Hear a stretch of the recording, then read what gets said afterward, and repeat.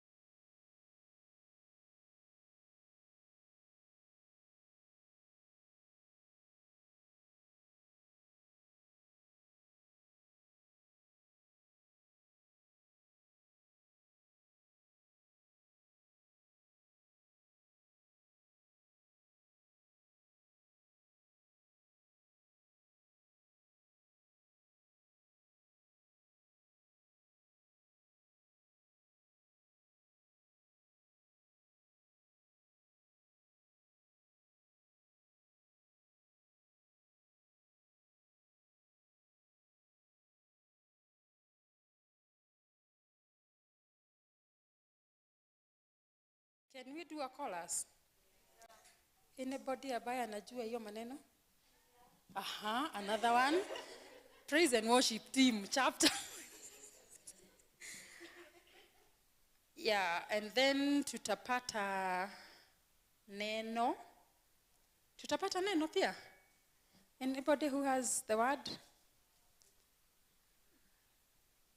Lakini nilikuwa na mhubiri amepotea. Thank you. Kuja hapa my dear. So I think team iko complete, si ndio? So we're going to stand up. Tuanze na a short word of prayer. Then tutapata a song or two. Then the word, then it a flow, si ndio? Let's stand up.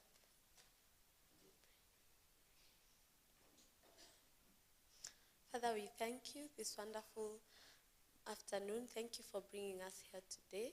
Thank you for the gift of life. We don't take it for granted. Thank you for the gift of each other, for the fact that you have brought us. We are grateful. And thank you also for the agenda of today. We know that, Lord, you have a purpose for each and every one of us today, and we pray that your will may be done and your purpose is going to be fulfilled, even as we continue with this meeting and networking in the mighty name of Jesus Christ. May it be successful, and may you help us to achieve our purposes in our lives. In Jesus' name I pray, believing and trusting. Amen. Praise God. Praise God again. Naona kuna microphone ingine, nani mwingine uimba church? Okay. So I am leading and I am backing myself. Are you serious? All right. Hey, Christine, thank you. Okay. Sawa, tupige makofi. We'll imba a very simple song. Aya. Ametenda mema, huyu Yesu ndio maana mimi nampa sifa. Huyu Yesu ndio maana mimi nampa sifa. Ametenda mema, huyu Yesu ndio maana sisi tunampa sifa. Hey, huyu Yesu ndio maana sisi ndio maana sisi tunampa sifa, ndio maana sisi ndio maana sisi ndio maana sisi ainuliwe Bwana wa mabwana, ainuliwe, ametenda mema. Ainuliwe, ainuliwe Bwana wa mabwana, ainuliwe, ametenda mema. Ainuliwe, ametenda. Nitamwimbia nani? Nitamwimbia nani? Nitamtukuza nani? Nitamtukuza nani? Hallelujah. Amen. It never ends better than that. Hi. Praise Jesus. Amen. You can just sit.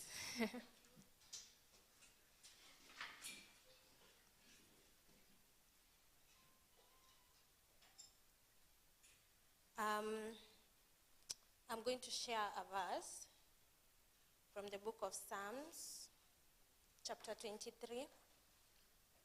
My name is Harriet. I was in Kabare from 2009 to 2012.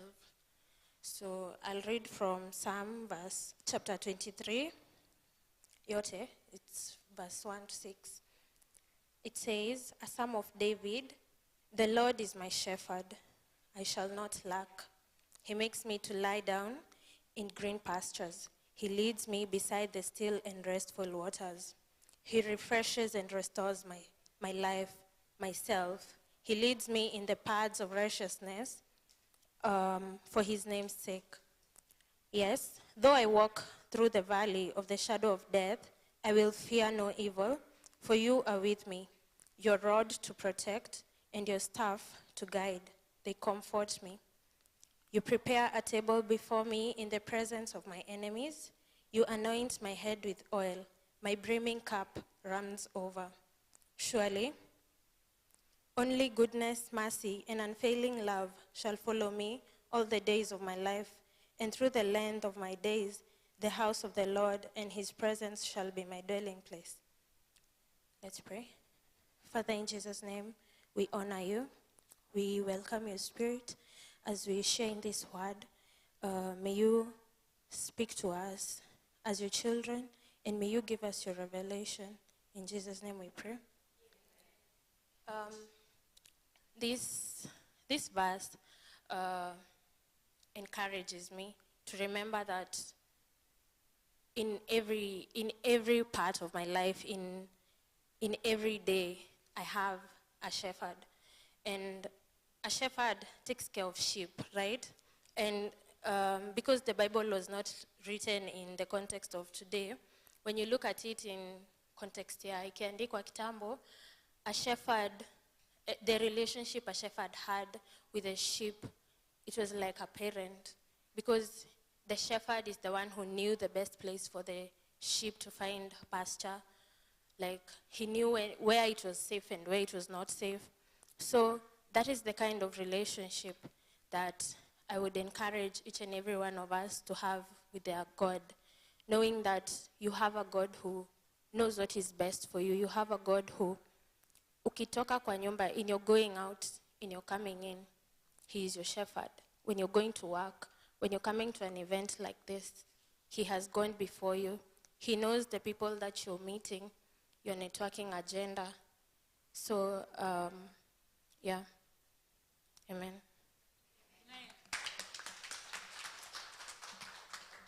Well, so far so good. I believe tunaendelea vizuri, si ndio? Imekunenea ama bado? Nifungie kanisa hapo? Ama tuendelee? Well, I believe our program is very tight, and I really want to get to that time ya lunch. Hiyo ndio tu sita miss. Sawa sawa? Hiyo lazima tu, by the time lunch inafika, hiyo masaa imeandikwa, lazima tu tukue tumefika hapo, si ndio? So we are going to introductions. Tutaanza na the people who are present. Kimunakaa wasupu, seriously. You know, there's this thing that says, so munakaa tu wasupu before I start doing that. You're looking beautiful, beautiful, beautiful. Well represented. So tutaanza pande gani? Okay, thank you. Unaanza na jina, the year yenye uli complete. Okay, take your 1 minute or 2 tops, Ikikaa poa, Of course, I'll forget all your names. So, yeah. Habari ya leo. Mimi naitwa Josephine Gidendo ya 2001. Nilikuwa 4W. 4W ndio kulikuwa na music. Yeah, anyway. So nothing much. Isipokuwa I know I didn't like physics, I didn't like maths. Nakumbuka tu I liked music, I loved basketball, I loved tennis. Yes. CBC? My baby CBC. Anyways, I'm here. I work for United Paints. Y'all can see. Yeah. So I'm in sales and marketing and business development. Would love to talk with you guys in terms of construction. If you have a construction site, you have contractors with you, you have architects, you're in real estate. I would love to network with you. I share my products and then see if we can be able to work together. Nice to see you all. Hi. Pia mimi ni wa 4W. I'm Vanessa Wangoi. I cleared in 2012. I can see my agriculture teacher here. I didn't expect to see her. I'm so excited to see her. And I'll be speaking later today on biophilic design. So I'm really so happy about this. I didn't know this usually happens, so I'm so excited. Nice to see you all. Nice to see you too. Okay. Hello, everyone. Beria leo, it's what? Good afternoon. Good afternoon, ladies. Oh, I go to the front. But I'm shy. Anyway, yeah, but there you guys are looking amazing from the front. I think everybody should come to the front when it's your turn to introduce yourself. Anyway, I'm Charity Murioki. I was in Kabare 2000 to 2003. So I cleared in 2003. I was in 4Z. Yes, they are 4Zians. Nice, nice. So happy to be here. Happy to see all of you. I don't see many faces. I remember Mary. I know her nickname, the nickname she used to go by. I will not say it. I will not say it. I will not say it. Yeah, but most of the other faces are pretty new to me, but nice to be here, nice to make the connections. Looking forward for the rest of the day. Oh, and this is my sister. Hi, everybody. My name is Mercy Morioki. Indeed, yes, she's my sister, and I followed her footsteps. I joined Kabare, went to the same exact class. She was in Z, I was also in Z. Went to Suswa, I was also in Suswa. Tumefuatana hivyo in life, and we thank God. I'm so happy to be here and to see new faces. Most of them are new. I don't know most other than those two, because they're my friends, good friends, although they are in 4W, but tumepelekana na wao for so long. We've been friends for so long. So I'm looking forward to interacting with each one of us, and I pray that the agendas that we all have when it comes to the networking and creating and becoming people who are great leaders and who are following their purpose in life, I'm praying that that is the agenda that we have today. So thank you so much, and God bless you all.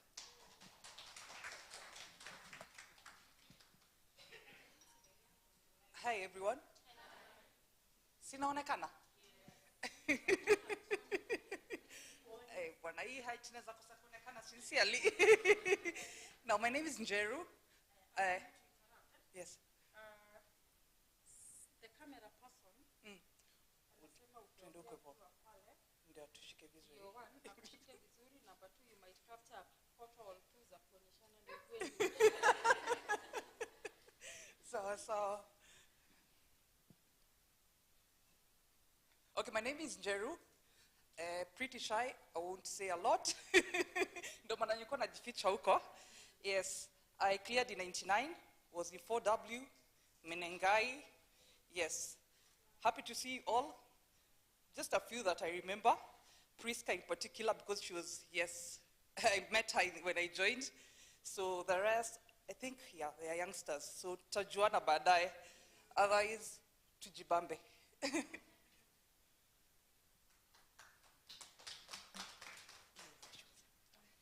Hi.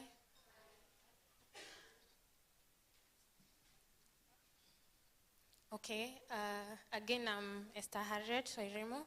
I was in 4I. I think I'm the first one in Y. I was in 4I, nearly clear 2012.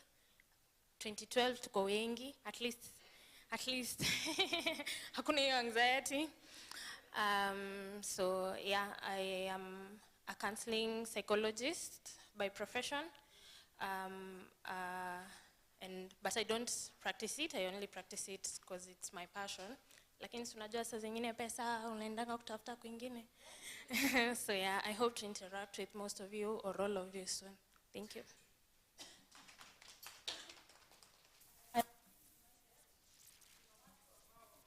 You really do it. If you're comfortable to say what you do, kindly do. If you're not comfortable, forget. There's a comfortable.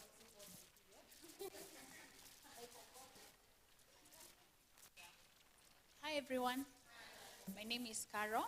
I cleared in 2009, and I can see my classmate, Mercy, and other two over there. And interesting is that we are also in the same primary school. Yeah, so I'm happy to see you.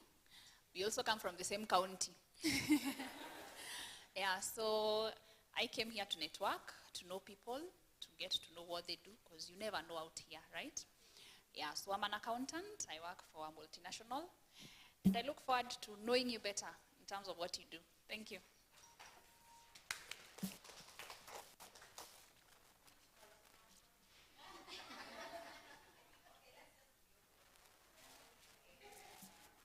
I'm a finance manager, GSK.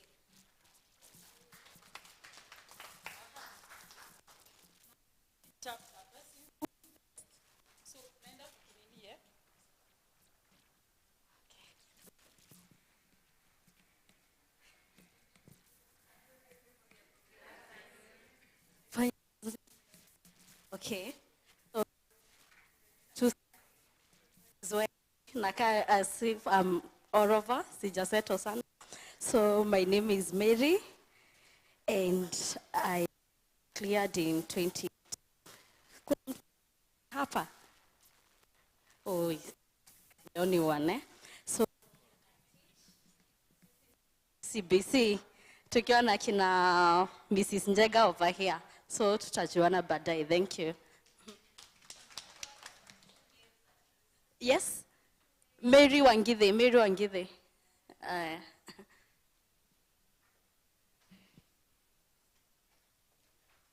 Barizeno.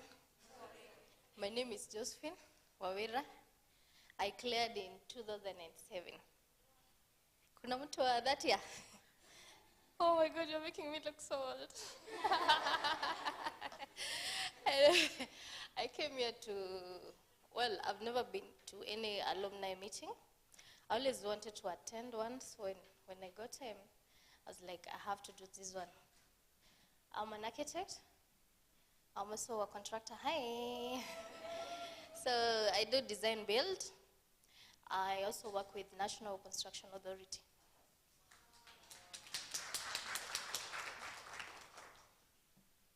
Hello. Good afternoon. I heard you said you cleared which year? And you all said, wow, that's a long time ago. Do you want to know when I cleared? I am sure most of you hadn't even been born. I was in Kabare between 1981 and 1984, and I was in 4X. I was in Kenya House, and I graduated to Suswa, and I became the captain. I am currently working at NSSF. I'm a manager at NSSF, and I am so happy to have a young audience because I have very good products for you. This is the day to start saving for your retirement if you haven't started. Thank you very much. Did I say my name? Sorry, my name is Joki Kamure Muraya.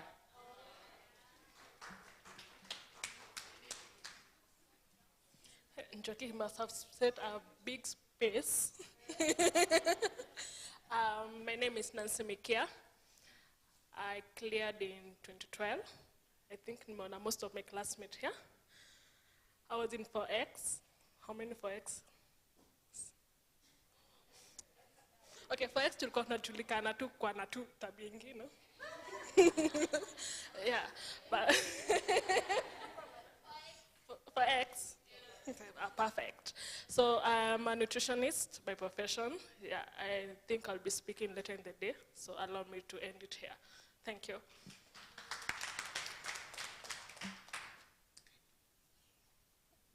Hello, everyone. I'm a bit shy, so I'm excuse.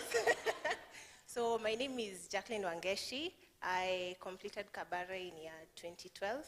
I was also in 4X. I am a fingerprint technician working for the National Registration Bureau at the moment, yeah? After a year, I'll be a fingerprint expert. So mimi na shughulikia watu wa ID to make it simple. Yeah, I can also work for DCI. So feel free for us to discuss. I am here to network with as many people as I can. Thank you.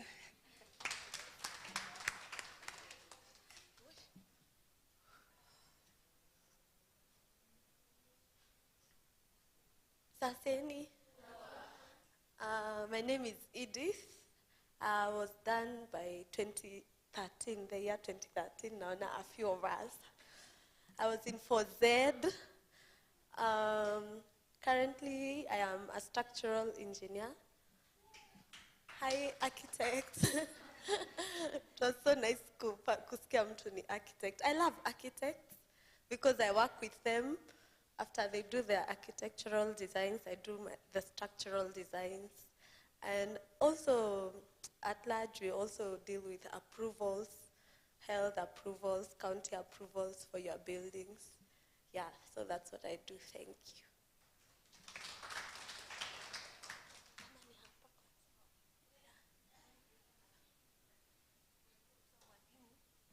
Saseni, good afternoon. Most of you are my students. Hey, Mrs. I'm a nickname. Hiyo nilipewa na a class. Stress. Oh, the legs. Yes, I got it from class 08. So I'm Priska, Mrs. Njega, cleared Kabare in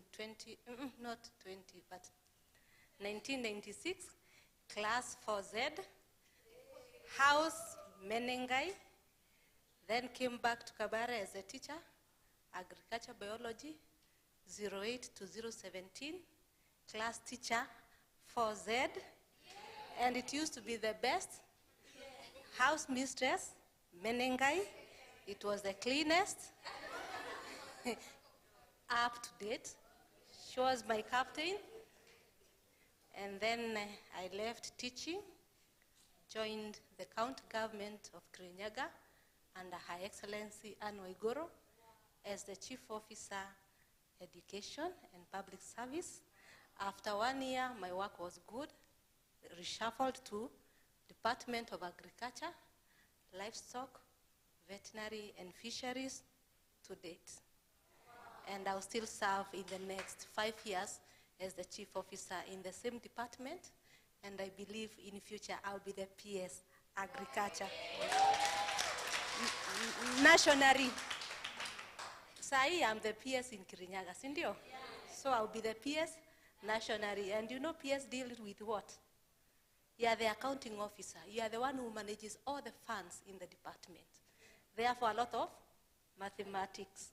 So I was not only good in agriculture and biology, but also, I wish you the best. We shall interact. Tunaendelea vizuri, sidio? What are we doing? Introducing each other, eh? Introducing each other, ama introducing ourselves? Let me see whether it is working. Let me see whether it is working. Let me see whether we are wasting time. Hey. You'll be talking later in the day, but you're just about to talk. Stand up. Kindly. What is her name? Somebody who can remember her name? Naona classmate studio wanainua mikono. Well, sitauliza sahi because I am just about to receive some funny names, but we are introducing ourselves. I am the only person who has the permission to forget. So kindly write, scribble, do something. Sawa sawa. Na tusiogope hizi karia kubwa kubwa, you know. There's a time nilikuwa nafanya ile kazi ya kusharpen visu, eh? Unajua ile? So, you know, lazima tu ujiintroduce kama mtu alitoka Kabare. So I was an engineer. Nataka nimalize. Niseme nilikuwa nasema aje. I was an engineer wa frictional engineer, specialized in stainless steels. I package tu, ileta vile iko. Sawa? Don't worry, itaenda tu ikikuja, sawa? So don't worry about your career. It is something ambayo ina-intimidate so many people walienda class. You did not have as many opportunities zilikuja as yako haijafika, sidio? And you're worried kusema nafanyanga hii. Don't worry, i-package, ilete vile iko. Ukiona haitaingiana, unani text. Mimi nakupangia yenyewe, ukisimama hapa tu unaitoa, then we laugh about it and we face a better tomorrow, eh, sidio? Yeah. So, ni masaa ya kujuana. Nakumbuka tu Priscilla.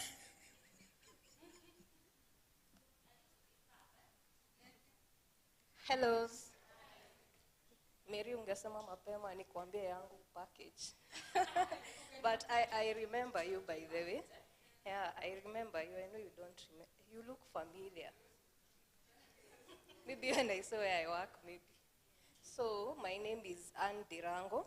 I cleared in 2005. I haven't seen anyone here.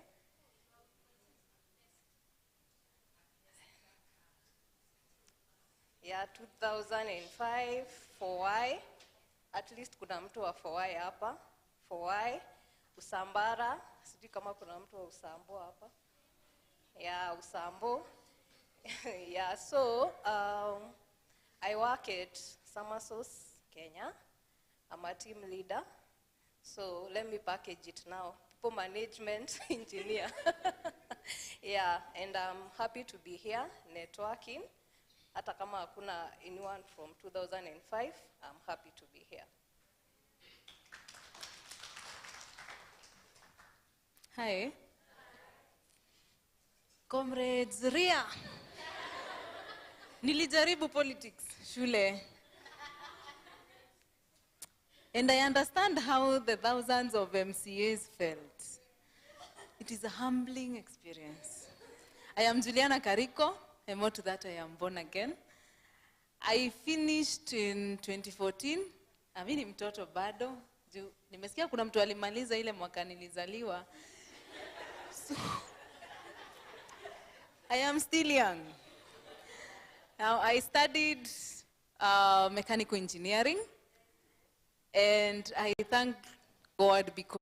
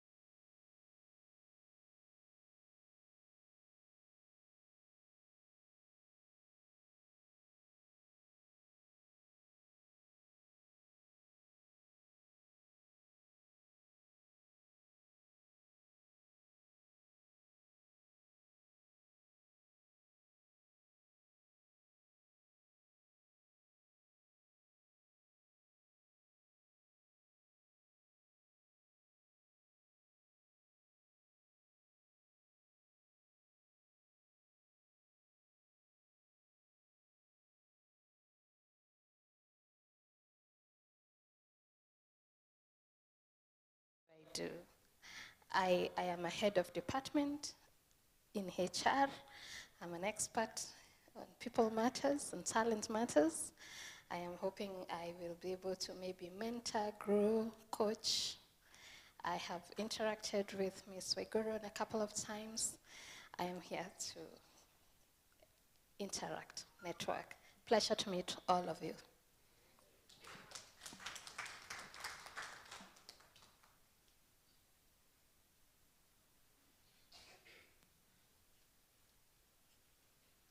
Good afternoon. I'm Sarah Watoro Gaduru. I cleared Kabare in 2012. Yes, yes, kabisa. And I was a mistress, biology, for class ya Miss Njega. She basically mentored me through high school. I don't think I would have made it without her. Yes. What do I do now? Right now, I'm an entrepreneur. I with schools, offices. I do desks, furniture, cereals, everything. And I'm also a farmer. I have a farm somewhere in Makomboki, next to Ndakaine Dam. I have tea leaves and cabbage, sukuma wiki, and cows. But that is, no, I'm not soft, I'm very hardy. And then, but in campus, I studied hospitality. I've worked a couple of times in the hospitality industry, but again, it evolves very fast. When you start getting babies, they say you're old and so on and so forth. But I thank God, yes.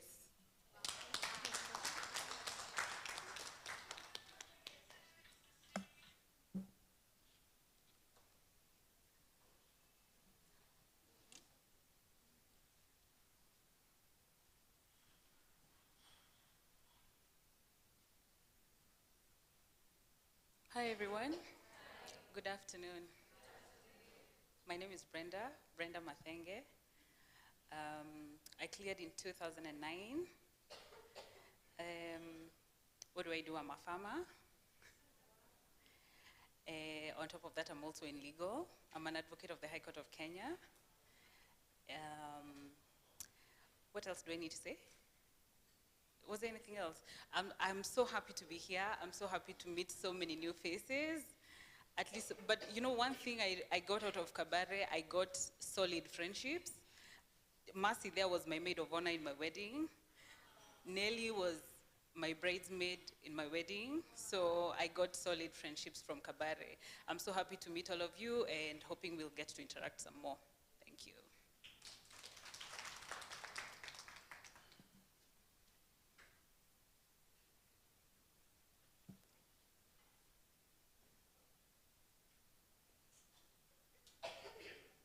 Hey everyone. My name is Nelly Mumbi Ngaragari. I cleared Kabare in 2009. I was in Suswa, 4W. I think W ndio sasa ndo tunawakilisha. So what do? I am a telecommunications engineer at Liquid Telecom. I think Samasa siko tu hapo Samia. And yeah, so I'm just excited to just make new networks. And fun fact, kama ulifunzwa na Mr. Muturi, that is my uncle.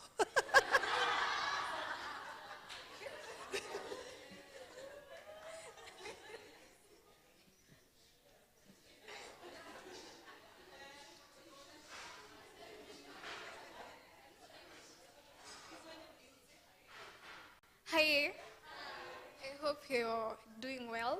My name is Christine Derito. I was taught by Mr. Moturi, physics. He used to teach us like we're engineers like him, but anyway, I was in 4Z. I finished in 2016. I think I'm the youngest, as per now. What do I do? I'm passionate about agriculture. I used to look up to her and Mr. Mwangi. So currently I'm a master's student. I'm doing a master's in horticulture at the University of Nairobi. I have also done a diploma in project management because agriculture projects go well with project management. Yeah, so for now, I'm a full-time student, and I had graduated last year. So in the meantime, I did a few marketing jobs and some agriculture extension. Yes, I'm really passionate about research in horticulture because there's so many good things going on. Yes, thank you.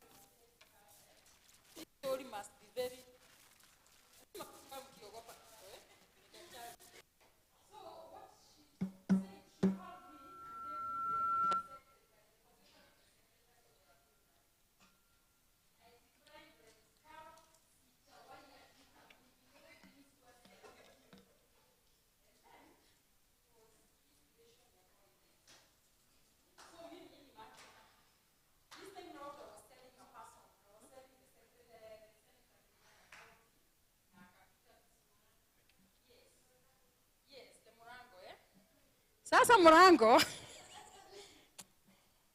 in conjunction with Carol's prayers, alinipatia kazi ya secretary kwa ofisi yake. Now, he happened to get the chairmanship ya committee ya agriculture kwa Senate. That's why I really want her number. I think those are some of the things that I am expected to write. So I am happy so far. I think I am getting things. Nasikia watu wakisema nimependa hii career ina interact na hii. So I tend to believe we are not wasting time. I've always told people, if you think we are wasting time and I'm the one who is managing the mic, simply let me know. Aki, we are too busy. We are all female. Akuna, we are here because we sacrificed. Is there any female who has free time? Atunanga free time, we sacrifice, we create time, sidio? So if you feel like we are wasting time, just let me know, Dio tusipoteze masaa, sidio? So tunaenda to the next person. Mi naenda nikipata network, naenda kisoma pole pole. Yeah.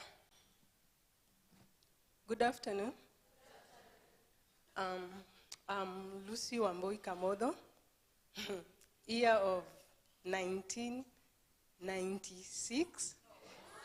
She was my classmate. Mambo. Yeah. It's good to see all of you. I don't look like it. Ni Mungu, tunasemanga. Yeah. She was my classmate. I was in 4W, and it's good to see all of you. Career-wise, I'm in supply chain. I've heard somebody say she's a tenderpreneur. Maybe we can network. I work in Nairobi, and this is my first time to be with Kabarians, and it's good to see all of you. Yeah, I hope to interact with you more. Thank you.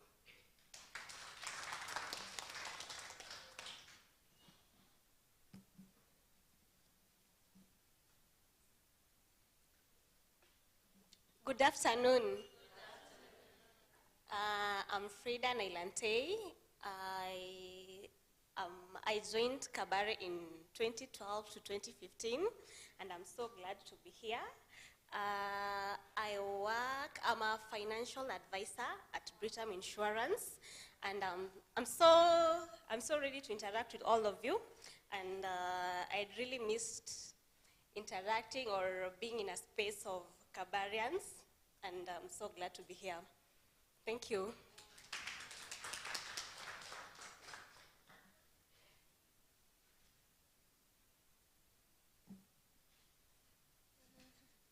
Hi, I'm Joan Nyawera.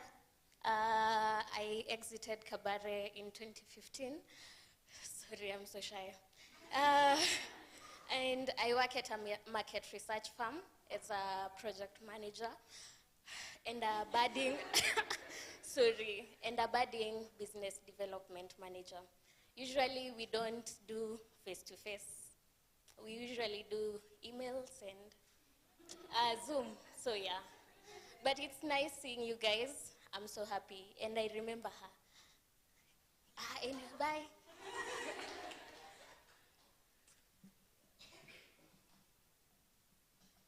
Hi everyone. My name is Jane Wakoraya, class of 2013. I was in 4Y. I was a biology lab captain under her. And I was in Kilimanjaro. What do? I've studied BCom, finance option, and I'm a CPA finalist. I practice it just a bit in public finance. I'm in a consulting firm that consults for a project under the State Department of Housing. So I do accounts under the consultancy firm. In the early mornings, lunchtime, evenings, and weekends, I sell games and thrift clothes. You'll find either the Kai Games card on your table or Alizeti Fits. I have the display out there. You can pass by and look. I'm selling clothes and I'm also selling games. For the games, you can choose to rent or purchase.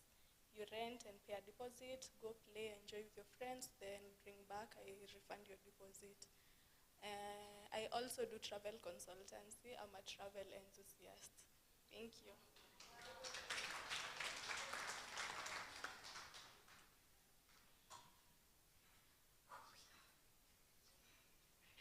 Hi guys. My name is Caroline Wangeshi Monene. I was in 4X. I cleared in 2012. A lot of my classmates are here. I got so many meaningful friendships from Kabare girls. And yeah, I'm grateful to see you guys. I studied psychology. I got a degree in psychology, yeah, but I didn't practice at that time because I was struggling with my mental health. So you can follow me on social media, Wangeshi Munene. I share a lot of things there on mental health because I know it's a topic that a lot of people shy away from. So my main job is I'm a digital content creator and social media manager. I assist businesses to have a presence on social media, create content, drive traffic on their website, attract clients basically on social media and drive sales. So I'll be talking about that maybe later on. And yeah, thank you.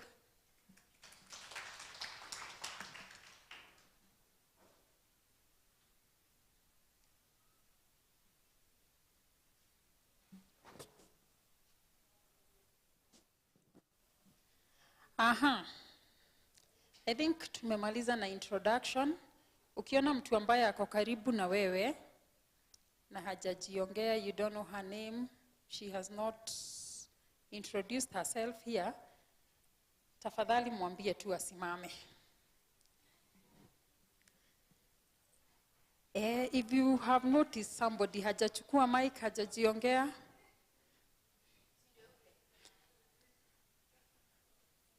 mugani? Yeah, kama hajaongea, kindly. Oya, chagamka. Huyo niye hajaji introduce. All the rest wameongea, So that's the only person you do not have the right to have known the name. Sidio? Hao wengine wote mnawajua.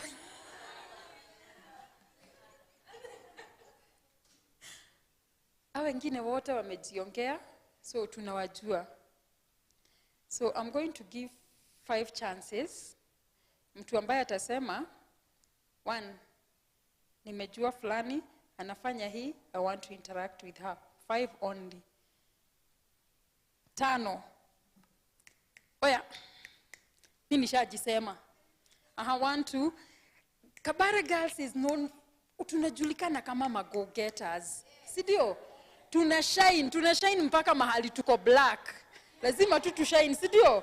Either way tunaleta hiyo light. Hatuwezi kujiangusha wakati tuko pamoja. Na huko kwa vijiji ni sisi, Sidio? So those are 5, 1, 2, 3, 4, 5. I also want to know her. Unajua there's a day in our group ya Alumni, tulitoka 03, tukaona like tunamaliza 20 years. And everybody alikataa. Tukasema they are 19. Hatuwezi kubali they are 20. But I've realized, as the years are going, ndivyo watu wanakaa wasupu. Umerealize how watu wanaites. We want to get there. Si nimeambiwa ni Mungu. Aki kama ni tizi uniambie ni tizi. So, I'm giving those 5 chances, starting here. Yeah, I think I've lifted my hand because I didn't say what I do. I'm Dr. Charity Murioki, PhD. Nimeona kuna PS agriculture hapa, so this is what I look forward to, get into. Currently, I'm working as a researcher at Kabare Institute of Clinical Research. So I did those things, genomics, genetics, studied in the UK, but had to come back and actually practice in Kenya because there's a lot of brain drain. I'm sure you've heard about brain drain, yeah? You have highly skilled individuals, you go abroad and study, but kila mtu anatoka nje. And then we are left with a situation where there needs to be donors or funders to run projects funded by USAID, funded by IAVI, but we don't have our own people leading those projects. So my intention, even when I was going away from my studies, was to actually then come back and, be part of that pipeline that stays in Kenya and helps to grow the research field in Kenya. And so maybe I was a captain, I was a dorm captain, and then a dining hall captain, mimi nilikuwa chopi. So nilikuwa napewa tu hizo captainships, sijui what, anyway, yeah. So I think from 2, I was a captain. And so maybe I can also get into politics and be a PS, in agriculture. I studied livestock, well, my field is in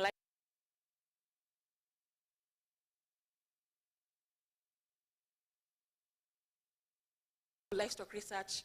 Now that I have a contact here, I can also do HIV research. But yeah, I'm very happy to be here and happy to make contacts. And so that's one of the persons I would want to make further contact with. Huku watu ni kazi tu wanaomba. By then niliwaambia mimi nilikuwa head of opposition, Nilikuwa nimewambia hivyo. In high school nilikuwa head of opposition. Nimeruka akiu ni go getter. Meza zimepaintiwa yeye. Ako na chance. Okay. Yes, thank you. Hata mimi nilikuwa captain. Yeah? Captain wa basketball, captain wa tennis. Nilikuwa mimi ndio pale na Miss Kibaru, pale music. Right there. Mimi nimesahau jina yako architect, but mimi niwe nataka. Yes, ma'am. Yeah. Yes, ma'am. Yeah. Ora kera kudunya.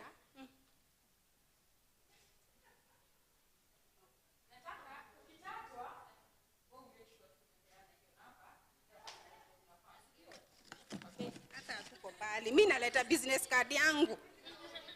Mimi ndio wewe nataka. I want to get in touch with you. Yes, Josephine. Yeah, that's why. Yes, hata tushajuana. Asante. There was this one. This was the first hand. Hi. Hata mimi nilikuwa captain. Trenzori Dome, the smallest dome, si ndio?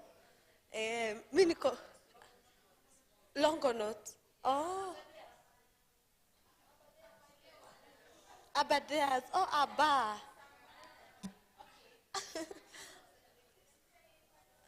But ilikuwa one of those small domes. Hata me, I'm interested in architect Josephine. Nilisema I love working with architects, kwa projects from the planning, design, and here is my business card.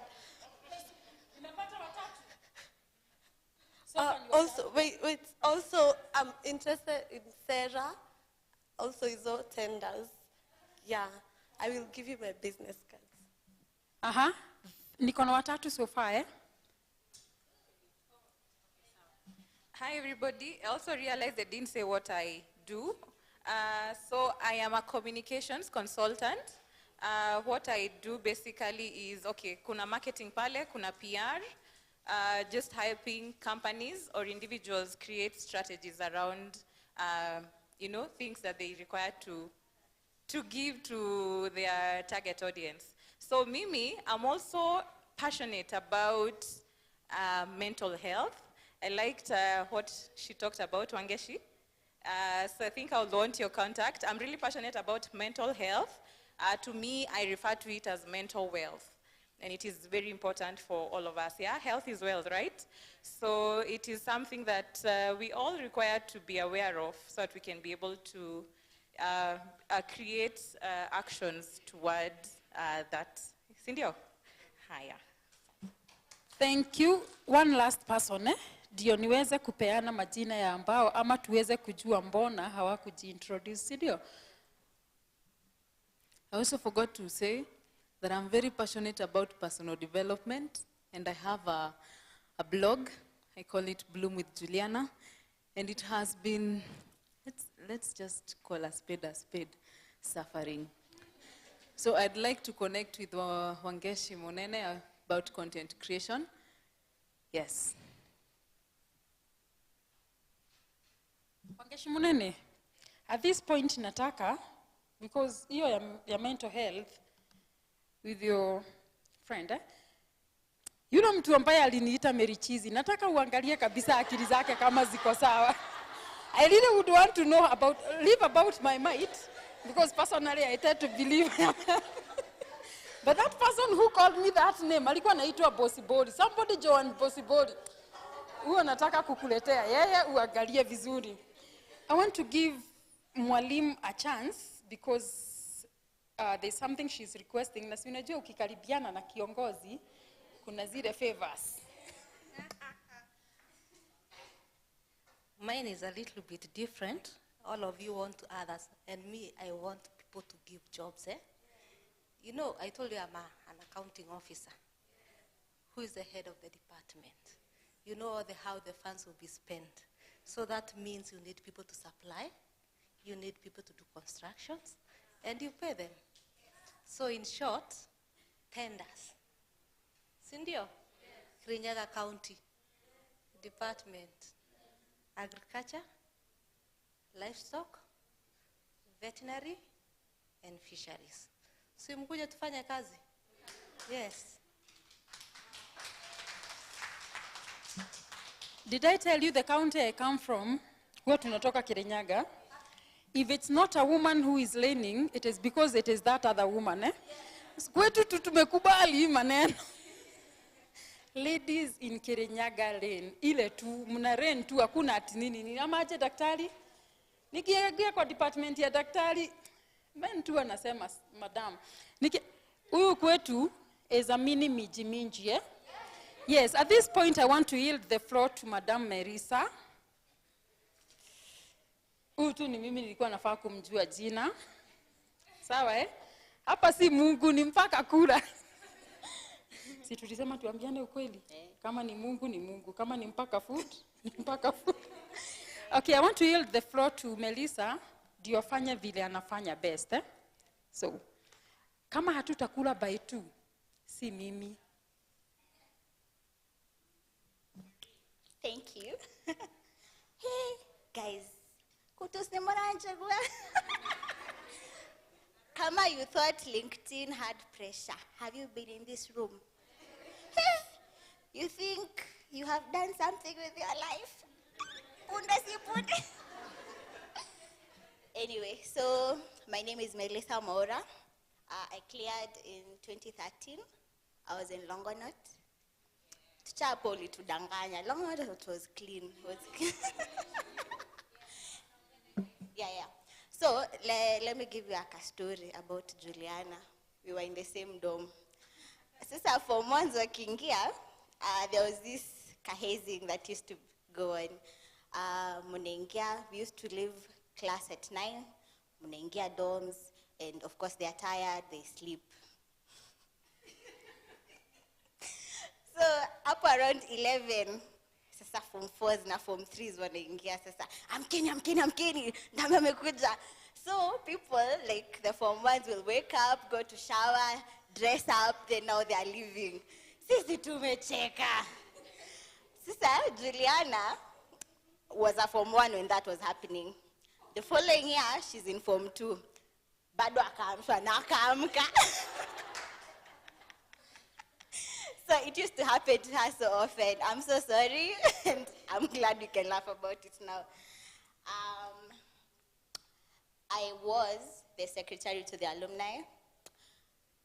Through me, my efforts, I have also done things. I registered the Alumni Association. Anyway, Sasa, there was me, the secretary. So we are a registered entity in the Register of Societies. So I will introduce the former office. Most of them are not here. In fact, I think I'm the only one, but I will tell you why. So the chairperson was Jedida Maina. She is an executive director at an NGO called Tika. She could not be with us today because she's flying out. Watu wanafanya vitu. The treasurer was Caroline Gadongo. She's also not with us. She's out of the jurisdiction. She's in the UK. The organizing secretary was Anne Gatete, also in the UK. Then there's me. I had to cancel my flight to Minnesota to be with you. Huh? Value my time. So that last regime, our term ended a few months ago, and now we have a new office.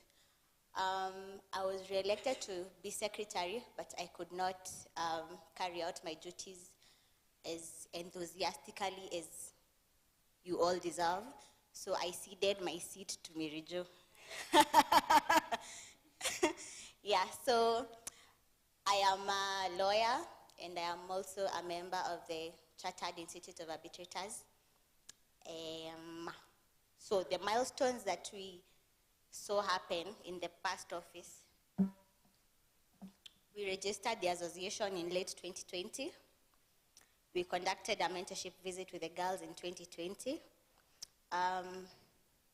Maybe like 5 of us present here were there. Na mkuwe mnaenda kuona wasichana. You know, without, as in our main agenda is to mentor among ourselves and also to mentor the girls. We raised funds for the payment of fees for a few underprivileged students. We also did some personal shopping for them. Then in late 2019, we had a hangout at Karura. Who was there? Yeah. So, is that, yeah, okay. Then we have been doing things. Tumekuwa tukipost kwa group pia.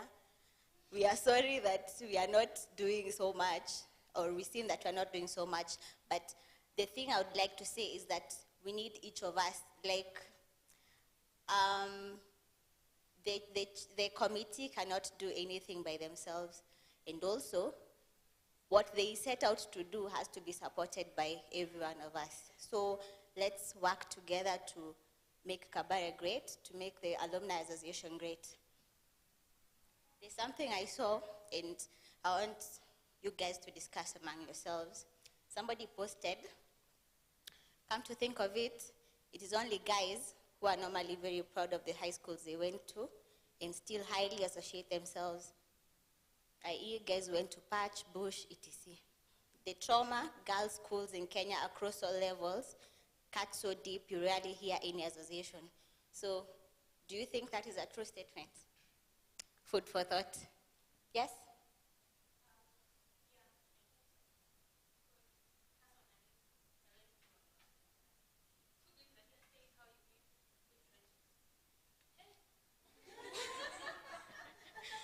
Mimi nilipitia. Mimi hadi nilikuwa naambiwa nitatolewa maini. By form 4 nilikuwa form 1. Juu ya walking style yangu. Walking style, that's pathetic, by the way. So, I think it's true. From Kabare, I only talked to Wangeshi, or Caroline Wangeshi, because it was a really, really hard time for me. Like, for real. Hadi I was hoping some of the girls I was in school with watakuwa, but like, I'm not over it, and it's 10 years. Oh, thank you. But it makes you stronger, yeah. But it happens, so, yeah. I'm sorry.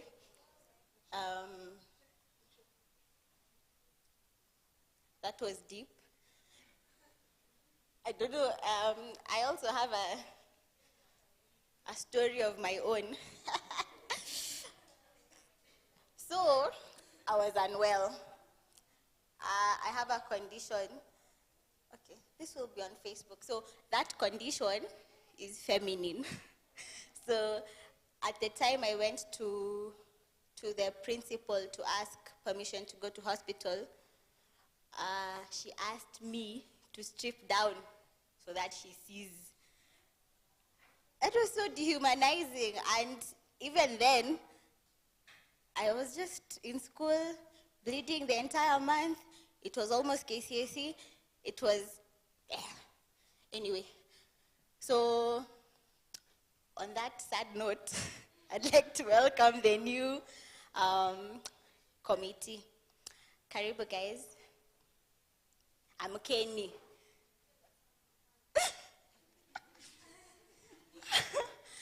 Aya. Let's.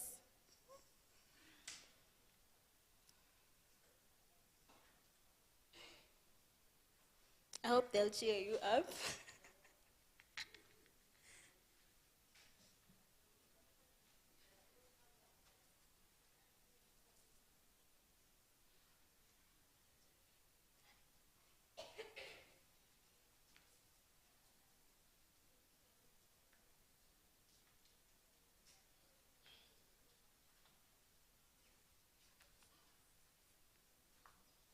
Good afternoon, everyone. Once again, thank you so much for coming for this meet and greet. Yeah, we are the new committee. My name is Dr. Carol Mwaura. I'm the chair, but I'll first give an opportunity for the rest to introduce themselves, and then we'll proceed. Hi, my name is Helen Wairemo. I graduated class of 2013. I studied food technology, but currently I'm working as a personal assistant. For the society, I am the current treasurer, and it has been an honor working with all of you. You've really shown us support, and we hope that we will engage more as the day goes by. Thank you. Hi, ladies. I know those stories were really sad. See, to Rudy, back to Sindio. I mean, we all have moments in life, even our happiest moments, marriages, relationships, nini. They are awesome, but they have those and then back up. So I'm really happy to see all of us here. We had not a problem, a fear. Either we'll just be us guys, come eat cake and stuff. And then, or we'll just have, you see, younger people, they don't feel the need of networking and meeting people, or they feel, oh, people would like to know what I'm doing, and they'll be looking down upon me and stuff like that.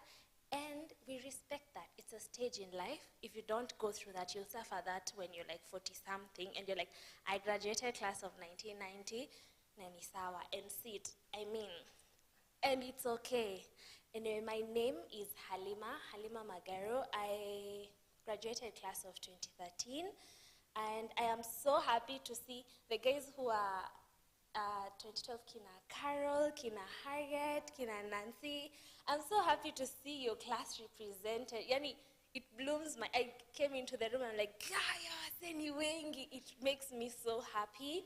Another thing that makes me so happy is growth. Let's start with Mwalimu. Man, tumpige makofi, like, wow! That warms my heart.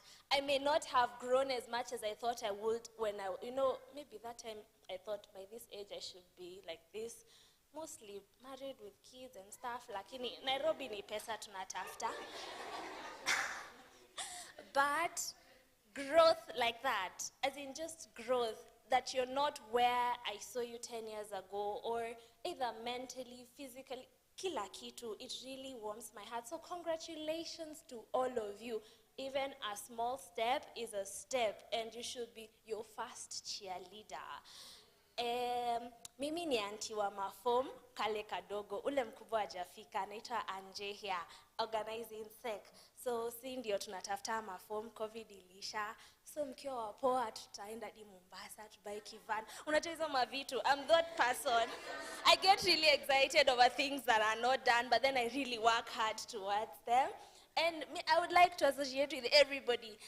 Jenga a house, paint my house, tafuta things for my house, do therapy, so many things. And I'm really, really happy to see. Aki, saa zingine mkini text, nataka kutalk about this, ama nataka kuuza, mko na serious notes, as in kwa text, so nko like, sawa, let me talk to you back later.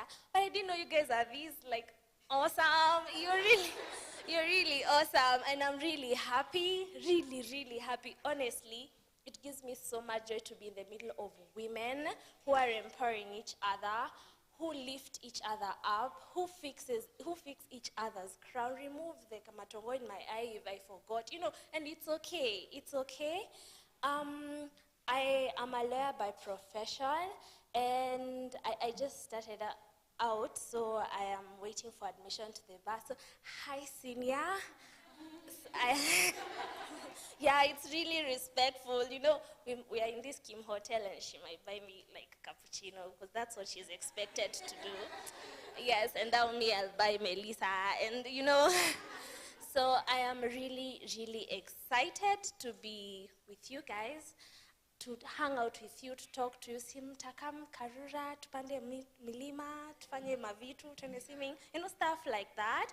Yes, na ataka kuna pesa itakam your time. Si hata hii imekam, and it's okay to be in a place where wewe hauwezi and speak mimi siwezi sahi, and we figure out what we'll do about it, So we'll take photos and have a hashtag and say, hey, Malimis,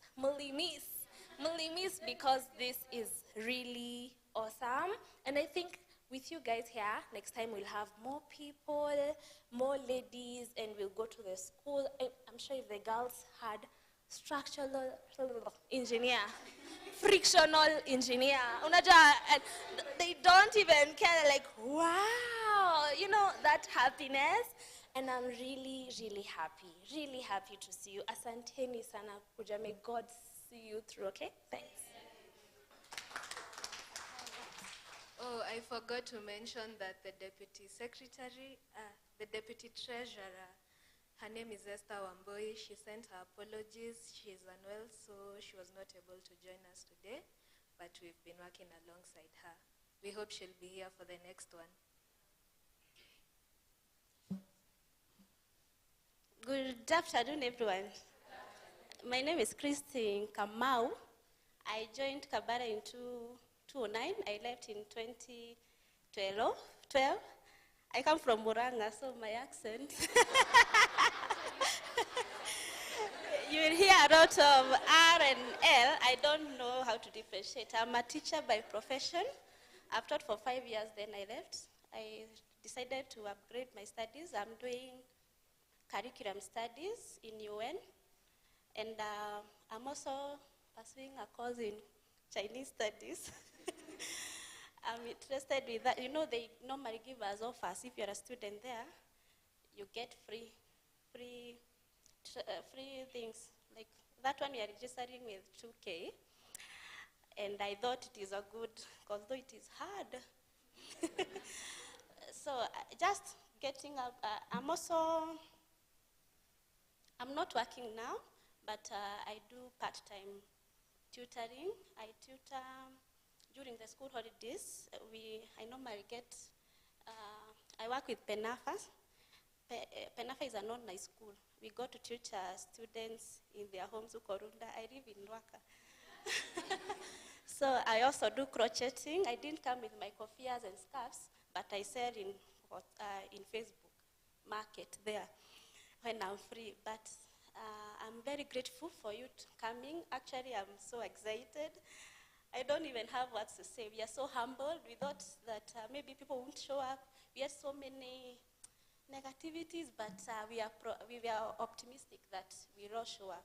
So I come from Muranga. I would wish that we would go to Kabare someday, tell them that coming from the village is also good, because I was carried away by the town mentality. I always wanted to associate with those in Nairobi, Kabare, Hata kuchagua even subjects unachagua na watu wa Nairobi, Actually, I can't tell you why I did home science, but I can't tell, but ni hiyo peer pressure. I'm also a teacher. I also see that mentality when I was teaching, and I always told students, appreciate where you come from, even if it is a rural setup. And later I came to know even the rural was even better than when I came, ukudiko umoja, and I was like, I also studied in Chuka universities. It was a village. It was not like UON. So when I came, my first job was in Nairobi, and I was so like, I've come to Nairobi.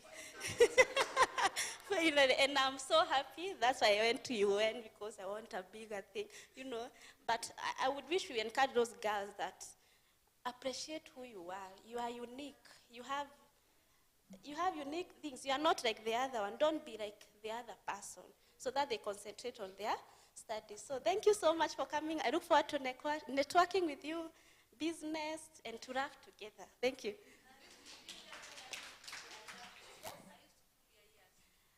She was my mom. She was my class teacher, and we sang a lot of biology. Yes, we sang. From Form 2 to Form 4 bones, we sang a lot. Thank you so much. I'm humbled.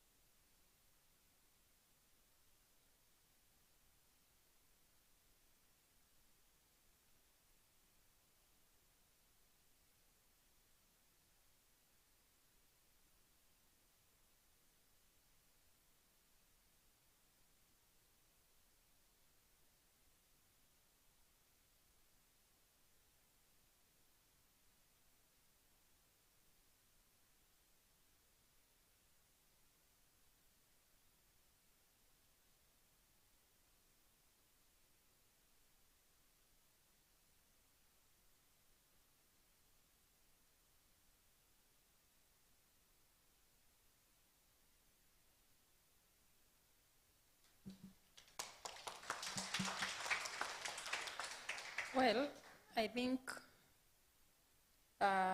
tumejuana kiasi. I said I'm Mary Mwihaki Mureithi. Nilikuwa class of 2000 to 2003. She was a captain, walikuwa twins, no nonsense. Simesikia amesimama akasema, can we tukue pamoja tafadhali? Hajabadilika. So, they were twins. Up to now, sijawahi tofautisha. And I am glad to be here. I have participated in almost all the alumni activities except the Karura one. And I'm going to say this. Sidhani kuna mtu alitoka kijiji kuniliko.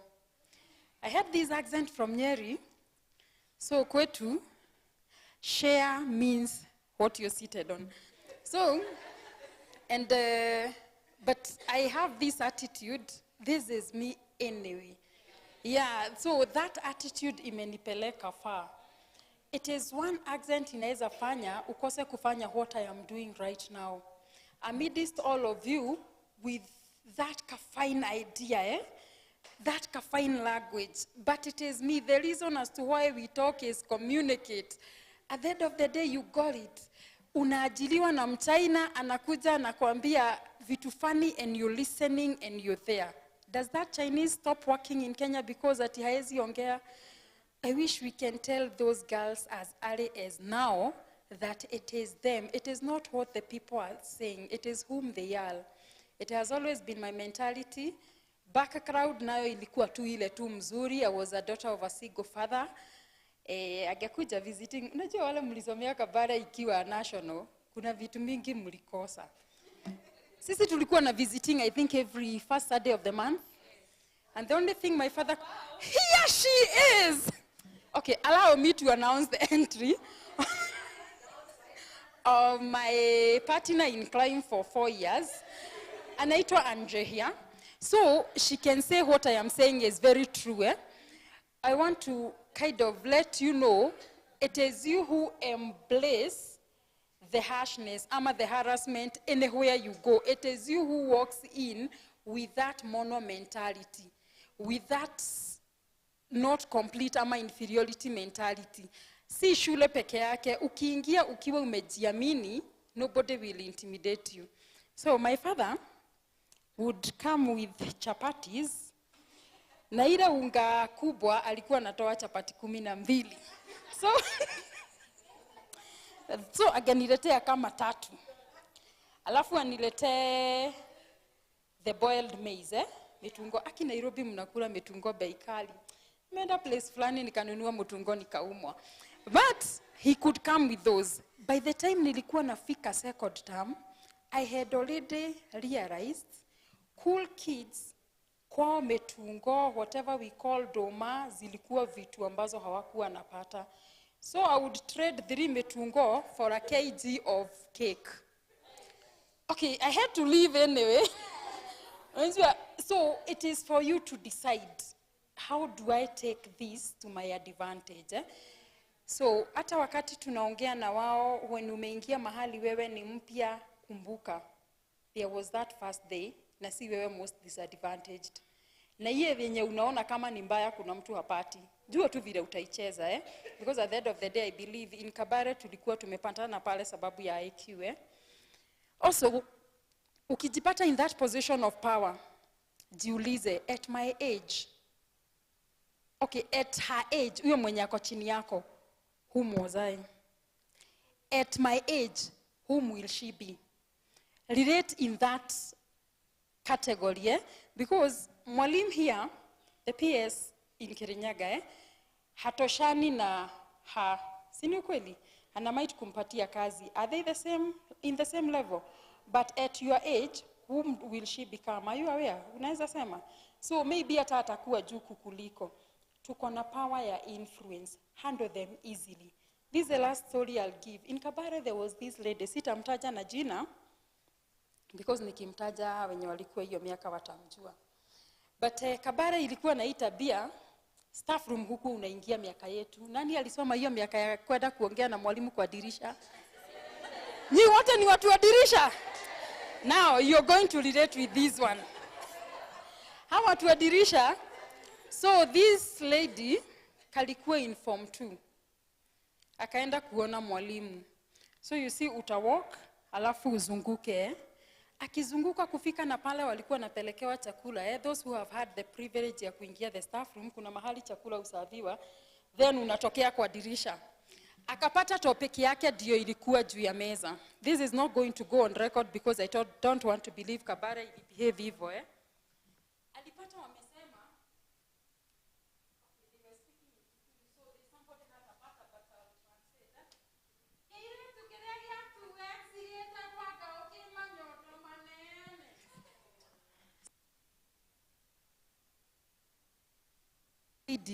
hakuwa irudi hiyo staff room. Na staff room hatukuwa tunaenda kutembea. Si tulikuwa tunaenda ku gain knowledge ama clarification and all of that. So what did that one do to that one girl? When you're in that position of power, treat other people with respect, the dignity they deserve, they are humans.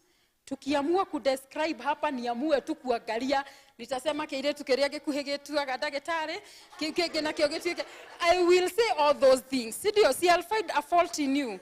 Stop describing people with their fault. I can talk and talk and talk because I think mi nakaa macho. I have that self-cleansing mechanism. Mi huwezi niweka chini. Personally huwezi. Hata kama utawahi jipata chini jiulize, what would Mary Jo do? In this situation, Mary Jo anaweza fanya nini? If you cannot be you, think what Mary Jo will do na uta walk out, okay? Tuta interact, Auntie wa mafom. Hivi ndivyo mtu usikia, nimesikia kaa celeb bana. Hebu kwanza nipigeni makofi tu kidogo nisikie vizuri. Anyway, thank you very much. Mary Chizi, I was not your partner in crime.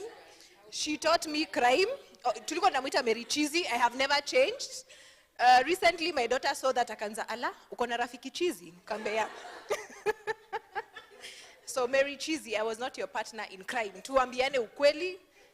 You are the crime itself. Sitaongea zaidi ya hapo. Anyway.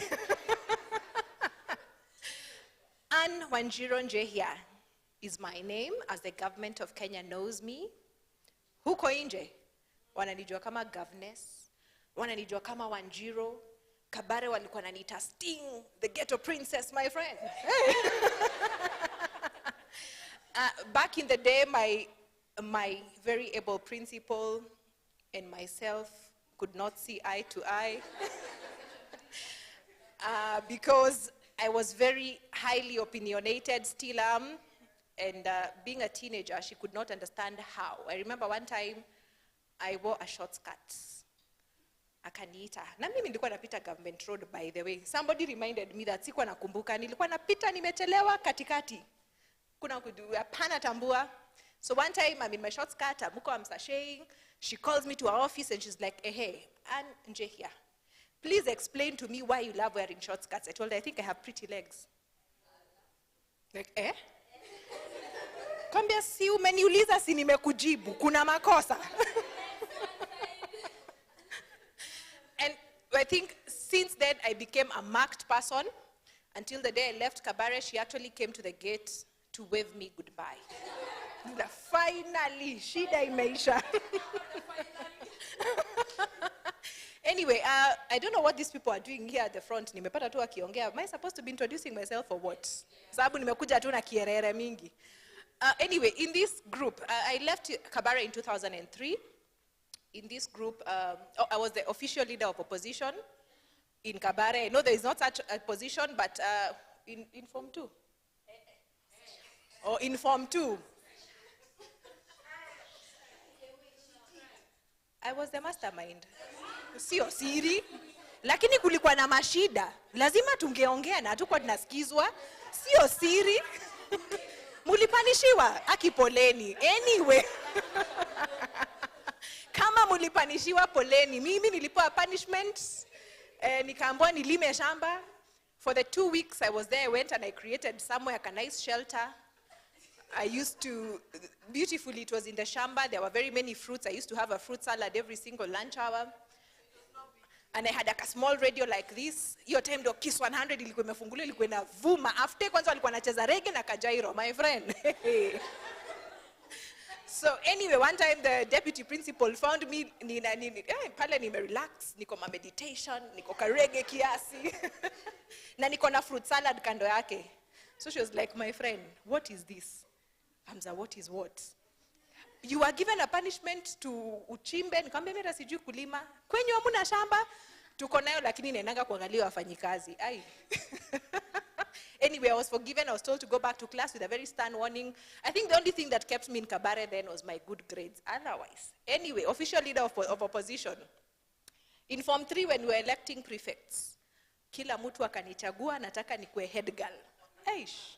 Dambe kuona hivyo akajua huyu kimeumana. Huyu nikimpatia hii shule itasonga mbele. So anyway, I was made the unofficial leader of opposition. And anytime she had a crisis in the school, she used to call me, akisiongeleshe watu wako. The head girl then, Susie, had to consult with me. Tutafanya aje ndio kisiumane. Anyway, in this group, and I hope she's coming because unamwona? Anakuja. Anyway, so atawambia hiyo maneno. In this able group, I am their organizing secretary, aka Auntie Wama Form. Ndio maana mko hapa ama? Ni kuzuri? Imwa nice? Na bado? Bado. Hii ni kionjo tu. We're going to do bigger and better. I got a little late because I had a few things I needed to wrap up for this particular event. Sio maneno yangu. Sawa? Ndio, by the end of the day, mukwetu mumejinice, kujinice. And yes, is there anything else I'm supposed to be saying? Chair? Oh, what do I do? Guy, I do a lot, my friend. Wait. Anyway, in the recently concluded elections, I was vying in Githongori. I was seeking the MCA seat. Githongori iko Kiambu County, wale hawajui, by the way. Watu wa Githongori. I was vying for the MCA seat. Of course, kura hazikutosha, lakini najua hiyo wakati ingine nyinyi wote mbadilishe kura, mkuje kwetu, mpige kura. Hiyo ofisi lazima tuingie. Hopefully, I'm not sure, depending on how things are going to look like, I could be going for a bigger seat, so help me God. Other than that, I run a myriad of businesses. Nikiwaambia mimi Auntie Wama Form, my friend, ni vitu mbili tu siuzangi. Sijiuzangi na siuzi moyo, lakini pezo nikizipata, life, eternal life nitauza. But anyway, I think we are going to be talking more. We are going to network more. There's a lot that I do. I do events. I do vitu mingi. I do tires. Yani niko tu kwa vitu tu mob. At one point in this Nairobi nilikuwa dere wa ma3 kwa hivyo mimi si mchache. But anyway, I think we're going to have a lot more to talk about. I don't want to take over. There's a lot of stories to beat. Sasa, thank you so much. And for the ambush, Mary Chizi akishu wadly. But yenyewe nimefeel poa. Great seeing all of you beautiful ladies. Si mumerembeka. Watu wangejua hivi ndivyo tutatokelezea. Wangekuwa nacheza na sisi. Thank you so much.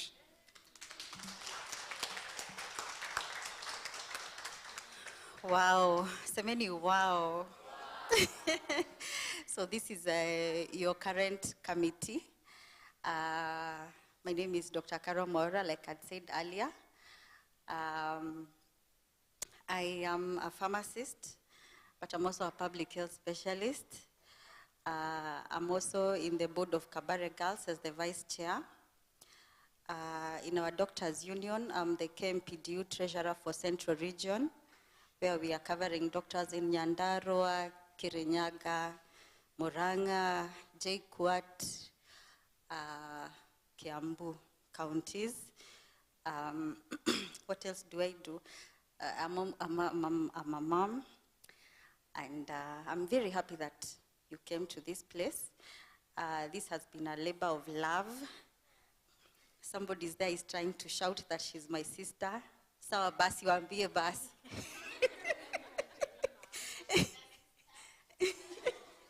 Yes, Melissa is my sister. Yes. Well, tunawaambia sahi. Well, the secret is out. She's my sister. Yeah, she cleared in 2013. I cleared in somebody.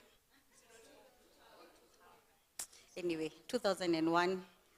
We are 12 years apart. Can you imagine? So I don't know what our parents were thinking, but it's all right.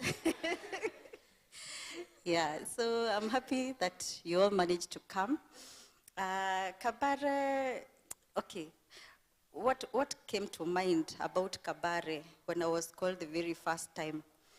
Mimi honestly nilikuwa nataka kwenda Kenya High. I wanted Loreto. I wanted Alliance. You know, I mean, yeah, tulikuwa tu St. Agnes. You know, we were doing things. You know, we were getting grades and all that. So when after KCPE, I got my 551 marks and nikaitwa Mugoiri. So okay, hati yangu ilishuka. Oh, sorry. Guys, si ati nilikuwa nimepita 500, like, yeah. Okay, nilikuwa wale watu wakitisha extra full scap. Extra full scap. Yeah. But yeah, I scored 551 out of 700. 551. Hey, that was great those days. Why? Those were many. Wase masomo ya kwetu ilikuanga ya nguvu. That was a lot. Yeah, bana, that was it was a strong B+. Yes.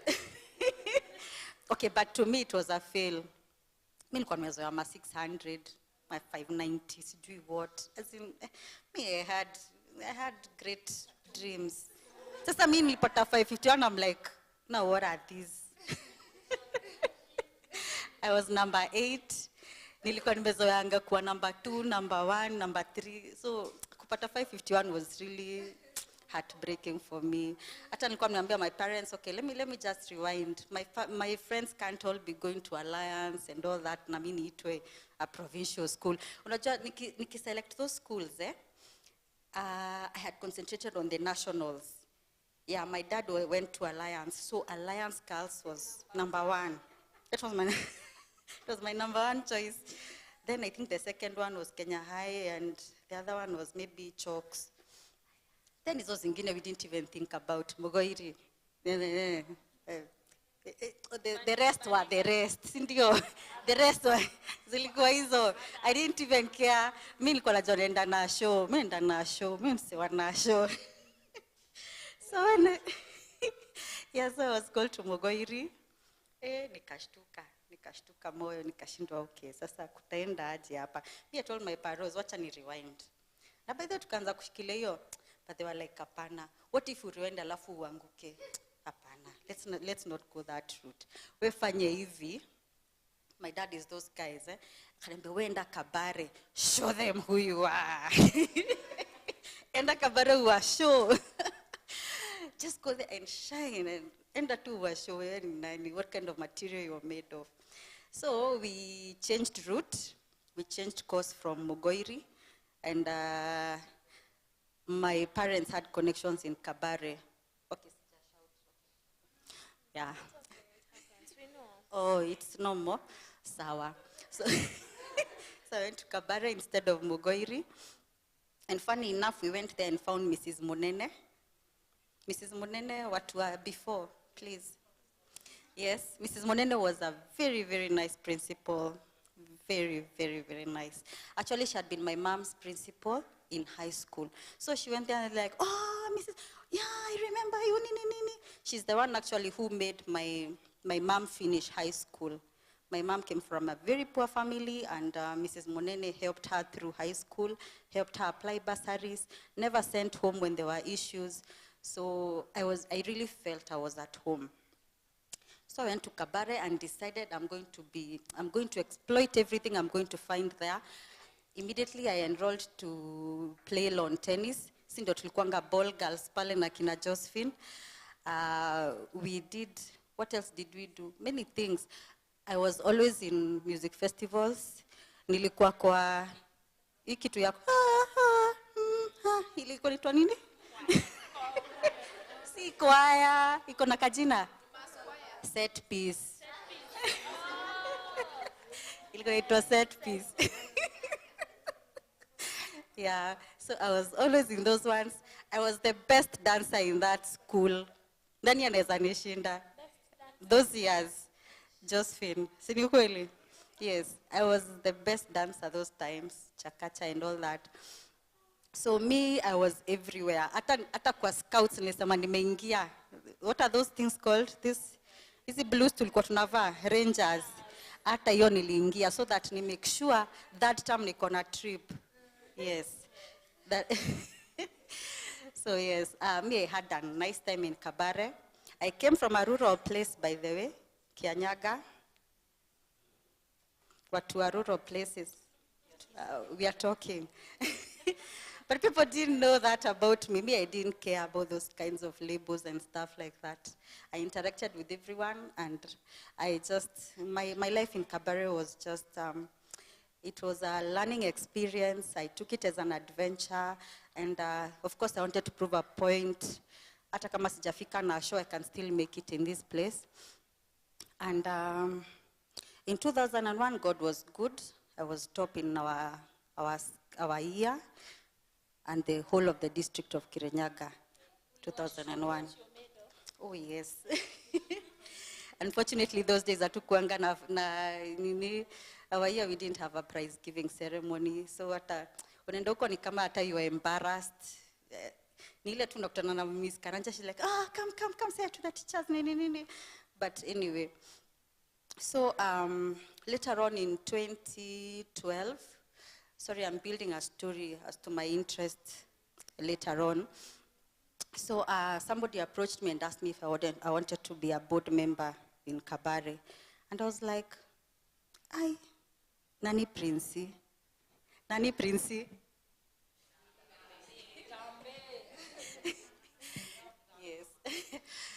So actually, yeah, there are people who loved her, but me nilikuwa na imagine ashindwa. Board, how do we manage that? Okay, we never quite, yeah, I was a captain by there. Nilikuwanga Usambara peoples. Yes, I was dom captain in Usambara, and I was also in 4Z. So hatukuwa tunapatana sana. Okay, she was not really my type sana. But to hell, I decided, fine, let me go back and see what I can do for the school. So probably some of you remember Minimeenda Kule. I was very expectant, giving a speech. I think to iyo siku on Kabare Day, it was Madaraka Day, we turned up only 3 of us.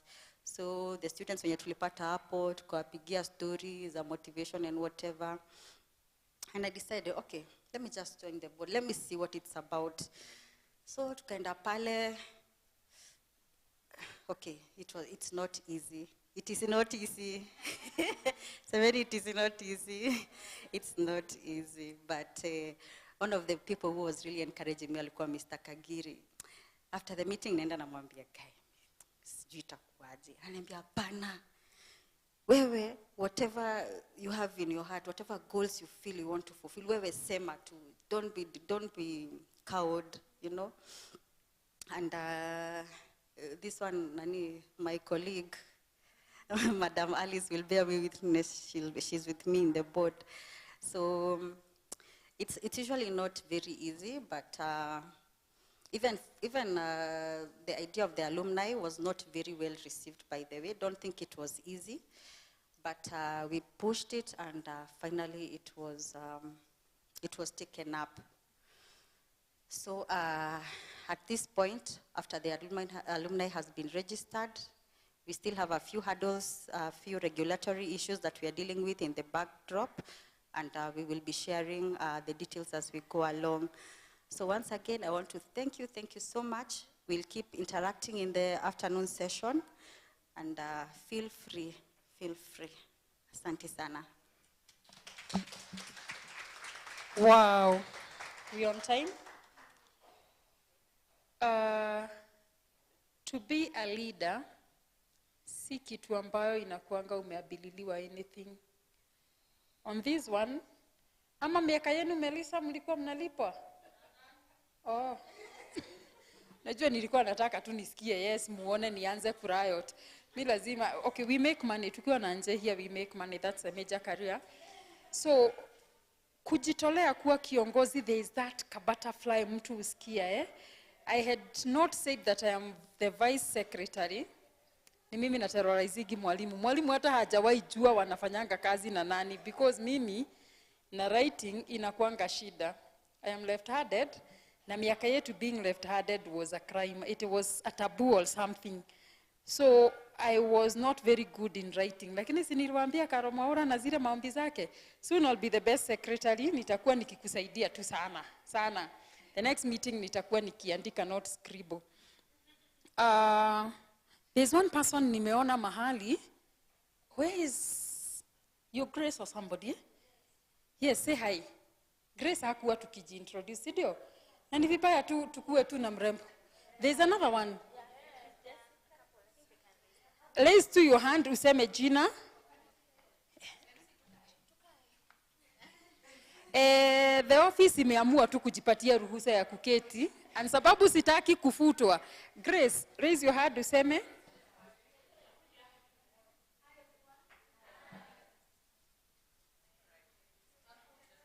Your Grace who?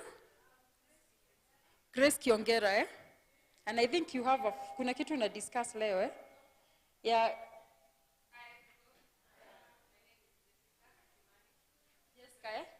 And there's another one. Nimesema hivyo ndio tukienda lunch, because we are headed for lunch, wasikae ni kama wako strangers sana, si ndio? Yeah, the other one. Ogena Capitoleta,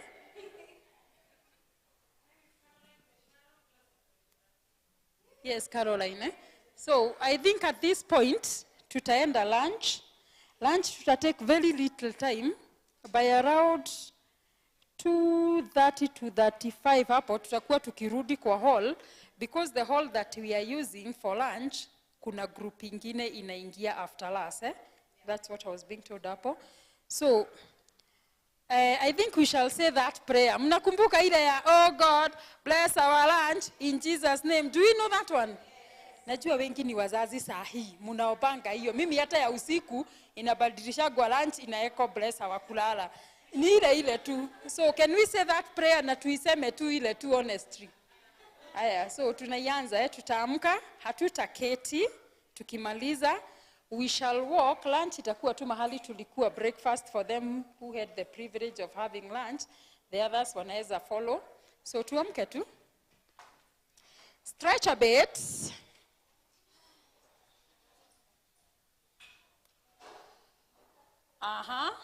We bow our heads and we pray. In Jesus' name, amen. Nimemwekea microphone na mjasikia. So we shall have very quick lunch. Si tunajua we are tap tap. In the afternoon tutakuwa na mambo mengi. I really want to hear this one calling herself Sakai. Lunch time I eat. Saa 10 nakula. Sasa wewe unasema lunch time unauza nini? So among many others, kwenda hivyo tukule lunch, then we will be back. Eh? Si ndio?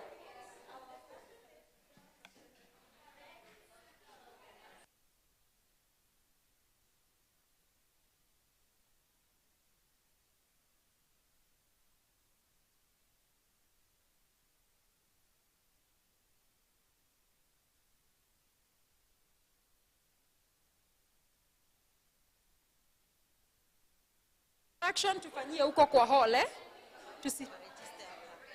Mtu ambaye anajua hajaregister tafadhali, eh? Ladies please. Shh. Kama unajua jina yako haijaandikwa pale, kindly register ndio tupate kujua nani wanapata lunch, eh? Wanahitaji hiyo list tafadhali. Ninajua wewe ni wa opposition. Let's do this, eh?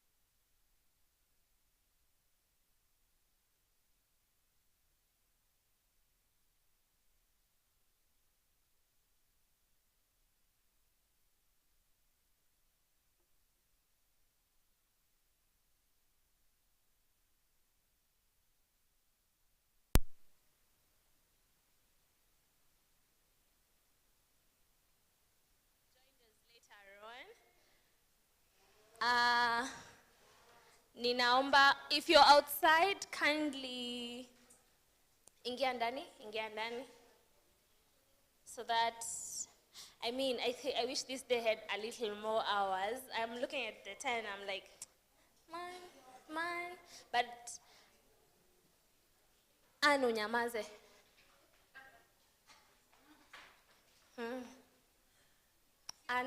Na senior. Mnyamaze. Unajua lazima nikuwe humble, lakini nyamaza. So I'm really, really excited to have you.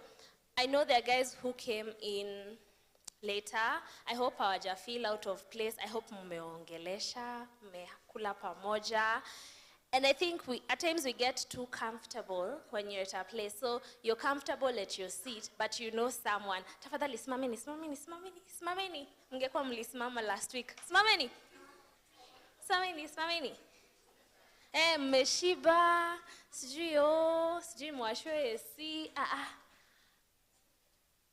Please, if your neighbor is not smamaing, you smamisha them. Okay, great. There's a song, or rather a playing game, that's called Mingle. Do you still remember people's names? I know there is no space, but you'll have to create space. You'll have to make it work. Yeah. Sawa. Because we are about to get to a point, or at a time where we are going to learn new things that you guys read the Word document I sent kwa group. And there are things there, and like, what are these? Nisawa, Google is your friend, but you'd like to hear them. So I want us to prepare our minds. You have a notebook, a pen, water. So I don't expect watu wasikie usingizi, but I am here for that. So this game is called Mingle. Mmekaa na watu mnajuana. Unajua wale watu wako ile side? Yeah? Mnajua watu wako ile side? If I asked you their names, would you tell me? Are you sure what they do? So it's mingle. You'll just clap and say mingle, and then I'll say in groups of 3, 4, 5, hivo. And then you will carry your things as you move. Sawa? You'll carry your things. Ka uko na sijui nini. Sawa? Haya. Kuna hii pakini, kuna hii ni piko. Haya, umepack, uko tayari. Umove na maji yako. Sawa? Haya. Sijasema muanze kusonga.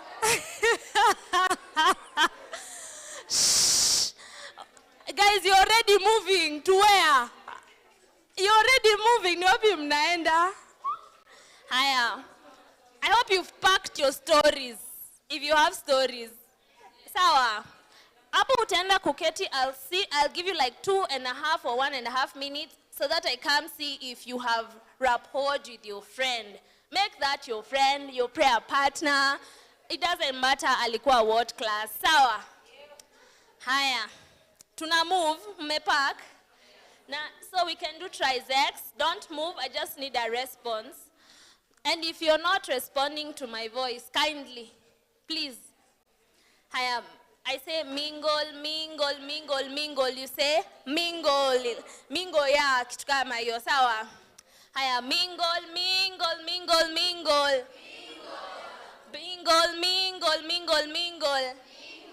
Then I'll say in groups of 5 and 6. So when I say mingle, nyi watu muna mingle, munasonga, muna mingle. Sawa? Haya, 3, 4, 5. Let's go. Mingle. Mwacheni kumove hapo kwa meza yenu. Mingle.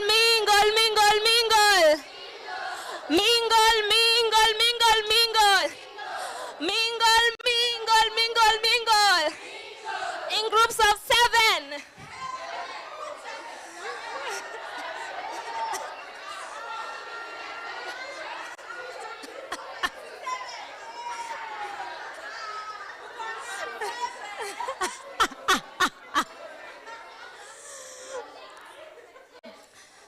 ile group ni kubwa. Oh.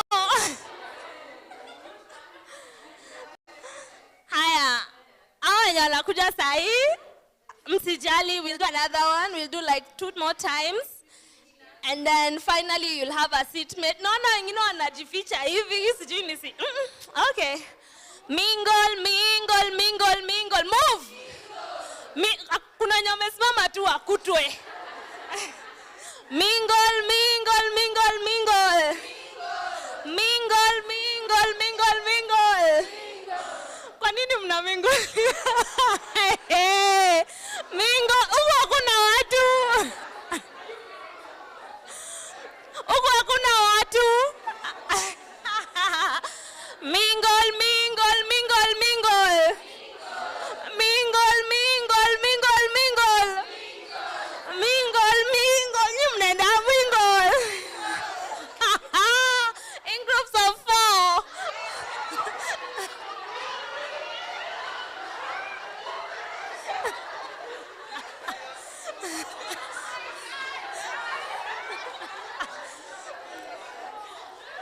So, thank you, Tina.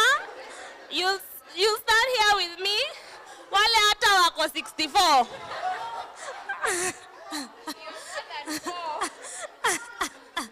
Haya. Haya.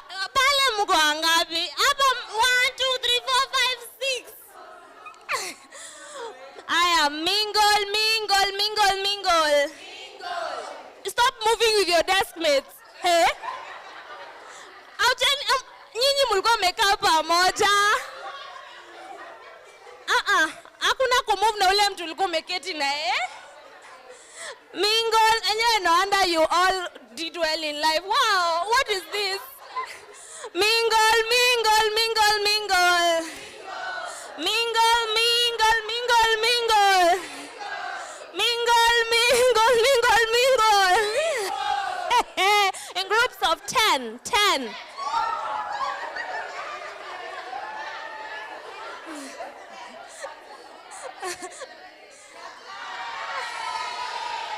Nice. You're 10. You're 16. Oh, you're 10. So you're lesser. It's okay. It's okay. You're doing a good job. So pikini tu mketi. Mwene mkiketi venye mko, pick a stranger. As in a stranger, not your class, not your ear, not your dorm. Nyinyi. Pick your stranger. Pick your stranger. There. Na kama mulikuwa mmeketi hii side, mwende huko. On the space. Nancy, hapo ndio ulikuwa umeketi. Si ndio? Hapo ndio ulikuwa umeketi. I hope you're sitting next to someone new. Someone you don't know their class, you don't know their name, Beautiful. This is really nice. Thank you for obedience. Thank you for obeying. Of course, the naughty one. Hana mtu wa kuketi na Ann. That was the whole idea of this game. Get awesome. So you guys are okay now, si ndio? Ukisikia joto unaweza toa kakoti. Unajua unaweza kama mrembo. Hivyo unaweza kunywa kamaji. Awesome, great. So we still have a program with us. Mary Jo and I will help us get along. So Mary Jo, tell me, here's your mic. Let's talk now that you're a first speaker. Oh yeah. Mary Jo tulikuwa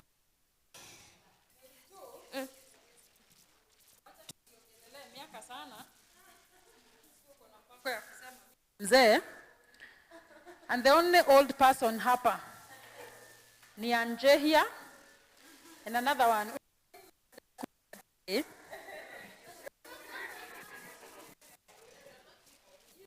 Weka nywele dai. Especially hiyo yenye inakaa movie. Imetoka juzi. Ukishaona imeanza kuturn white. Unakubali tu unaweka yote, wanakuzoea, yote ikitokea washakuzoea. Tulishasema hii story ni kuhakikisha, make sure kuna vile tu una cope. Si ndio tuliagree? So hiyo mechanism nimeiona na Ann, naiona na mwingine. Tunajua tu. So now that we are growing old, we are going to have our speakers. Niliwaambia I always keep time. Kama mko na program ilisema by 3 tunafaa kuwa tukirudi, si ndio? 30 minutes tumekula hapa na nahakikisha tu tumezirecover. So the speakers wenye tutakuja, hakikisha tumesaidika. That is the major reason as to why you will be studying here.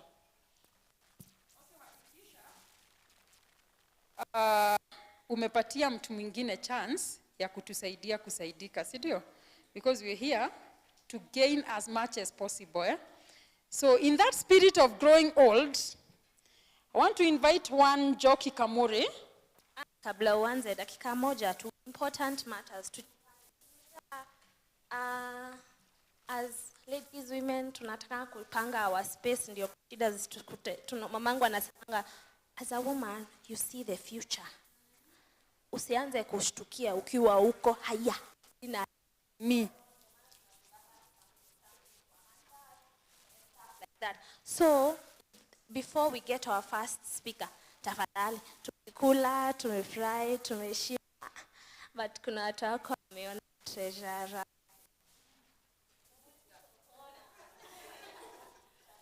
Tuchonge.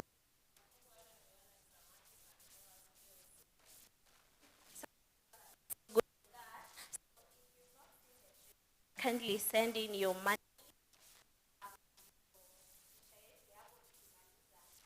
Give it.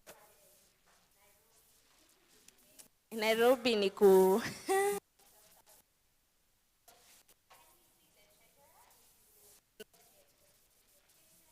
have something.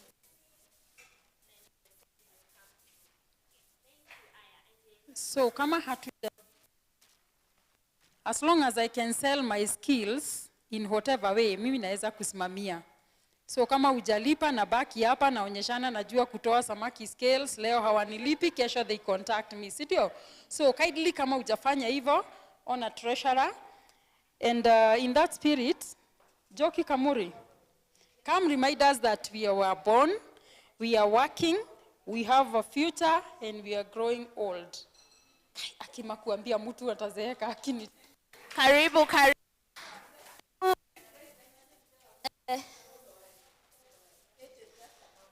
But she doesn't look a day old. Just before you start, just before she starts, you cleared in 84. She's probably our senior here, our seniorest senior, right? I mean, look at her. If graceful was a person, right?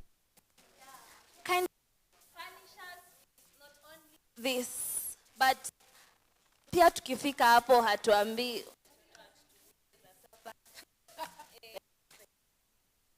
Thank you. Good afternoon. Mary Jo told us that there's something called kujiamini. Okay? So that's why we are the way we are today. Sababu ya kujiamini. Don't allow anyone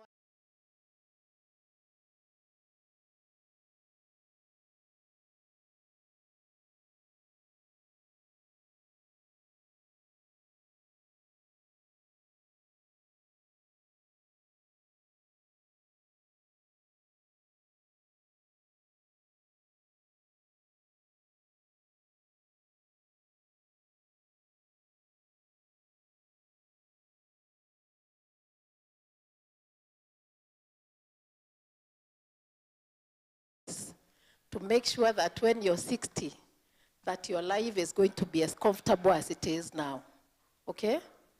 So I'll talk about NSSF. Before I do that, I want to say that right now, you may have a constant revenue, but when you retire, will it be the same? Will it be the same? Chances are that it will be different. Your income will reduce, and you'll find it challenging to sustain your lifestyle. Right now, you have a good job, you have a good salary, you have a company car, you have probably a company house, you have a medical cover, but the day you get that letter that it has been decided that your services are no longer needed because, for various reasons, what happens to all those things? They get cut, okay? You suddenly find yourself, you have no house. I can see we are lucky today we have someone who's talking about housing. You find yourself, you have no car because you've been driving a company car. You find yourself, you have no medical cover because you had the smart card, which you could only go to Nairobi Hospital, the Aga Khan, and the Matters. You suddenly find yourself with no income at all. And most of us, we think that this is the burden for our children. Your children are not your retirement package. Please take that to the bank. Your children are not your retirement package. Plan your life. And the earlier you do that, the better. Okay? And I am so excited because of the age group of what I'm seeing here today. Because the earlier you start saving for your retirement, the cheaper it is and the better it is. Why is it cheaper? Why is it better? NSSF, once you register for NSSF, I'm assuming that we all know what NSSF is, do we? NSSF is National Social Security Fund. It was established through an act of parliament, Cap 258 Laws of Kenya in 1965. And the purpose of NSSF was to provide income replacement to workers upon retirement, upon sickness, because we have several benefits, but the one that people know most is about retirement. That's just one of them. So we have the retirement benefit, which we pay at 60 years when you retire at the normal retirement age of 60 years. Then we have the withdrawal benefit, which if you're 50 and are not in regular employment, then you access that benefit. We also have the survivor's benefit. When a member passes away, the next of kin are paid the survivor's benefit. Then we also have the invalidity benefit. In the event you get invalid and you're no longer able to engage in meaningful employment, then you can come to NSSF and be paid an invalidity benefit. We also have the migration grant. In the event you want to migrate from Kenya to wherever you are going, regardless of your age, then you can access your money from NSSF. We also have something else called a funeral grant. Many people don't know about this grant. It's a grant that is paid to relatives of a deceased member. It's not much. It's 2,500 currently, but in the new act, which maybe a few of you know what has happened to the NSSF Act number 45 of 2013. A few days ago, it was declared null and void. And this is the act that was increasing the contributions from the mere 200 shillings that you've been paying. What can 200 do for you today? Assuming you retire today, or assuming you have 200, can you even have a cup of tea here? You cannot have a cup of tea here. So discussions are ongoing, and we are hoping that in the next few days, the decision will be reversed, and we can be able to have our members contribute in amounts that are reasonable. So I was talking about the funeral grant. So in the old act, which is Act number 258, Laws of Kenya, it's 2,500. But in the new act, the proposed amount is 10,000. So this money is not linked to the contribution. It doesn't deduct from the contribution. It's a grant. So we give the family a token just to be able to escort their member, and then the family can now come back and claim the survivor's benefit. So currently those are the, but we have a new product called Haba Haba. Haba Haba is mainly meant for the people in the informal sector. This is an interesting product because all what you're required to do is to save a minimum of 25 shillings in a day. Isn't it reasonable? Only 25 shillings in a day. How much is that in a month? Around 750? If you were to do 25 times 30, I think it's around 750 per month. So what happens when if you're able to contribute consistently for 5 years, by consistent means that in every month you should not pay less than 750 shillings. At the end of the 5th year, you can access 50% of your savings of the Haba Haba product. 50% of that, okay? 50% of that. So my dear ladies, the time to start saving for your retirement is now. If you haven't started, please do it now. Because it gets very interesting when we are talking to young people, and when you tell them about 50, they look at you and they laugh. And they are like, 50 years? Who's going to live to be 50? And I tell them, look at me, I'm 55 years old. One day I was your age. Okay? If I didn't plan, I'm going to retire in the next few months. You know, what happens when you're working, your focus is different. You're focused on buying things and living a good life. But when you reach my age, the focus shifts. You now start seeing retirement there. And you start asking yourself, how is my life going to be when I retire? Have I planned for my retirement? Did I make the right decisions? And unfortunately, at my age, there's not much I can do. Okay? If I didn't make those decisions then, imagine trying to save 10 million now. Trying to save 10 million now. Is it even going to be possible? Maybe if I'm an entrepreneur, that can work. But if you're employed like me, it may not be possible. But the time is now. Please start saving for your retirement from your first paycheck. I was having a conversation with a young girl this lunchtime, and I was very impressed. Juliana, to be specific, I was very impressed about her thinking, because she told me, I am starting my first job on Monday, but I am wiser and I'm going to make wise decisions, especially regarding my retirement. So well done, Juliana. Wish you a very, very excellent journey as you work, and please start saving for your retirement from your first paycheck, okay? So what NSSF has done, because we realized that 200 shillings is not enough, we opened up voluntary contributions where you can pay over and above the 200 shillings. Because when we try, people go to court and they object. When you try to increase the contributions, there are always objections. But the power, you have the power to determine how much you want to save for your retirement. So how do you make your voluntary contributions? There are two ways.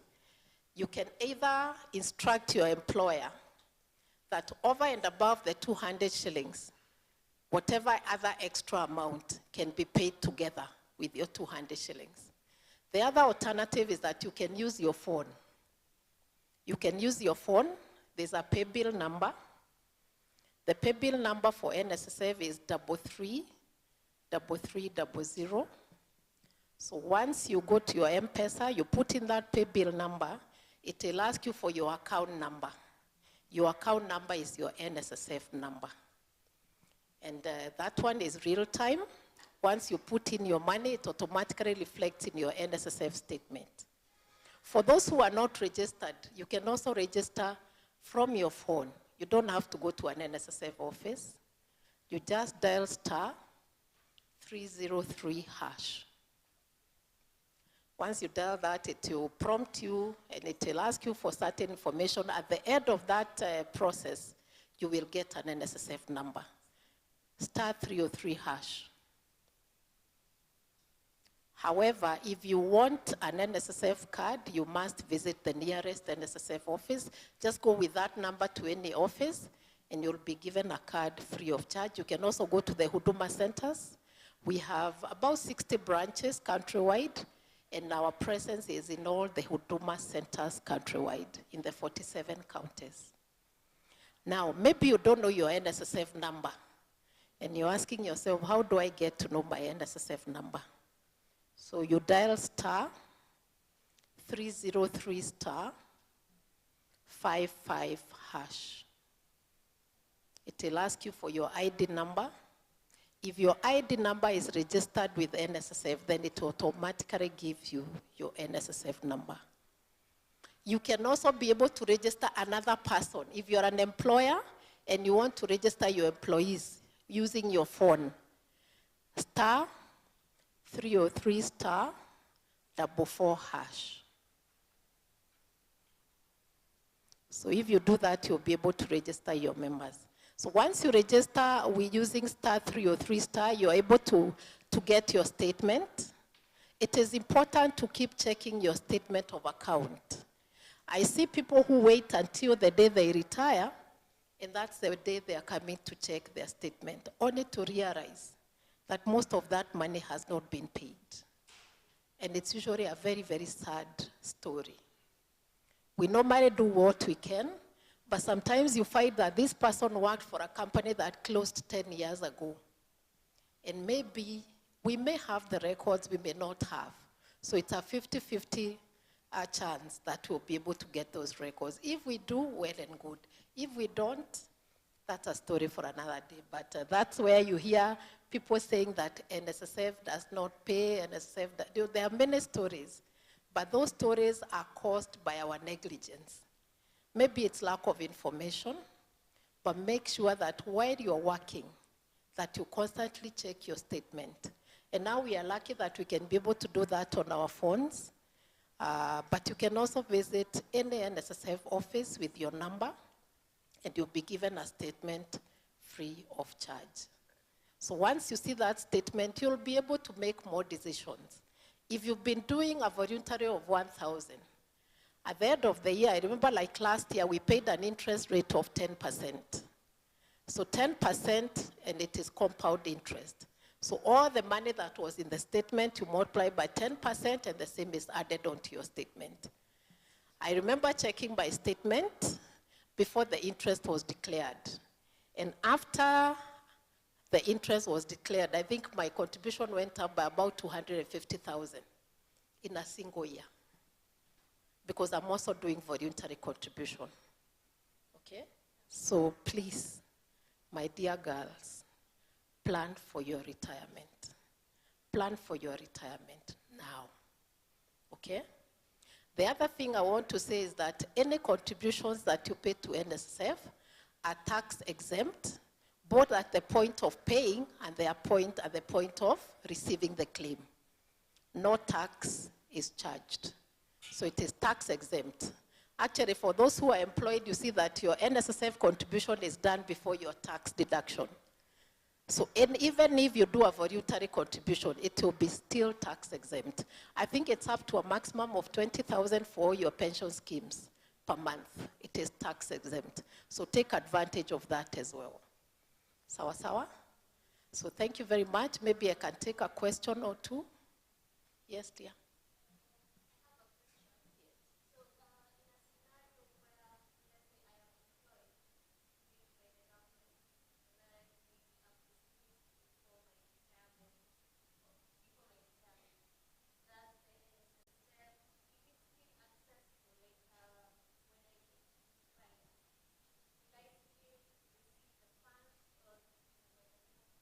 You receive all your funds plus the accrued interest. Once you hit 50, actually, if you leave employment at 50, then you can access all your money plus all the accrued interest.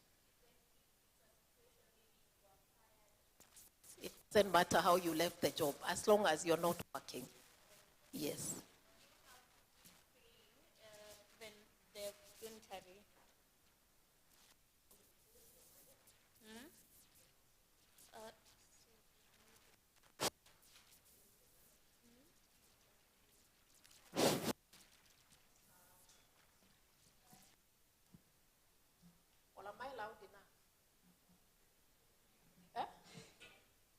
Okay, yeah.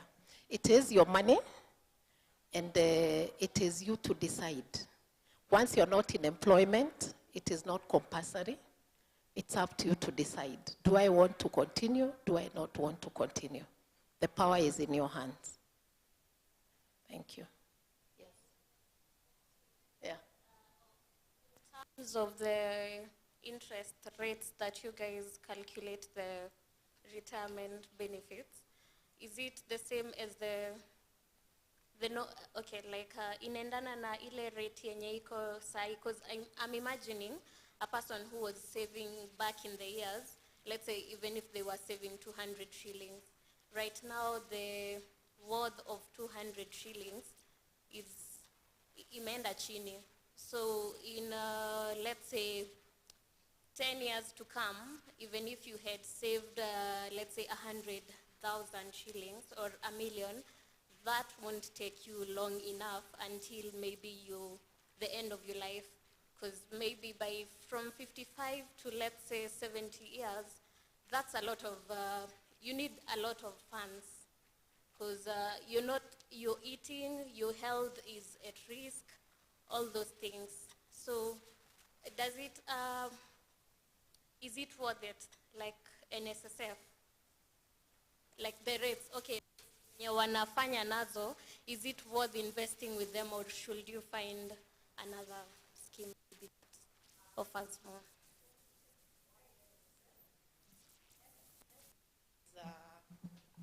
Is a government, it's a parastatal, yes, but your funds are guaranteed by the government. There's no day you'll come to NSSF and you're told that you cannot get your money. So first of all, it's secure, okay, that you'll be sure to get your money. And then the interest is a compound interest. I don't know how many institutions pay compound interest. So that the longer your money is with NSSF, the more interest that it will earn. But now that you talked about 200 shillings, that's why we are saying, please pay voluntary contributions. Because what you save is what you get, okay? The decision is yours. I am seeing people right now who are being paid 1 million, others 100 shillings, others 50,000, depending on what they paid, okay? So the decision is yours. Make a wise decision. Thank you.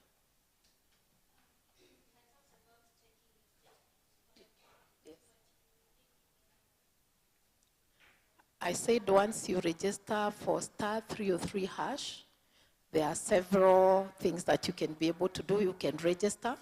Once you register for that service, it will give you a PIN. So once you get that PIN, when you now log in again, you can be able to select the service that you want, other member services.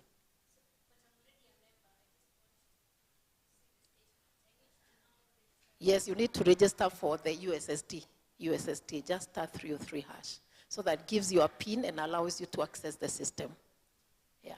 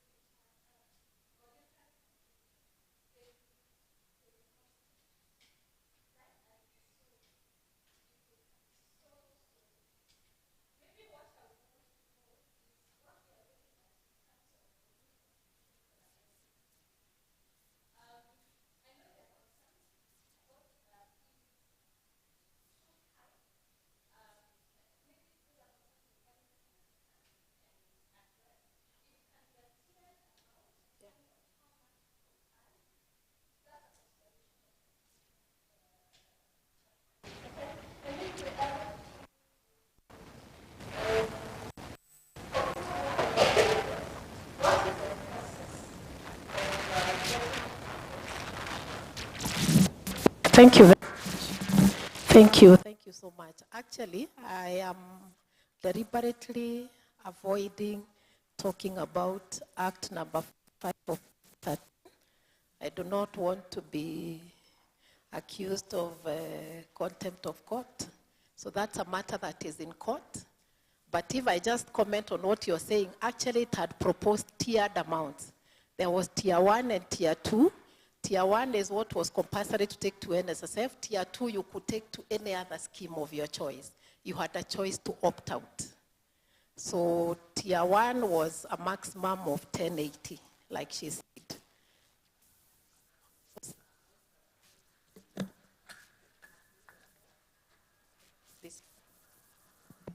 So those amounts will be agreed upon, I believe, when the case comes up on 15th of November.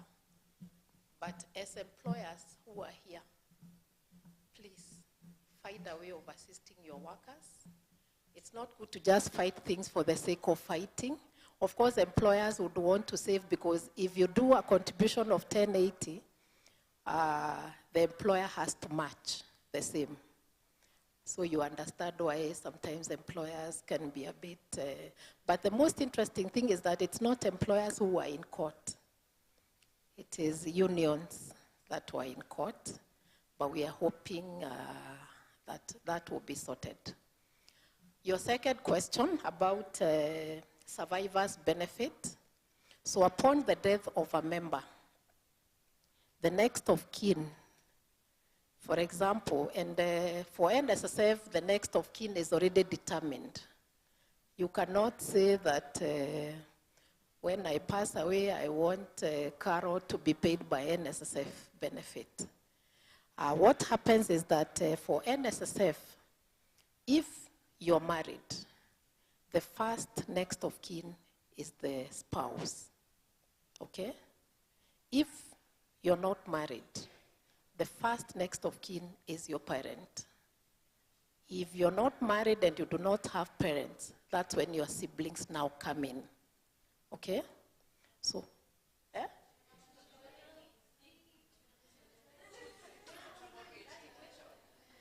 okay, children come in where there's no spouse. Okay? But I said where you're not married. Sorry, I forgot that about the children. Where you're not married and you have children, the children are the next of kin. Thank you for that. Yes. Yes. Let me just finish. Let me just finish. So she'll conclude. Yeah. But maswali zote ni vizuri tupate namba. Yes. Because ni vibaya preempt everything. Hapa si ni vibaya tulimalizania hapa. Thank you, dear. Okay, now what happens? The next of kin visits our office. So you're supposed to come with, for the funeral grant, we start at the funeral grant. Because when a member passes away, the first payment that we pay is a funeral grant. So all what you need is, it's called a what? A burial permit. A burial permit, which can come with any member who has been sent by the family. Then there are forms that you'll come and pick and you fill, and we pay the 2.5. Thereafter, to access the money that has been saved, the next of kin, for example, if it's a lady, the husband will come in and we'll ask him to give us the death certificate, the original death certificate, and a letter from the local chief confirming that he's the only husband. Mostly that does not apply to the men, apparently. Allow me to say, when I said the only husband, I'm just making fun because we only require it for the ladies. The lady has to, it has to be confirmed to us that she's the only wife. Reason being, assuming a man had 2 wives, okay? All of them are his beneficiaries. So if there are 2, we will require to be told that there were 2, and the contributions will be shared according to the ages of the children. And whoever has the youngest children will get the most amount. There's a way that we normally distribute it. Yes, yes. So thank you very much. And I was very disheartened when she said that people should raise their hand and say the person that they want to meet. Nobody said that they want my number, but you're going to take my number by force. Because all of us are going to grow old at some point, isn't it?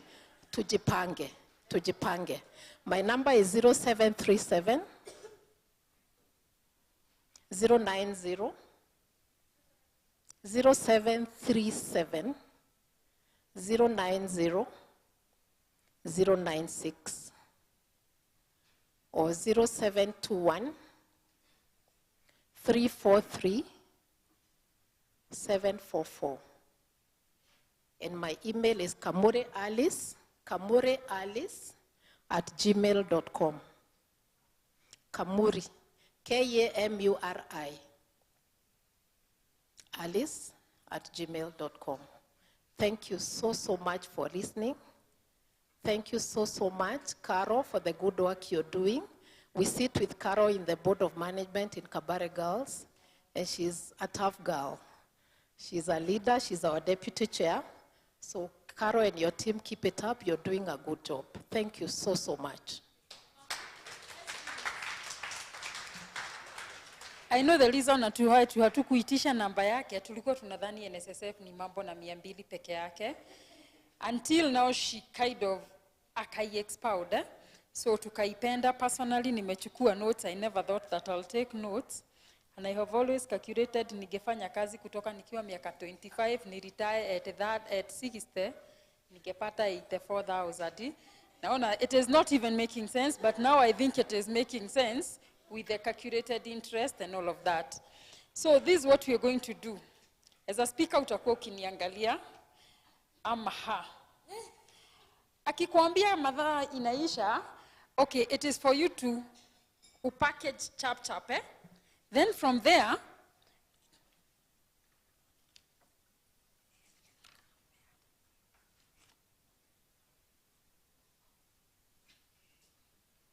so, kuna watu ambao wako na wenzao, they have their colleagues, eh? So we are going to give them that priority ya kuja haraka, ndio if the colleagues were to leave, waweze kuondoka. Ni sawa?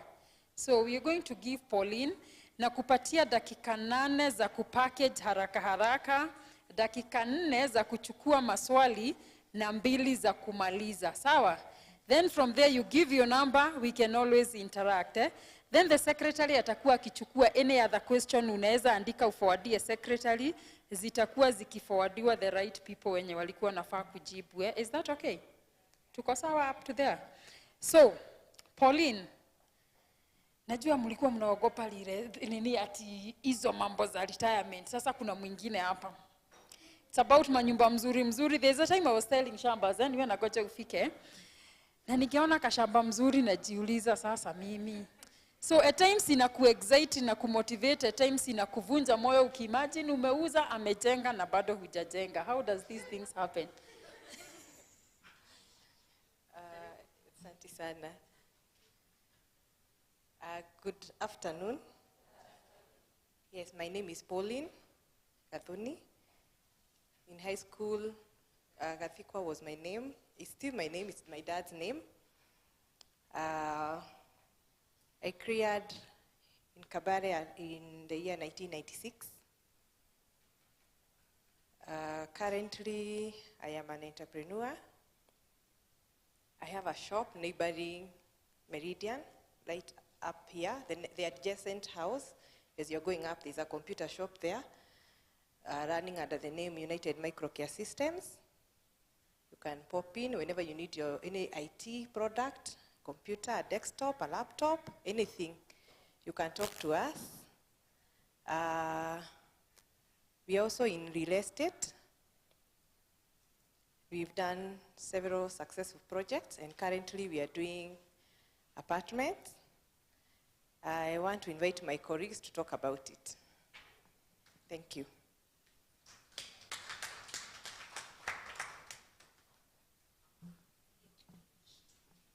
Thank you. Habari zenu? Umezoea soprano, nimekuja na bass. Mko aje? Short form ya Kabare ni Cabs. Hakuna G mahali. Hakuna cabs G. Ni cabs peke yake. Hebu jipigieni makofi. It's amazing. I'm motivated. Meeting people wenye mmepitia barabara moja is amazing. My name is Jeff Mutinda. I'm the head of sales, Kinsfolk. And thank you, Pauline, for giving us this opportunity to make sure that niwaite hiyo jina nataka kuwaita. Nataka kuwaita girls. Tuko sawa? Thank you. So thanks for giving us this opportunity to make sure that these girls get this cake of Kitusuru Falls residents. I'll just give her the microphone to mention her name, and then she'll give it back to me. Karibu. Okay, hey girls. I'm just motivated to meet all of you here, and even just seeing you and the interactions, it has just motivated me for one day I reach your level. Currently, Madam Pauline is my boss, and it's just an honor. Thank you. My name is Lavender. That is what I wanted to remind you. Thank you. You can take a seat. Niachie hii uwanja sasa niongee na girls. Sema 10 million. Kwani I'm believing na 10 million? 10 million. 8 million. That is proclaiming it. Sindio? Now, Kitusuru Falls Residence is a project that is 15 minutes from where we are at. That's like living in Nairobi, right? Iko Kiambu County, but it's 15 minutes from where we are, 9 minutes from Westlands. We are doing an amazing apartment of 1, 2, and 3 bedroom. Actually, I'm from KICC OMS Expo, where we are exhibiting this, and they have bought all the 1 bedrooms. Hello? Now, nimebaki na 2 bedroom na 3 bedroom. Actually, Pauline amenitoa huko mbio amesema, if you finish those houses before you give them to my girls, nitafutwa, sidio? Now, that's why I'm here. I want to make sure that you guys take part of this. Now, I'll only talk about the 2 bedroom and the 3 bedroom, because 1 bedroom imeshaenda. Simpigie Pauline makofi. Now, our 2 bedrooms are amazing. We are at a place called New Kitusuru. There's a map here. You have a flyer next to you. Sijui kama mmeiona. Chenisonge kipande. Mmeona flyer hapo somewhere? Yes, there's a map side ya nyuma. You'll be able to see actually where this property is located. So close to the city. I know I have 15 minutes or 10 minutes. I'll be very brief. So this project, at the back of it, on this side, we have an amazing feature, which is a river, and it has a waterfall. Ni wangapi hapa wanapenda waterfall? That feel. Yeah? Uko kwa nyumba yako, ukiamka asubuhi unasikia maji na mwagika kwa waterfall. Hello? Amazingly, we are doing a swimming pool at the back of this project. Ukiangalia these areas, watu wengi wanafanya apartment, they are not doing amenities like a swimming pool, a gym. We are also doing a gym. We are also doing a juice bar, a place you can go meet as girls, have some juice, muonge, and then hapo mwisho kabisa, we are doing a place which is very green. We are calling it a thinking area. Have you ever imagined of a place in your home that you call a thinking area? You just go, sit there, and think about your life. That, you find it in Kitusuru Falls. Hello? On top of the project, huku juu kabisa, we are opening it for you. So kama unaishi kwa hii, you can go up to the top, uangalie Nairobi in 360 degrees. Hello? We are doing some good terrazos. When you are up there, you can enjoy the views of Nairobi in 360 degrees. Amen? Ni wagapi wananunua sahi? I want to show you something good. If you are investing, and actually this is not from me, this is from Pauline. She said, whoever starts this journey of investing here, you get something special from her. Now hiyo si yangu, hiyo msinipigie, simpigie yeye. Hiyo makofi ni nusu kilo, hiyo makofi si ya kilo. Now imagine getting this apartment and someone, because you went to the same school, volunteers to fit your kitchen. Hello? Hello? Our 3 bedroom are going for 8.5 million. Our 2 bedrooms are going for 6 million. But sitaki hata unipatie hiyo pesa yote. I just want you to give me 20%. 20% of 6 million is how much? 1.2. The balance is 4.8. Mimi sikuitishi, wewe ndio unaniambia unanilipa aje. You can do installments. I can give you, we have said in that brochure is 30 months. We are counting from January this year. So for now we have done 10. You have remaining 20 months. Alternatively, you can decide to mortgage it. Now, if you mortgage, for example, a bank gives you 10 years. That is 120 months. If you do the math haraka, monthly you're paying 40,000. Hello? 8 million, 40,000 monthly. Umepata nyumba hujapata? Nimewapoteza?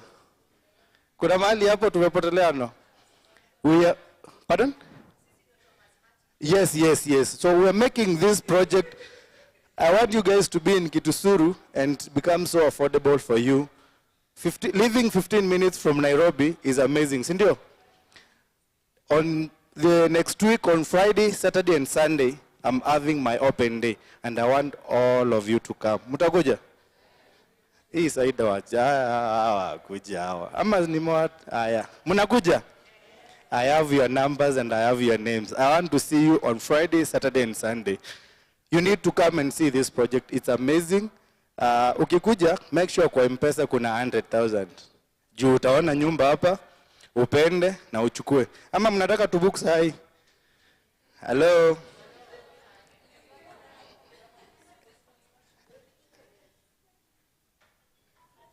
Nasikia, M-Pesa iko tayari, M-Pesa iko tayari. We have an open day, so kindly make sure you come. Our office ni hapa, Madam Paulina amesema. You can walk in, we have a discussion. We want to help you make sure that you invest in this project. Swali ya kwanza? The first question? Completion is 2023 December. Good question. It's not fully furnished. Actually, the kitchen furnishing is a special offer for you guys. Yes. Na hiyo si yangu, hiyo nimesema ni ya Pauline. Yes. Kuna mmoja huko nyuma? Wow. Awesome. Now, I'm inviting you actually. I am inviting you on Friday, Saturday, Sunday. Kuja tuongee mambo ya rangi. Naona uko na rangi, si ndio? Kuja. Yes. Nimeona mkono ingine somewhere. Yes.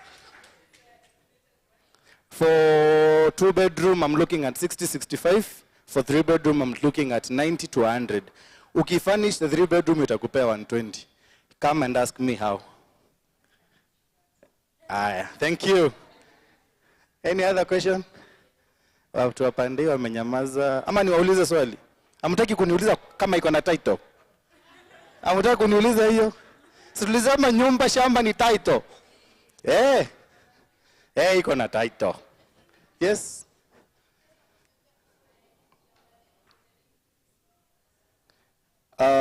You're conversant with where New Kitusuru is? You know Mwimuto?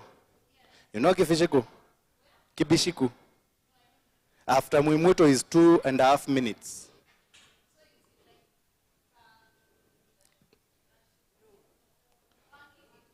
Now, Wangige is far ahead.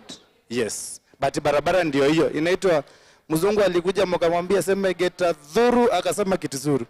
Si ndio? Tuko kwa hiyo barabara ukielekea. And Wangige, there is a fresh farm produce, something, mayai. Ukiwa hapa, you can get fresh produce from Wangige. It's about 2-3 kilometers. Any other question? Yes.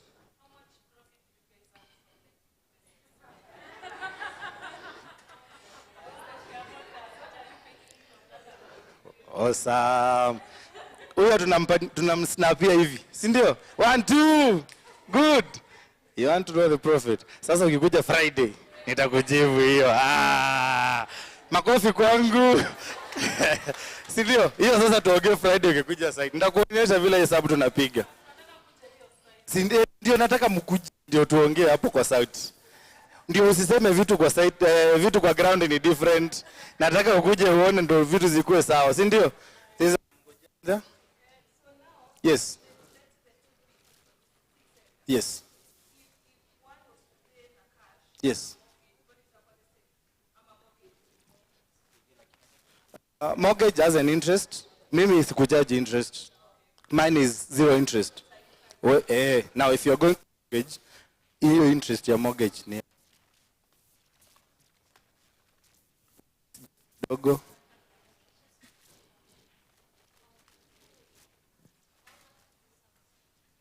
$3,000 across either 1 bedroom, 2 bedroom, ama 3 bedroom.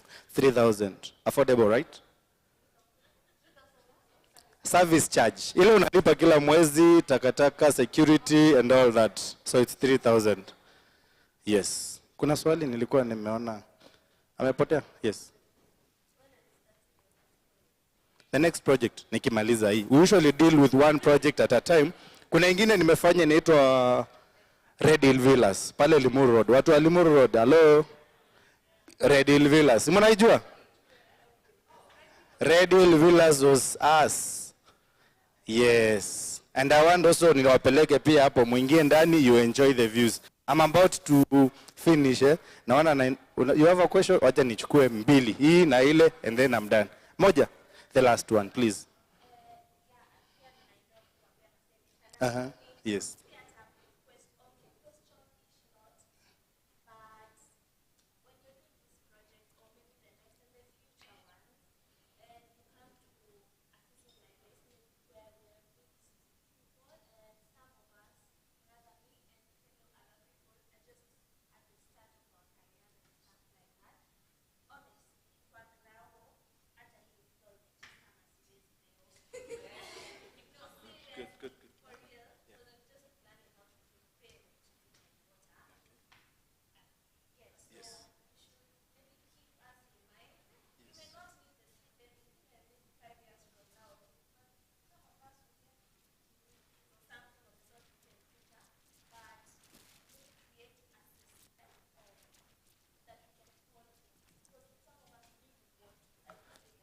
Yes. Yeah.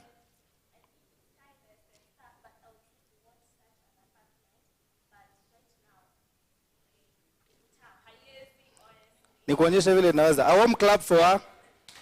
Now, you know why you guys are in a group? Because a group mentality can actually solve what you're talking about. You have something, she has something, she has something. Hiyo installment ya 160. Mtoe 40-40 watu wanne. Si mmesort. That is an example. You can even own it watu watano, watu sita. Then when it's done, like for example now when we are constructing, we are selling it at 6 million and 8.5. Upon completion next year, December 2023, the 2 bedroom will be going for 9 million, 10 million. The 3 bedroom will be 13 million. You guys can decide mulipe pole pole. Ikiisha, sell off, move to the next project. Situko pamoja. That's why I'm insisting you guys mkuje site. There's a lot we can discuss about this project. I'm insisting mkuje site. Si ndio? Si mmepromise mtakuja? Mmepromise mtakuja? Haya, makofi kwenu na kwangu. Tujipige makofi. Thank you so much and thanks for having me. My name is Jeff Mtinda. Do you know why I am Jeff Stores? Because amechukua time yake vizuri, mnataka tu niseme amepoteza time. For pitch speakers, unapata tu anasonga haraka haraka. He did his 8 minutes in those 7 minutes. So I did it, nilikuwa na hesabu hapa. Alianza ikiwa na dakika 6, nikampatia 8. By the time ilikuwa na 13, akaanza kuchukua maswali. So, okay, not everybody is talented in that manner. Congratulations, Jeff. I'm giving him because hakuna basic ingine kwa around. Lazima tu ningetaka mfeel poa, you know. Unajua kuna zile tu hormones. Najua Carol will be talking about. See, kuna boredom tukitu hivi. Yeah, so big up to the cameraman. Thanks, Jeff. Vile lireste ya imeivo. Because the Lavender property consultant Lavender. Anatengeneza mpaka stamp iko na jina yake hapo na namba ya simu anapiga hapo. When we are doing these things tulikuwa tunaandika na kalamu. So congratulations, wanted to call you just support colleagues. Yes, I wanted your energy. Nataka ukae ukiwa handa. So at this point, too much of those houses. Nataka kusikia somebody else. Grace. Grace Kiongera. Ametoka. I wanted to hear about insurance.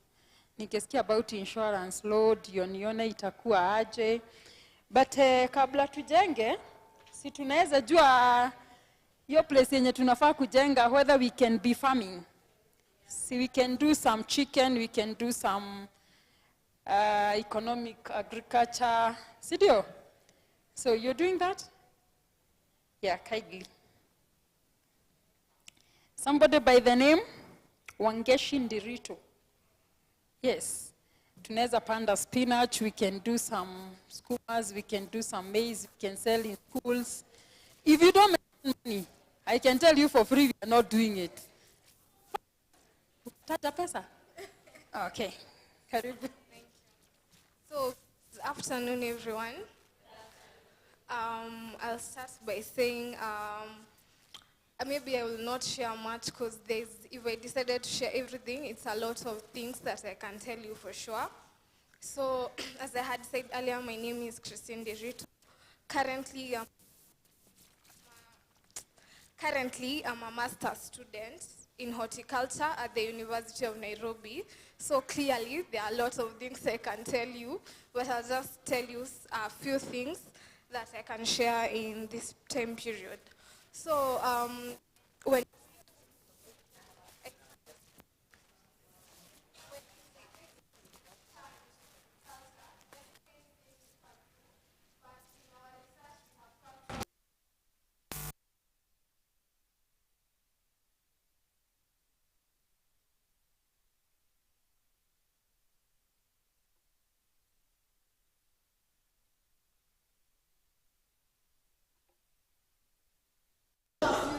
especially in what I specialize in, which is horticulture, which is basically the production of flowers.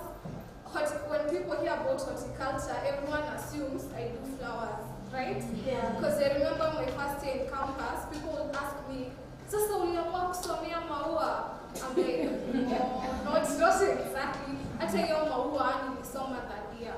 Like horticulture is basically the production of vegetables, there's the production of fruits, and there's the production of flowers. An interesting bit is that in our COVID year, which was 2020 and 2021, this industry is the only industry that made money, a lot of money for the country in terms of exports as compared to any other industry. This industry made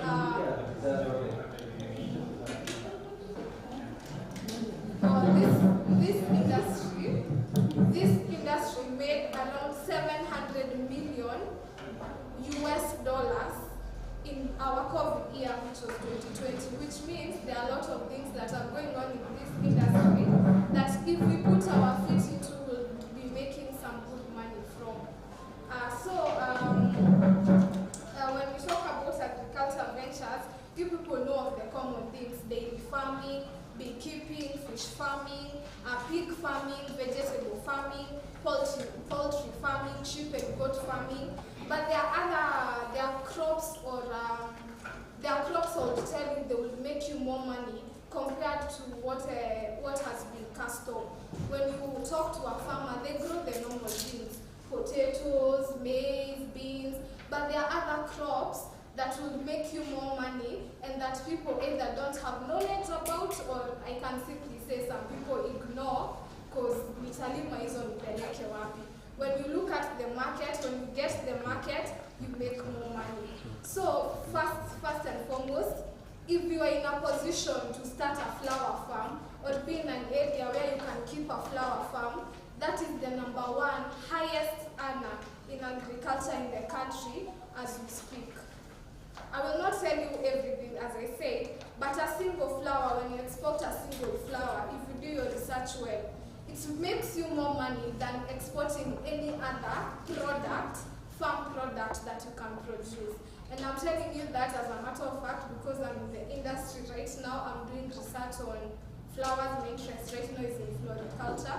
So, and as time goes by, more and more research is being done, and we are expanding our markets outside Kenya. So every time we are indulging in new markets, meaning market is always there, especially an export market. So that's the first one.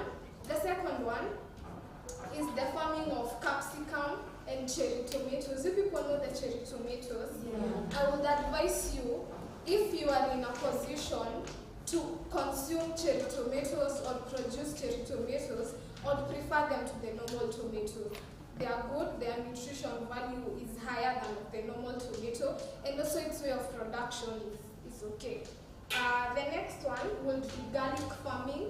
Garlic and strawberries will make you good money if you get into that type of farming. But the nitty-gritties, the soil, climate, you know there are very many factors that come into farming. You can consult me. I'm not saying I'm the #1 expert. I also work with a team of, I have professors, I have other classmates, I have people who are already in the industry way before me, so we consult and we can help you. Yes. I've mentioned capsicum, even the farming of fruits, like passion fruit. It will get also into avocado farming. When we come to fruits, avocados also we have a good market of avocados outside Kenya. I know a farmer wants to make good money from exports, not just the domestic market. So avocados we have a good market outside the country. Your exports will be okay. Passion fruit farming, avocado, I think I can say that. Yes, I'll not share everything. That is just the top ones that we won't share with you.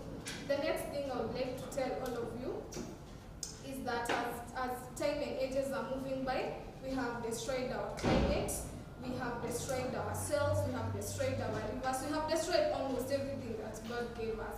And so what has happened is, in this industry, sorry to say, every time we have evolved our chemicals, our pesticides, our herbicides. You find that everything you're consuming now, it doesn't lack among those things, isn't it? And what happens is, in later years to come, those things have ended up damaging our health. I'll tell you a small secret. I hope I'll not be heard by bigger experts in the field. But anyway, what happens is, sometimes when the local farmer produces for you tomatoes, carrots, all those local things you find in the market, when they're taken to the airport, or where they need to be exported from, they have to be looked at. The chemical content, the chemical content has to be measured. So if it surpasses a particular level, they cannot export those products. But what will he do with like 300 tons of tomatoes? They are brought back to your local market. Because the local Mwananchi, I don't have a scale at home to measure how much chemical is in this tomato, you understand? Yeah. So that is what is happening, and it's sad. There have been so many complaints lately about what we do about all the chemicals we are consuming. So if you are at liberty, if you have a small farm, or you are at a position where you can maybe farm these things for yourselves, you don't necessarily have to have a very big farm. There are very many new methods of doing this, even in urban areas. You can buy containers, you can use gunias. There are very many methods of doing this. I would encourage you to do so. Because from where I'm seated, I'm sad. Because I don't know where this industry is heading in years to come. So mainly we do research on how can we change the current state, what better products can we bring. Because I'm telling you for sure, some chemicals that have been banned abroad are being used locally. Yes, and we meet these players in conferences and you ask them, why are you selling us these products? Of course, whatever answer they are giving you, they tailor-make it to their advantage because they want to earn money from you. Understand? Yes, so I think any other questions you people have, I'll give you my number. Also, if you have sisters, cousins, whoever, brothers, who want to do agriculture courses and everything, you can consult me. People assume when you go to school and you're doing agriculture, it's just called agriculture. Funny thing, there are so many courses people can do: horticulture, crop science, crop protection, agriculture extension. There are so many courses. And the sad bit is, the generation after me, they are not doing these courses. Like when I left campus, the year behind me, there there was nobody taking horticulture in the entire university. And I hear even the year that has just joined, there's no one doing horticulture as well. In my master's class, we are just 2 girls. And one might even drop out. She was telling me, yeah, you know, in English, right? So it's tough. I don't refuse. I know it's tough, but we need a young generation who will do these things after maybe me when I'm older. I need somebody behind me who wants to get into these things. There's so many things they can do. So yeah, please encourage them. If you find somebody who is interested, encourage them. It's sad if in future you don't have somebody to consult about your tomatoes that are unhealthy.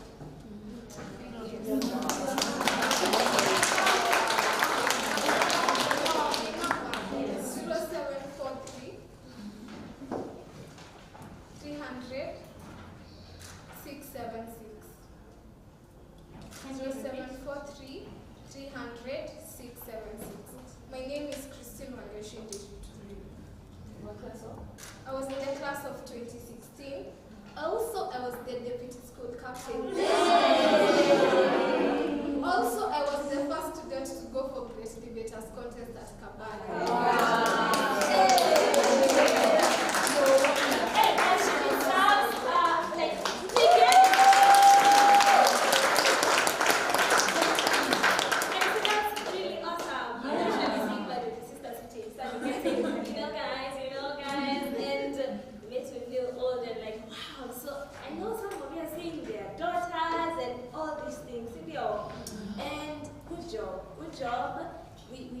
Appreciate that you realize in a few years if no one is taking these courses, we might be a really hungry nation, just KFC and such things. And yeah, so just before we go to the next person, how are you guys feeling? Are you inspired? Are you happy? Are you learning something?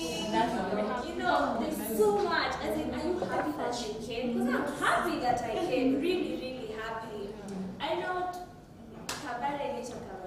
There's no relation ilikuwa pale next to Kabare boys, but ilikuwa na girls. Na it was a primary school. You guys remember? Yeah. It's just there. So I know you can see guys here, the camera guys. Just let's appreciate these people. They're doing a good job. Yeah, we love to know your name. Oh, I was how over this. Na mseme tunapeanga watu wengine kazi. Acha niwaambie tuliuliza ni nani anafanyanga hii kazi? Tunaona hakuna kama wa culture. So mko inspired. Mko inspired. Thank you so much. You're doing a good job. And guys, we can just come over and the camera. You wait for the online guys. There are guys watching online and following and on YouTube. So hi everybody.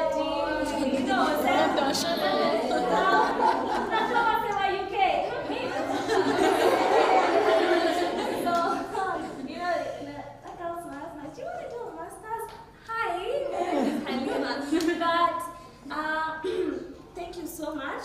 So nilikuwa nataka mjue hao watu. And then nani hayuko kwa WhatsApp group ya alumni? Ili tuliingia group? Yeah. Okay. Nani hayuko? Karo tafadhali add her kwa group. Nimetuma link kwa group ya Facebook. Niona Karo anaongea huko peke yake Facebook. Guys, please come for the event. One like, no share, no comment, nothing. I know there are very many. That's why I've sent a specific link. We go follow that link. Let's call in people. We have met people in church everywhere. And look at Kabare. I wanted to come to those. The pride. The pride is really good. Umesikia nani alisema ati ako wapi Simoni kuhusu Moranga akaenda Chuka Christine ati sahi ako UN sasa ako shule ya Nairobi. Hiyo ndio pride tunatafuta. I think she's really into it, right? So our next mmechukua simu. Mseme hamna bundles. Hapa kuna wifi login details. Kuna masockets huku unaweza weka simu charge. What else do you need? Anything? I hope mmefanya hivyo. I will sumbua every one of you and every time I nitawaambia hivyo, let's create a community. It's really, there's a feeling. You might have the worst experience in school or anywhere, but at the end of the day, you come and listen to someone else, or it just changes your perspective and everything. So we have our next speaker. Anakuja kuongea kuhusu biophilic designs. Miss Rika ni kujenga nyumba, miti, life. I just don't know. I want to hear this one. I intentionally didn't Google about it so that I'm like, wow, really? Karibu sana. Her name is Wangoi Mwangi. And you know, maybe kweli kala za Kabare zili intimidate some of us. Kabisa ampendi. Zingine zilikuwa dead. Sawa, tumewaforgive. Lakini unajua tutakuwa na kakadina soon. Tukisema mfae kakiru, mfae please. Karibu, makofi.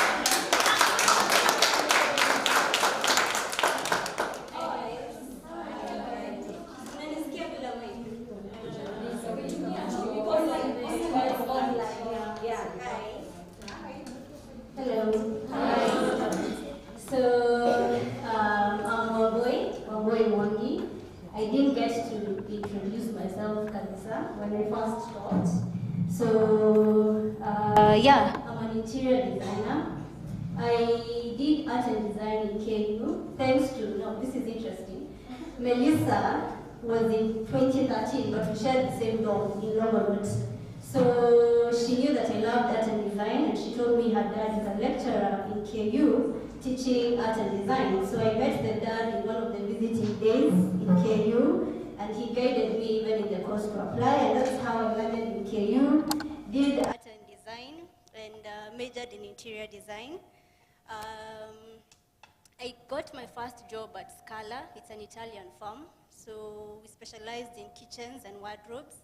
There's a whole science behind designing kitchens, the way the microwave should be placed, the fridge, the sink, the heights. Like, I'm short, so easy kitchens and Nairobi is nakwanga zimenitesa, and design is very personal, so I got to learn that.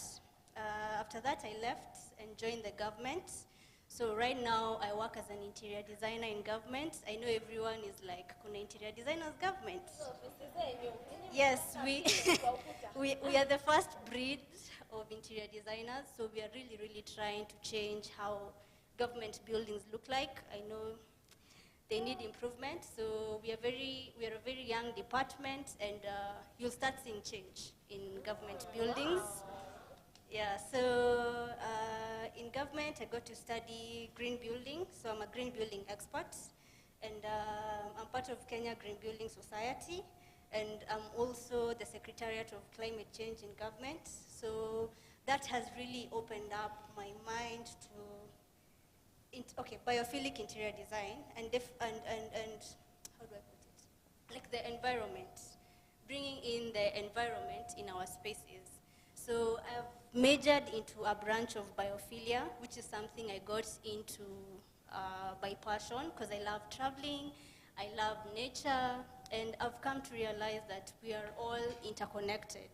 The trees, the animals, the people, and the more urbanized we have become, the more we've lost that connection with nature. And so biophilic design is basically Moranga. Is basically incorporating nature in our spaces. Because when you look at our interior spaces, like when you look at this space, for example, the only attribute of nature that you can see here is the light that is coming from this window. And it's very minimal.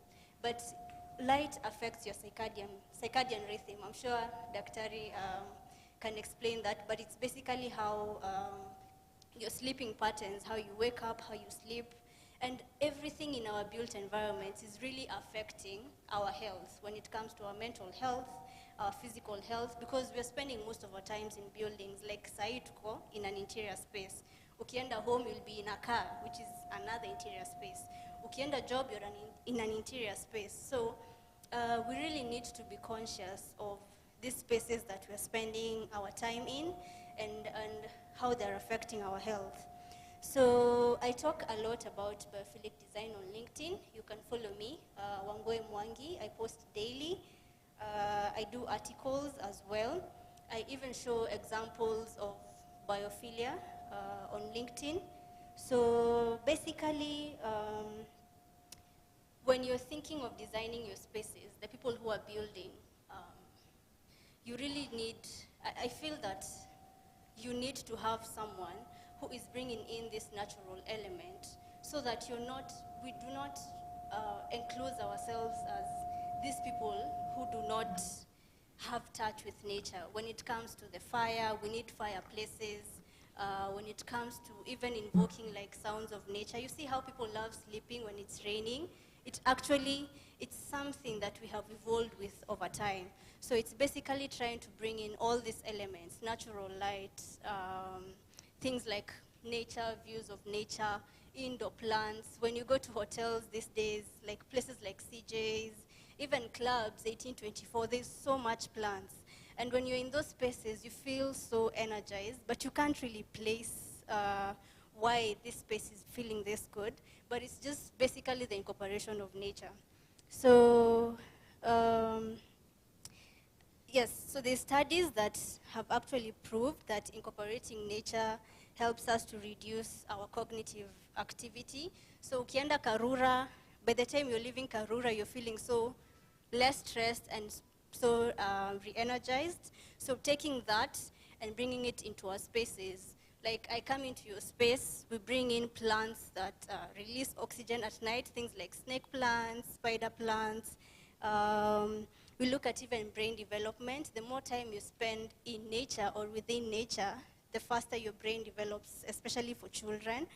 And even healing times in hospitals are really reduced by just the presence of nature. So when you look at countries like Singapore, you'll find hospitals, some hospitals imejaa plants and waterfalls and features of just nature, which are really helpful to the patients.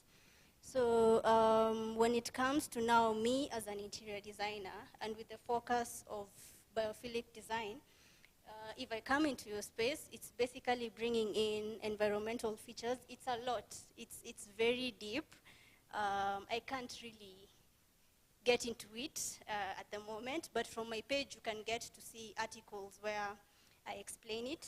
But it's basically bringing in things like environmental features, things like colors you see in nature, like how when you go to the ocean, kuna hiyo vibe ya blue, which when you put in a bedroom, makes you feel and sleep even better.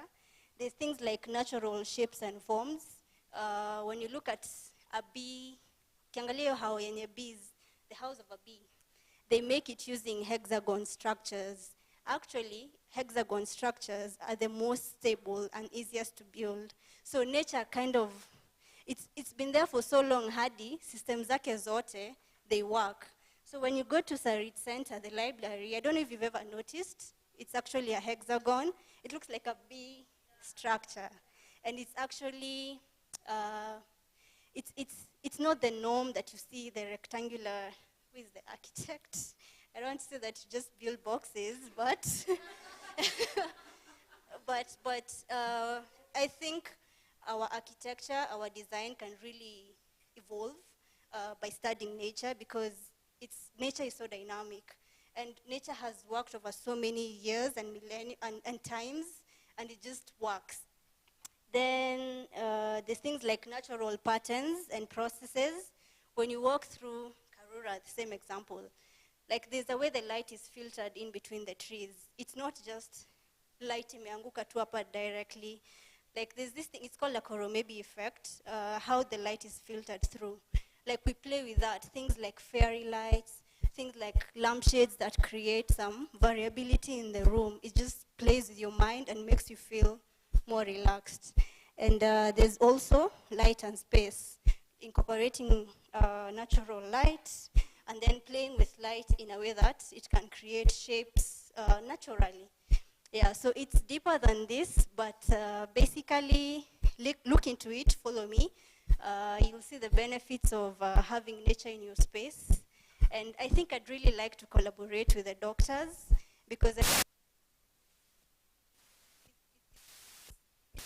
mental health and our physical health. The doctors will also be part.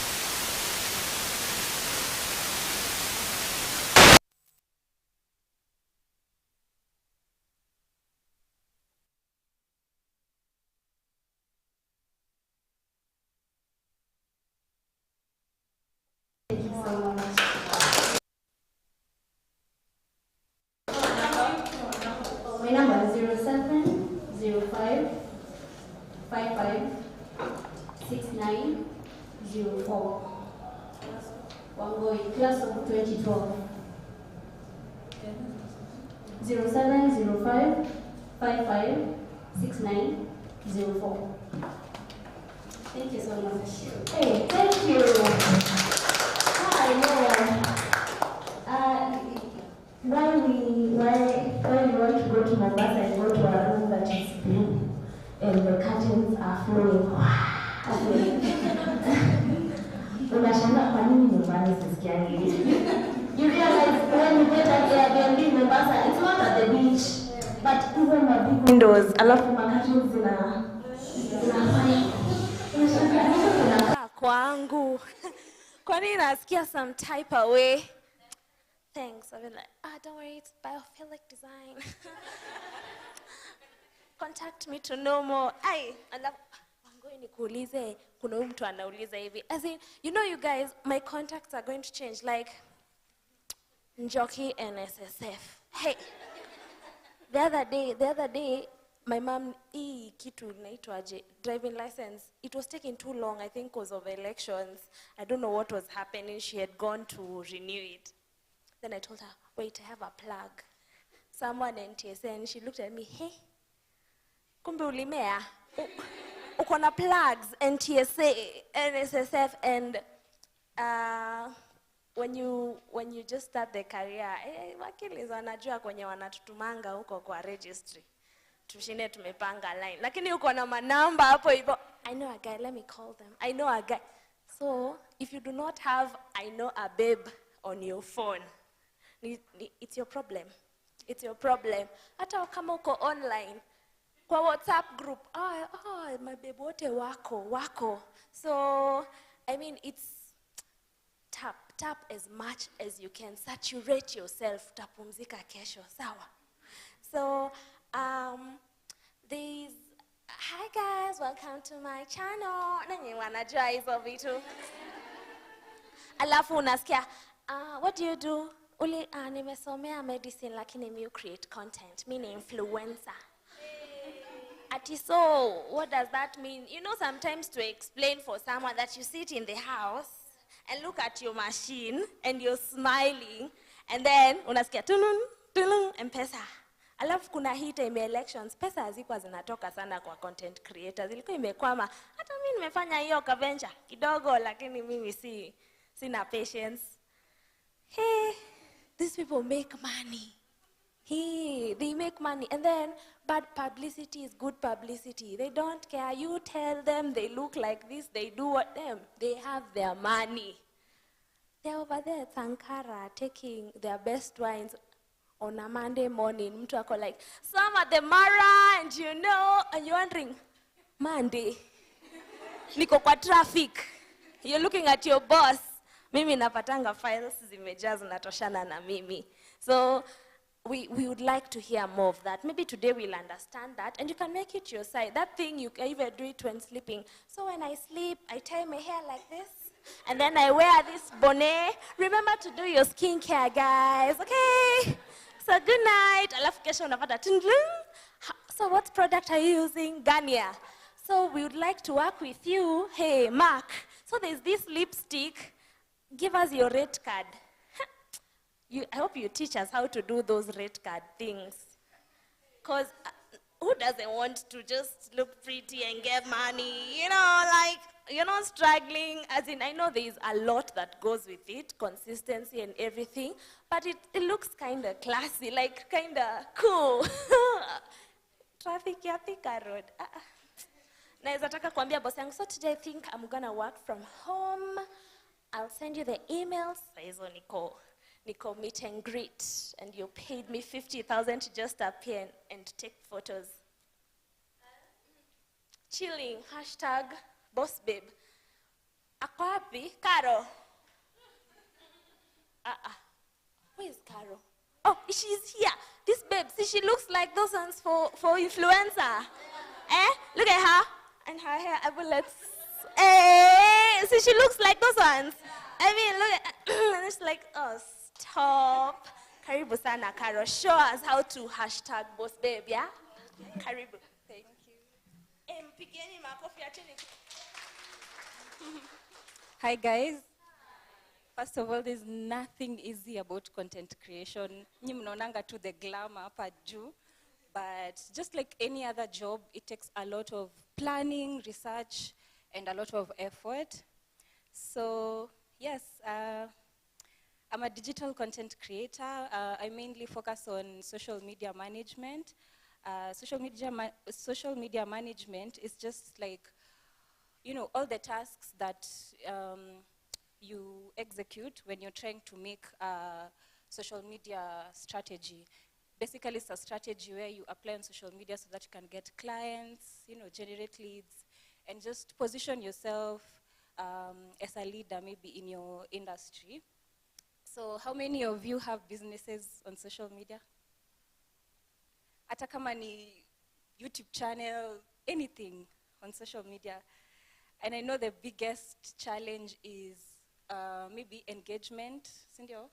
Getting people to start talking about your product or service, and also like getting leads, actual people. Si watu wanauliza tu but hawanunui. People who actually are your fans, they follow you, and then eventually you can like convert them to customers. So that's what content creation is. You come up with interesting ideas or interesting, you know, marketing materials that can attract people to be raving fans of your brand, and then eventually when they recognize you, they can become customers. So it takes a process.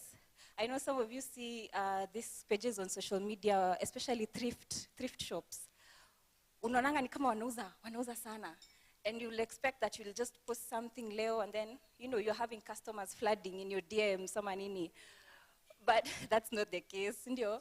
Most of you mna experience kama Caro venye anajiongelesha hapo Facebook.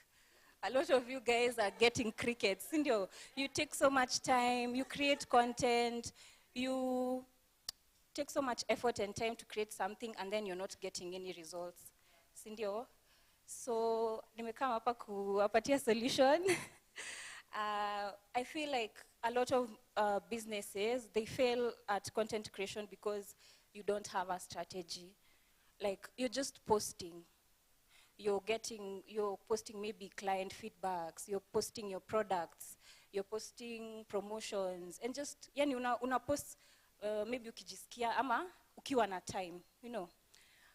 But since this is a strategy you want to use to build your business, you have to be serious about it. You have to strategize. You need to have a plan. You need to research. You need to have goals, because you can't just be posting randomly. Everything you post on social media has to have a goal.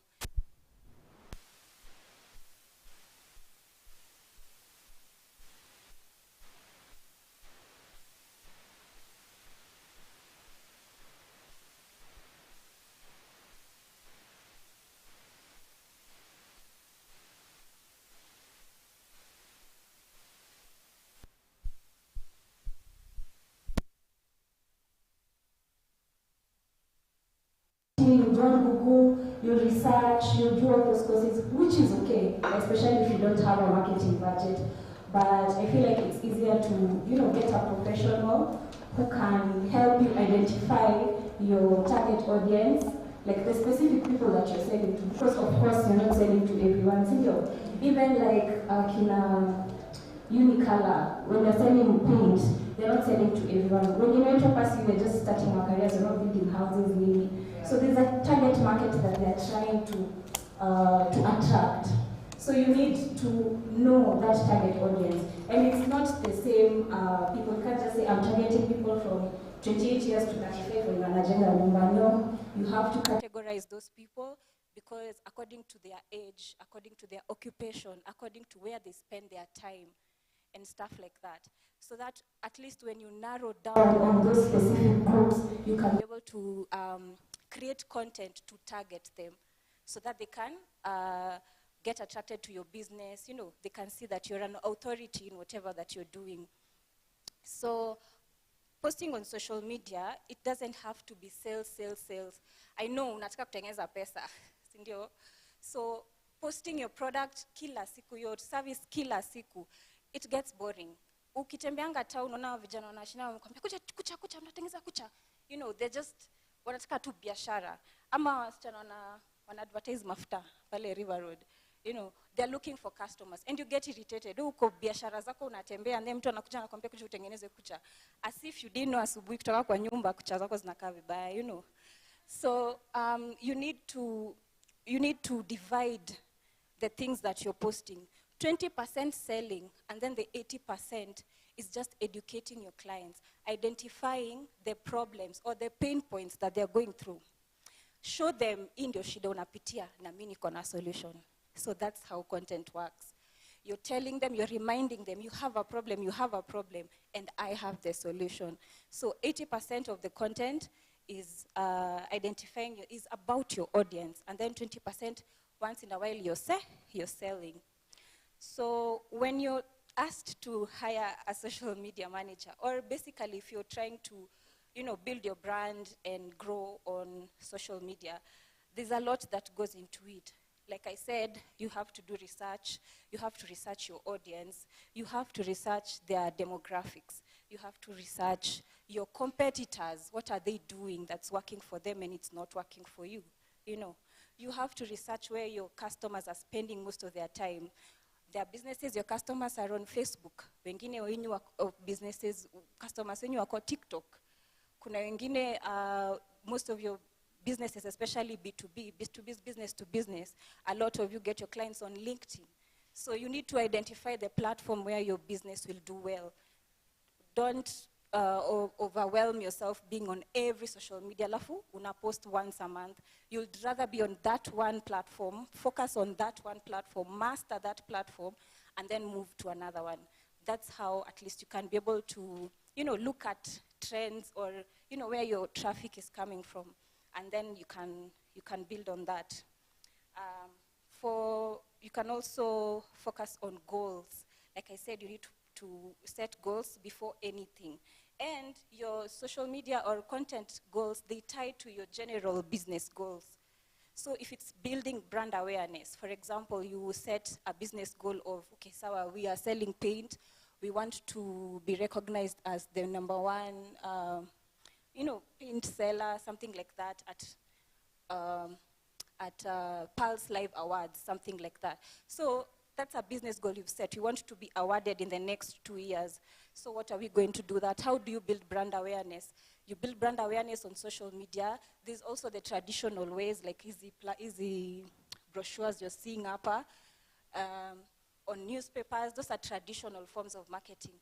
But when it comes to digital marketing, building brand awareness, you want people to talk about you. Sindio, you use influencers. People already know them. So ni kama unadandia their fire, ama unadandia their audience or their demographic, you know. You build so people start knowing about you through this other person. Or you run an ad on social media. Or you run an ad on Google and stuff like that. So every goal you set for your social media, it doesn't have to be flying out in the air. It has to be tied to your business goal. Everything else comes down to your business goal. So when you're posting on social media, always show the people the problem, the pain points, create a solution. Be consistent. Be consistent. Look at all social media platforms have EOPATI analytics. Sindio? Learn to look at your analytics. Hata kama ni every 2 weeks, every 1 month. Hizo analytics zinakusaidia sana. You can get a lot of information from that. You can see like the time people are joining to look at your posts, They can tell you people are active at 9 p.m. They can tell you your traffic is coming from either For You page, or your traffic is coming from the timeline, or your traffic is coming from the hashtags. All that information is very important because when you get that information within a period of at least 3 months, when you have that kind of data, it becomes very easy for you because you already have the information. You don't have to be scattering around. You know where your people are coming from. You know where they are posting, you know, the times that they are joining on social media to look at your post. So kama ni unaona watu wanaangalia sana 9 p.m., be posting at 9 p.m. every single day. Or maybe what you post today, you skip tomorrow. Just be consistent. Post consistently. Don't post ghost for a month, then come back. Sijui nini. Watu wataboeka na wewe, watu watakusahau. So post consistently so that you can stay in people's minds. So that people will be seeing, unikala na shinanga nimeonaona hapa ni akina nani bu nione ni nini wanafanya. So if you continue showing up and showing up, people will see your brand, people will recognize you. And it takes time. So show up as an authority, share facts, share tips, share tricks, share guides, have webinars, you know, give.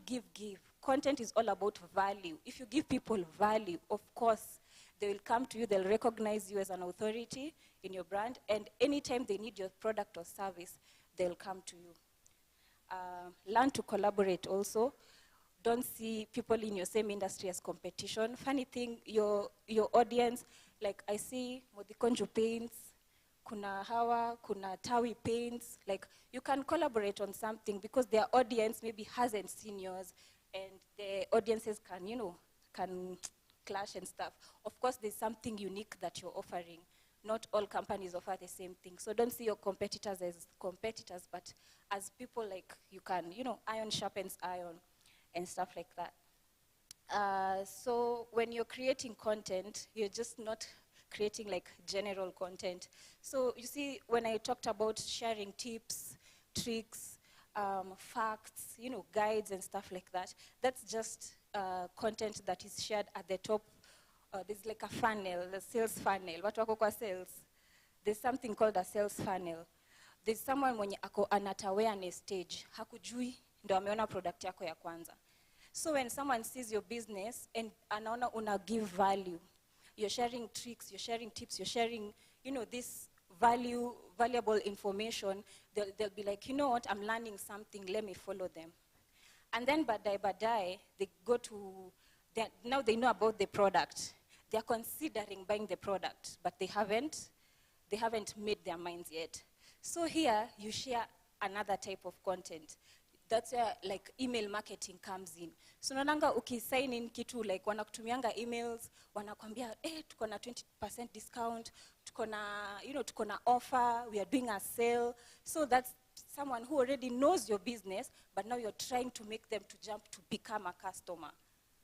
Because now if you don't share such things, watabaki tu pale juu, they'll never be converted down the sales funnel. So you're sharing content according to where the customer is. And then sasa kuna wenye they already know your product, they already know your business, but they just need that last push to make that sale or become a customer. So that's where now you start sharing things like reviews, you share testimonials, you start retargeting. Retargeting is when, sonanga Google, maybe you're looking for a bed. You go on Facebook, unasema beds in Nairobi, hukupata. You go on Google, you search beds in Nairobi, or even on Instagram. And then badai, you start seeing ads on beds, unaona makampuni za beds kila mahali. So that's called retargeting. That's what businesses do. Because once umeangalia kampuni, there are programs that you put like at the back end to target you because you looked, you searched, you clicked on whatever that was there. So I'm using a marketing strategy because I know you know about my product. You're considering buying a bed. You just need to be convinced to buy that bed. So when you start seeing my ad badai, I'm retargeting you. You'll be like, wow, by the way, kampuni na shina nimeona kwani mbona naiona hivi sana, let me look at the beds. And then you buy the bed. You see? So don't like share just general things like out of the blues with no purpose. Always have a purpose with your content. So, like, I know there's a lot that goes into content creation because you're sharing images, you're sharing videos, you're sharing blogs, articles, infographics. Like, there's so much information, so much content out there, and sometimes you might not be able to do it by yourself. And some people think like, feel like content creation is cumbersome and you need like a lot of money to start, but you don't. Sometimes you don't need a lot of money. You can use your phone, you know. You don't need a camera or anything. There are so many softwares out here to generate stock images for your business and, you know, stuff like that. You can outsource someone to do it for you. So if you're looking to hire a social media manager, they'll help you do an audit of your social media platforms. At least they'll see where your traffic is coming from and show you where you can target those people, you know. They'll help you research your audience. You can define your audience, like specifically who you're targeting. They'll help you choose the right social media platforms, creating a strategy, which is the main thing. Because without a strategy, without a plan, you will fail. So with anything, you need a plan. And then they'll show you how to make posts, they'll schedule the post, interact with your audience, you know, bring people to your page, they'll grow your page. And then the most important thing is monitoring all those efforts. Because if you're working, you're posting nini, and you're not, you know, creating an analysis or reports, you know, doing those, kufuatilia too, like, how your content is doing so that you can know what's performing well and what's not. And then with that, you can rinse the strategy and then repeat what works for you. So if all this is very overwhelming for you, you can get a digital agency to work for you. You can hire an independent social media manager or even a freelancer. So personally, I'm a freelance social media manager. I know there's so much, I had so much to share, but you know, time is limited. If you have any questions, you can ask, and you know, you can contact me. I can help you create a strategy, even if it's not being your actual social media manager. There are so many things that I can share. So thank you so much. Any question, moja? Najua time imeisha. Yeah.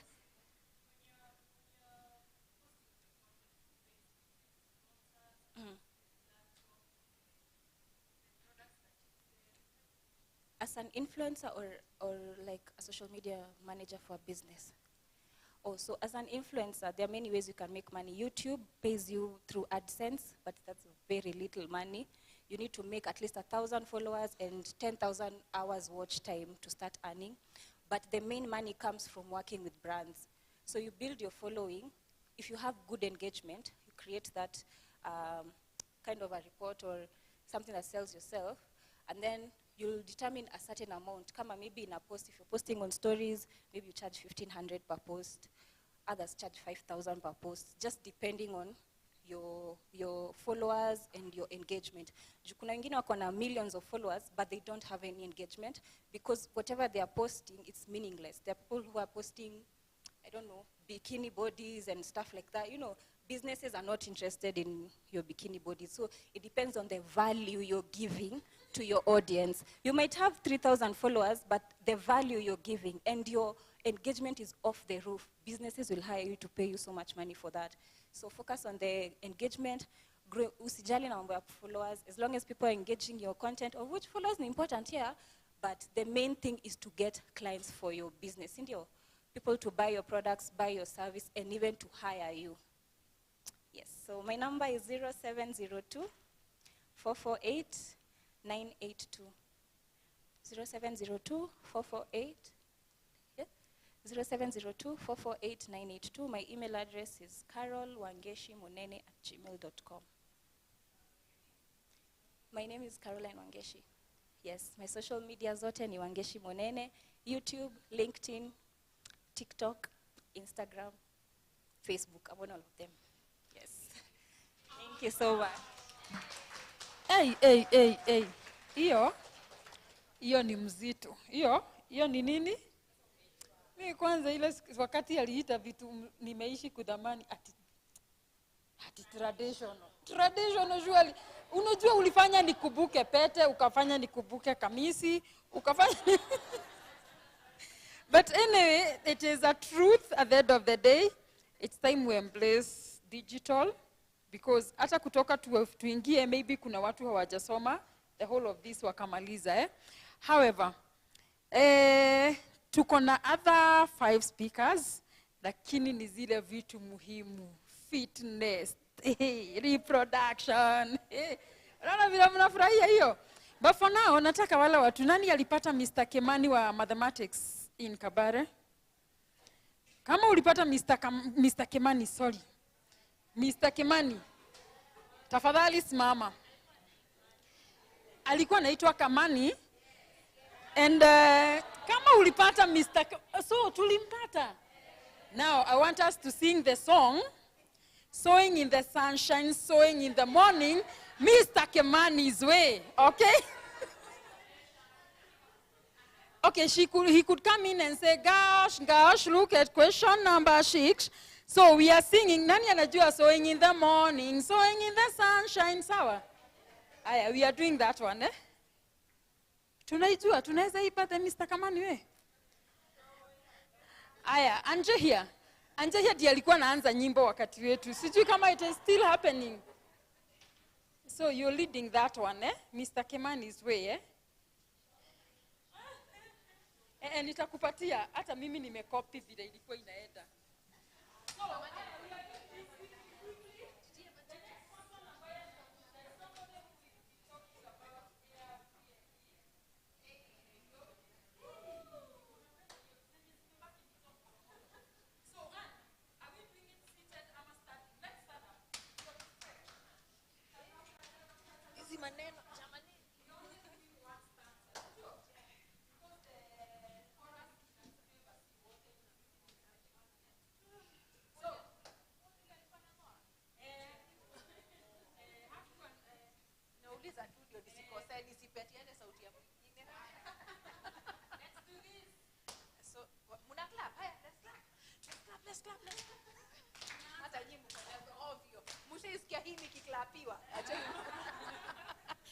So mufanye nyoyo zenyu nyororo tafadhali na sauti zenyu nyororo ndio tuweze kumsifu Mungu kwa huu wimbo tafadhali. Tuanzie sowing in the sun, going in the wewe unaimba vitu zako, ni mimi naimbisha. Sowing in the morning, sowing seeds of kindness, sowing in the noontime and the dewy eve, waiting for the harvest and the time of reaping. We shall come rejoicing, bringing in the sheaves, bringing in the sheaves. We shall come rejoicing, bringing in the sheep.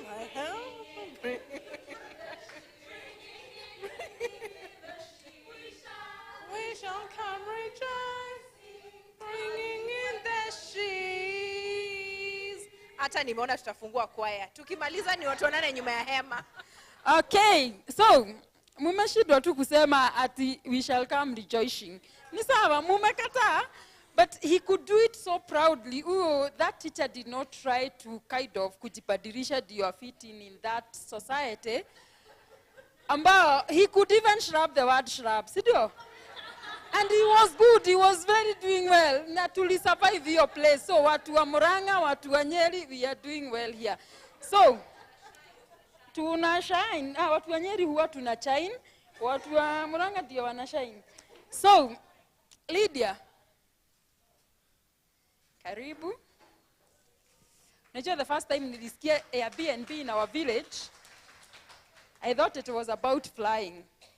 You know, hizi vitu hazikujangi hizi. And today naisikia live. Asante. Thanks. Hi ladies. So naitwa Lydia Morioki. I was in Kabare class of 207. Yeah. And today I want to talk to you about Airbnb and also about Mansa X. Leo nataka kuwafundisha kutengeneza pesa. Mansa X. But those are two different products.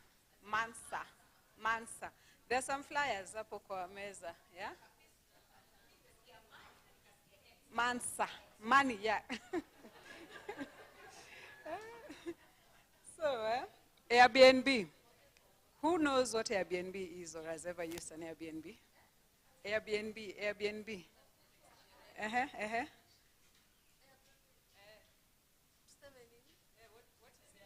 Oh, an Airbnb is a place where you book. Maybe you're traveling to a new place. Now, una place ya kukaa and you don't prefer a hotel room. Prefer an Airbnb because you can access the kitchen, you can cook, and you can stay in until time yako ya kuenda. That's it. Yeah, so thanks. And you don't have to take an Airbnb because you're traveling. If you're in Nairobi and you live in Umoja, you can decide, Leo, I want to feel how Westie people feel. So you can take a vacation, a staycation, vacation. So Airbnb is a business whereby you can take an apartment. You don't have to own the apartment. That is the notion a lot of people think. You do not have to buy an apartment. Na pia kuna developers there. So you can also buy, and then you decide to furnish the apartment. Then after you take the apartment, you furnish it. Tuko na interior designer. Who is she? Yeah, we have an interior designer here. So you can consult her to help you in your furnishing. And then now from there, you post your business online. There are many different platforms. You can post on the Airbnb app. Actually, Airbnb is like, unaona kama vile sabuni zote zinaitwa Omo. Nataka Omo hata kama ni Sunlight ama ni whatever. So Airbnb is one of the booking platforms whereby you can post your house. You can do it on booking.com. We have a lot of traveling sites where you can book your house. But the major one is Airbnb, booking.com. And also you can also post, you can have a page on Instagram, on Facebook, on TikTok, as our content creator has said. So depending with where you feel, you're going to get more clients. And then now from there, you can decide how much do you want to be charging. So you have to take into consideration how much did you use to furnish. Because you furnish everything, you also have to pay deposit for the house. And most of the houses, you pay up 2 months deposit. So on average, the starting capital, depending with the size of the house, the location, the kind of furnishing you want to put, would be anything from 350 to infinity. Unaweza mutanunulia watu ile kiti ya 1 million, yeah? Whether we have those sofas in Nairobi going for an M+, So depending with, kama unataka ka bed sitter, utakuwa una charge 3K, you want a bed sitter, will be charging 5K. So depending with exactly what it is that you want to, the kind of clientele you want to attract, and also the location, because wezi ukaenda Westie, alafu unaekea the same kind of furniture, say where? In South B. These two markets are different. Even the kind of clientele you're going to target is different. But the South B ni mtapoa, Yeah, it's just like in terms of comparison, you cannot compare it because you're going to attract different kind of clientele. And then now from there, you have to price your house. How much do you want to be charging per day, per month? So you have to take into consideration how much are your bills. You have to do cleaning, you have to pay power, you have to pay water, you have to pay rent. You know, there are all these small, and also you have to take into consideration furniture is depreciating. Once in a while there are repairs. So you have to consider all those things. Now from there, you list your booking, and then now you start welcoming guests. So anybody else who has a question on Airbnb? So I'm a host. I have apartments in Kilimani. Watu wa diaspora, hey, when you guys come, please book with me. Watu wa Nairobi pia, it's good to take a vacation when you want to spend some time out of home. Actually, most of our houses, they have those big windows. Hizo tumeambiwa zinaleta. They give you the energy to think. Unachukua, most of them have swimming pools, some heated, zingine hazina swimming pool, gym, so you can also take a staycation. So depending on the location, we have different locations with houses starting from 3,000. Very good services. Kilimani, South B, Lavington, Westlands, and also I work with other hosts in different areas. If you want to take a holiday in Mombasa, you can consult me, and I can help you get a genuine host. Because people are also conned. Una book nyumba, unafika, you're like, hey, huku ni wapi? Ama you know, whatever you are sent for as photos is totally different from exactly what you're experiencing. So, ama unalipa mtu, the minute you arrive, hakuna nyumba. Yeah? So you also need to check on how you're making your bookings. So you can do it on the platform, on either of the platform, or you can use somebody who is reliable or somebody who you know. Yeah, so I can welcome a few questions in Airbnb before I go to Mansa. In regards to when you want to invest in an Airbnb, there are people unasikianga ati, okay, I've talked to people with Airbnbs, unasikia huyu hata alishindwa kumanage Airbnb. Is it that you go for long periods without getting clients? And how do you go about it if I want to have one, but siwezi buy, how I can only rent? So Airbnb is a business. And what a lot of people think, or the perception is, I just need to find a house, I rent, put furniture, get bookings. It's not that easy. Honestly, I don't know. I don't sleep. Or rather, like, you always have to be busy engaging your customers. You have to take care of your customer because this is a service industry. Even if you leave with somebody to manage for you, the kind of service they're going to extend to your guests is totally different. It's all about how you're relating with customers, because you also rely on reviews, you rely on people who are coming back. But if they don't get the right treatment, they are not going to come back. If you don't have the time to run an Airbnb business, even if you have the money, do not open. Yeah? So a lot of people think, I've met a lot of people, maybe they tell me, furnish for me a house, and then 3-4 months down the line, they want to dispose of, sell of the business. You have to put in a lot of work in terms of marketing. You have to manage your clients. You have to ensure the house is clean. So you have a housekeeper who is doing the cleaning, but you need to supervise because, you know, the standards are different.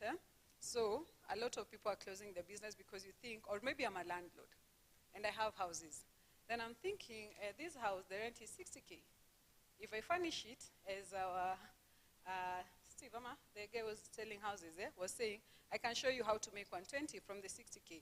It doesn't just come like that. You have to furnish the house, and then after furnishing the house, you have to input time in terms of marketing, managing your guest, ensuring everything is okay, the supplies are there. There are times a guest is going to arrive at midnight, they are stranded, maybe the key box is not working, or just something is off. So a guest, imagine somebody books and then they can't get you on phone. Maybe they arrive and they are landing at midnight. What is going to happen to them? They'll be frustrated, they're going to give you bad reviews, they think you're a con. So Airbnb is not just about furnishing a house and starting up. That is a lot of misconception that people have. If you have an engaging 8-to-5 job, this is not for you because you'll be on calls a lot of time, especially maybe if you have many units. Yeah. Yeah.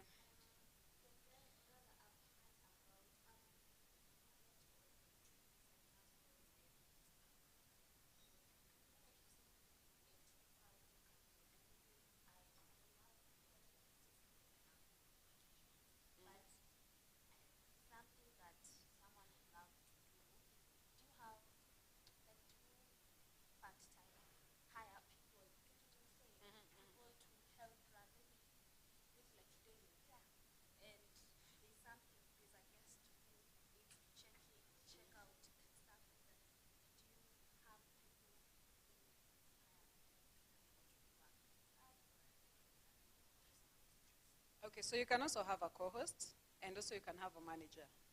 So personally, because I also do other things, I do not, I run the business, but I also have somebody who helps me, who supervises the housekeepers. You know, if there is a repair to be done, there's some plumbing work to be done, they go, they check how it's going on. But you can also have somebody to manage it for you, a co-host. But you know, in any business, I always say, there's nobody who can take care of your interest like you can.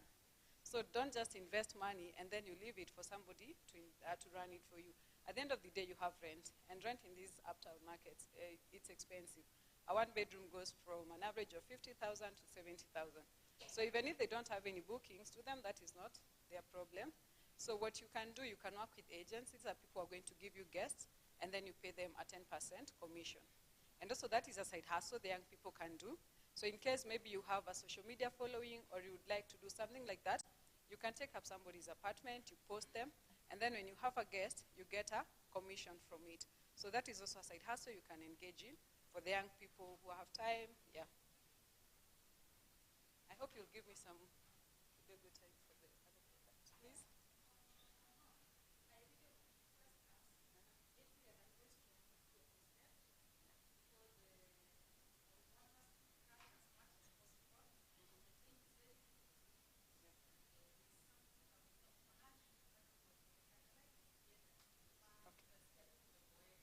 Sawa. So let me share my number.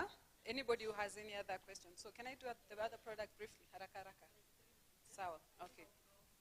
Sawa. Okay.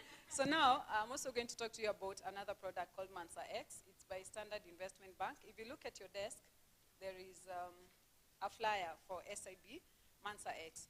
So there are many ways you can invest. You can decide to do real estate. You can put your money in bonds. You can put your money in, what else? Treasury bills, yeah, money market funds and all that. So Mansa X is a product by SIB Bank. SIB has been in the market since 1995, and Mansa X as a product has been here since 2019. So it's 4 years old. So Mansa X has had consistent returns for the last 4 years since its inception. So last year, the annualized net rate was 15%. This, you've removed all the interest, management fee, taxes, and all that, which was 15%. If you look at other products in the market, the rate is 9%, 10%, and all that. So for Mansa X, the minimum you can invest is 250K, and any other subsequent top-up is 100,000. So the beauty with Mansa X is its flexibility. If you need to withdraw your money, you do not have to wait like how a bond you have to wait for 5 years or 10 years for it to mature. And also when you look at the returns, the current rate of inflation is 7.7%. And now you invest maybe in another fund paying you 9%. And then they deduct the 7.7%. Then there is a management fee. Then there are the taxes. What do you have at the end of the money? Your money has actually lost value because of inflation. And what to do when you're trying to look for a fund to invest in, first of all, you need to know at consistency. How long have they been in the market? And where are they investing your money? And what is the reputation with other people who've invested with the funds before? So for Mansa X, they diversify. They do not just invest in the local market. So they do global markets.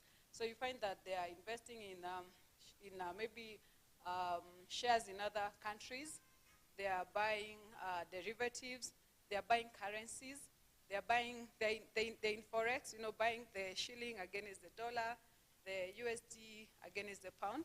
And also they maintain their risk so that you do not lose your money. So I would highly like to encourage you to invest with Mansa X. If maybe you start with 1 million shillings at the beginning of the year, by the end of the year, maybe you do a rate of 15%, that's going to be how much? 150K. Sindio? 15% is 150K. If you divide that by 12, that's on average how much? 150 divided by 12? Huh? About how much? 12,500. Okay, that money, of course, even you as a person, you need to diversify the money you have. You cannot put all your eggs in one basket. Some you can decide, I'm going to buy this property. Then you have this money, kidogo for emergencies, which you may need to use. Where do you invest that money? You're going to leave the money in the bank. At the end of the day, it's actually going to lose. But you see with Mansa, it's giving you a return. Even if you remove all these the inflation rate and everything, you still have like your 6-7% that you're going to be left with as profit. Sometimes that one apiga hesabu, I have 6 million. If I buy an apartment, it's going to give me like a return of 50 to 60K. This money, if I invest in Mansa, how much is it going to give me? If you do 15% of 6 million, how much is that? Mathematicians. Eh? How much is that?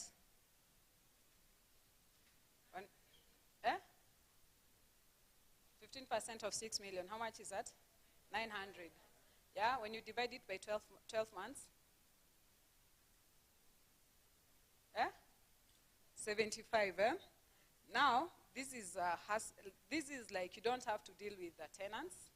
Yeah, you do not have to deal with the land rates. You do not have to deal with all these other things. And whenever you need your money, you can always access it within 24 to 36 hours. You could have an apartment, but you find, in case you need money, unless you go to the bank and you borrow. Sindio, you can use your property as an asset. But see, money PS, you can interest. So anyway, I'm going to give you my number in case you want to register. And I can also give you a form to fill. If you may be interested, I can reach out to you and tell you more about Mansa. I'll give you a form, you fill in your name. And on Instagram, I am Airbnb_Nairobi. My number is 0711 638 508. On Facebook, I'm Lee Wakanyi. And yeah. Lydia, number 0711 638 508. Anybody who would be interested to know more about Mansa, I'll give you a form, and then we can have a one-on-one discussion. And also about Airbnb, just talk to me, engage, na pia mkitaka kubook, mkuje. Well, I believe that is the person ambaye atapata most engagement. Ni ametaja kidogo, and it is very interesting, so we shall be following up, Lydia. If you see me start, it is because time imeisha. I want us to put our hearts together and welcome one energetic lady ambaye anaitwa Josephine Githendo. She has decided to paint our tables. Kila kitu tu inakaa tu good. Na alafu napenda wale watu wenye wanafikanga na hizi vitu. Hao watu wenye wanafika na hizi vitu wanaweza ongea dakika 5 usikie ni kama amekwambia story ya mwaka mzima. So, in that spirit, naona tu saa hii ndio wanaanza kufika. Karibu tutoe hii mambo ya kitusuru. So, karibuni sana.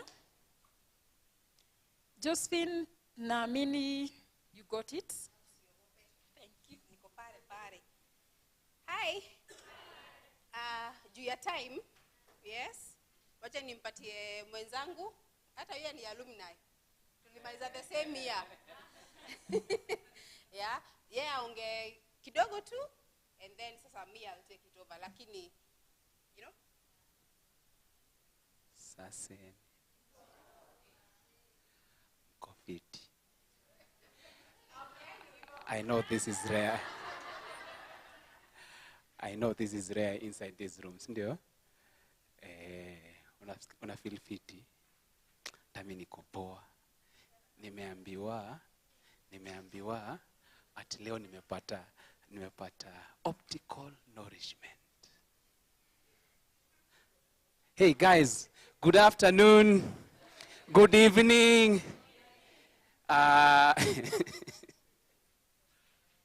Nilikuwa na the other colleague of mine alikuwa ananienjoy na nishow ati leo kama hautapata optical nourishment.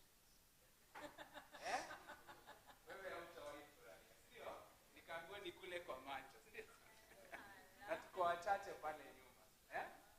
Tuko wachache pale nyuma. Nimeona tuko wanaume watatu. Ni wanne. Sina feel fit, si ndio? Ati being in the room with a house full of ladies. By the way, mimi nashukuru sana. I am Baba Girls, Talia, and Ivana, and they are my world. Yes. So kwa nyumba ni mimi tu peke yake navaa trouser 24/7. Na nashukuru. My name is Joel Gathu Njoroge. At least in this room, I'm not so new. I interviewed her at some point, and she passed, but she was overqualified. And I schooled with one of you here. Has she gone? Nelly. Nelly, where are you? Yeah, we schooled in Kabare together with Nelly. Like I said, my name is Joel. We work with Josephine. Josephine is a great colleague. We are just from Bomet. So tulikuwa tumechoka, tumebit. Ule mwingine ameenda, mimi ndio nimebaki. Na in United Paints, we say we are the spring of beauty. So if you need beauty, if you need definition of beauty, come to United Paints. Sasa two things I'm going to do. Leaders wako wapi? Nisaidie. I want a very dedicated alumni in this room. Karo njo. I need a very inspiring alumni. Any alumni like kila mtu anataka tu kupata inspiration yake. Ni nani huyo? Njoki, where are you? Haya, thank you. Sasawa? And one last one. A leader among the leaders, mwenye, yani, Yeye tu kila wakati anataka tu hiyo event happen. Kalima, Halima, karibu sana. Yaani kumbe kunao. Okay? So in United Paints, one of our core values is dedication to customers. So if you have a very dedicated alumni, that is someone who you don't need to leave behind. Sasawa? Another thing, when we say Unicolor, we say we inspire imaginations. So you imagine, unajua kuna siku utapata 3 bedrooms, ndio? Na kuna wale watu wako na ile their dream home. Ni bedroom ngapi? Ni bedroom ngapi? Oh, kadhaa. Hizo bedroom kadhaa tutazi-inspire. Sasawa? So we believe in inspiration. So we inspire people's imaginations. Sasawa? Asante. And because of that, I'm going to gift. This goes to the most dedicated alumni. Karo, sindio? Haya, I have another one here. Nimbili. Okay? For the 2. Na nikaa nilikuwa najua, nimeleta medium na XL.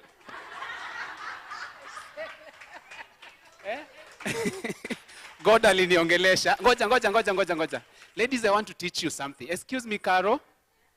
I want to teach you something, ladies, and this should be your cheer every time you meet. Sasawa? So I want to teach you. Nikisema wapewe, you shake that girl's things. Ndio? Wapewe. Sasawa? So nikisema wapewe. Unaeka wapewe. Sasawa? Wapewe.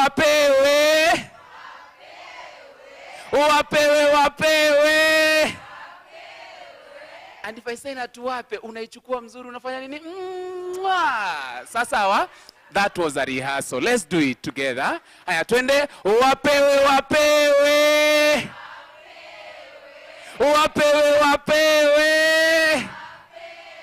Na tuwape. You'll not see me doing marketing here, because this is not a day for marketing. Sasawa? It's a day to inspire one another. It's a day to be dedicated to this day of alumni. Manze mi hata mimi sikumbuki the last time nilienda alumni yetu. So mmenipea challenge. Nitaenda kuwatafuta. Mimi nilisomea children's home, by the way. Nani anajua Muli Children's Family? Yes, I am an alumni of Muli Children's Family. We were among the pioneers. Sawa? Yes. Mi nilichomewanga 1992, nikaenda nikakuwa street boy, but now I am an inspiration to many. Sawa? Asante. Okay? Wase, hamjui ni nini muna miss. Just come to United Paints. I've already gotten a client here. Where is she? I do a lot of sales in Kagio. Yes, I have here. She is. Tutaanza kazi kutoka Monday. Sawa? Every part of this country you visit, you'll not miss something about United Paints. Sasawa? It's a company that was formed by a husband and wife. Nani Kenyan. They're from Othaya. Walianza kutengenezea rangi kwa drum nyuma ya hardware. Pole. And 25 years now, we are one of the most competing forces when it comes to paint. Actually, United Paints ndio equity ya marangi. You understand? Na mimi nilitoka Equity nikakuja United. Sawa? So we are the guys who believe in mwananchi wa kawaida, and we give you affordable quality paint. And we got an award that says we are the most affordable quality paint in Kenya. Sawa? Nimeongea moba? Iza jo. Asante na shukuru. So, do your time, nitawapeleka tu quick on the brochure that's on your, wherever you're seated. Yeah? Najua kuna wengine labda washamaliza kusoma, because I really kept them there mapema. So, kwa marangi, kuna kuangana za ndani ya nyumba na kuna ya nje ya nyumba. Na pia kuna rangi ya chuma. Basi. So now, kile ambacho ni chama, important rather, cha maana, sipo nimekosea, cha muhimu. Mr. Kingori alikosea hapo. hakunifundisha hiyo. So kile cha maana ni rangi ya ndani, there's different types. Rangi ya nje, there's different types. Sawa? Tuache tuanze ndani. Kama hii imepakwa hapa inaitwa vinyl silk. Ndio hii. But always kabla mtu apake vinyl silk is a top coat. Kuna ile base coat. Unaona kivyo wenyewe wamepaka kwa makucha hapa, wako na base coat. Iko wapi hapa? Ndio hii. Inaitwa cover mat. Tunakuwa na types 3. Kuna plastic emulsion ambayo ni ya client wa mfuko ya pale chini. Kuna hii super cover ambayo ni ya the medium pale katikati, the average kind of a client. And then there's the cover mat for mwenye pesa hapana iko sida. Yes? And then now if you're doing the inside, please you do the vinyl silk. Vinyl silk inakuanga na a little bit of shine. Yani ukiangalia haiko flat kama unaona hapa. This is flat. If you check this wall, it has a little bit of shine. Yeah? That's the difference between these two coats. Ndani pia unaweza paka rangi ambayo inaitwa vinyl mat. Vinyl mat unaweza paka ndani ama nje pia. Lakini sasa juu ya zile products zinaenanga zikitengenezwa mpya, vinyl mat imeondolewa sababu sasa inakauntiwa kama iko down. Yeah? So nje kuna pakwa vitu vingine. So imepelekwa ndani.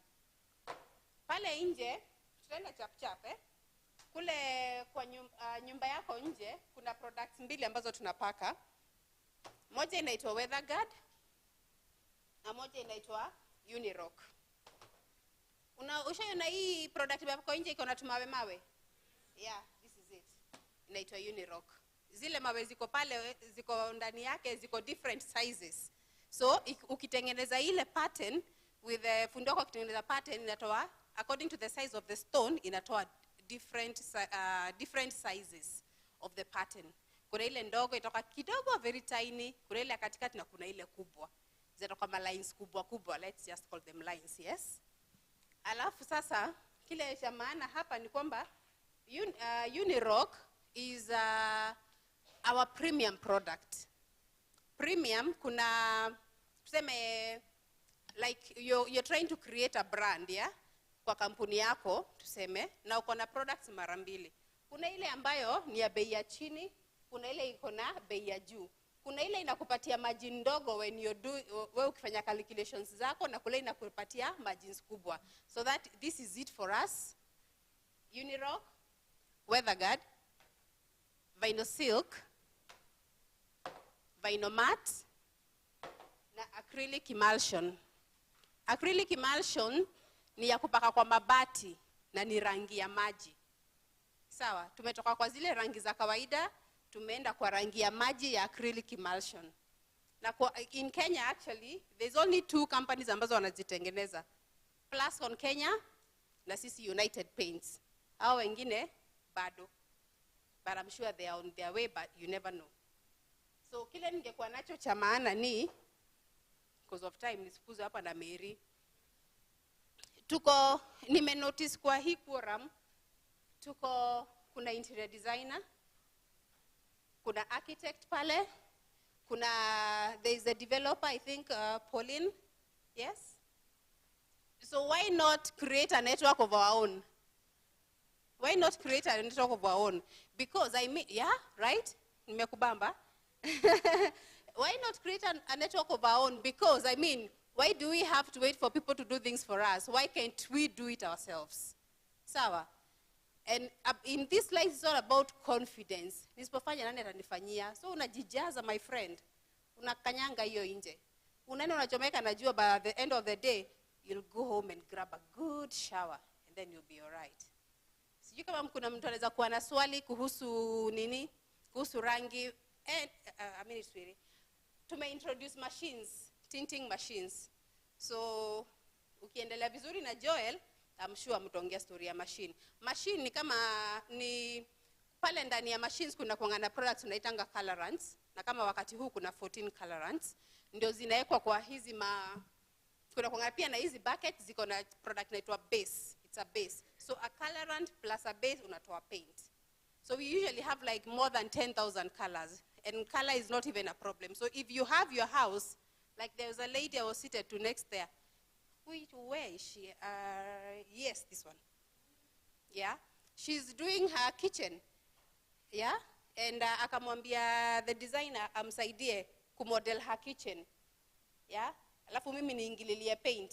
So I'm going to advise her on the best color to use, on the best type of paint to use for that particular area. Because kitchen is sensitive at the same time, right? So there's a particular type of paint to use in the kitchen, a particular type of paint to use in your living room, a particular shade of color. Unajua green na yellow zinaweza endadisha. It depends with the shades of color that you choose. Okay, girls? Maswari. Yeah.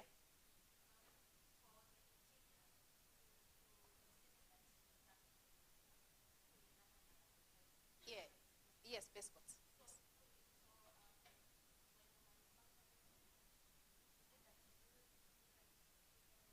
Yes, different raw materials for different products. Yeah. No, none of them have smells. None of them have, yani iko na smell ya rangi, si harufu mbaya, ati vile unasikianga rangi ya mafuta. Unajua mafuta ukipaka maybe kwa gate, unaweza sikia harufu. Ya maji haina stuff ka hiyo. Yeah? So the difference kwa hizi products tatu ni the raw materials are different. Nika kuna mtu ametengeneza makuti, mimi sijui zinaitangwa aje, acrylic. Yeah? Zangu ni natural. Yeah? Kuna mtu akona hizi sijui, kuna mwingine anatoa zingine sijui zinaitwa stick-ons. I don't know the difference, but there's a difference between these, right?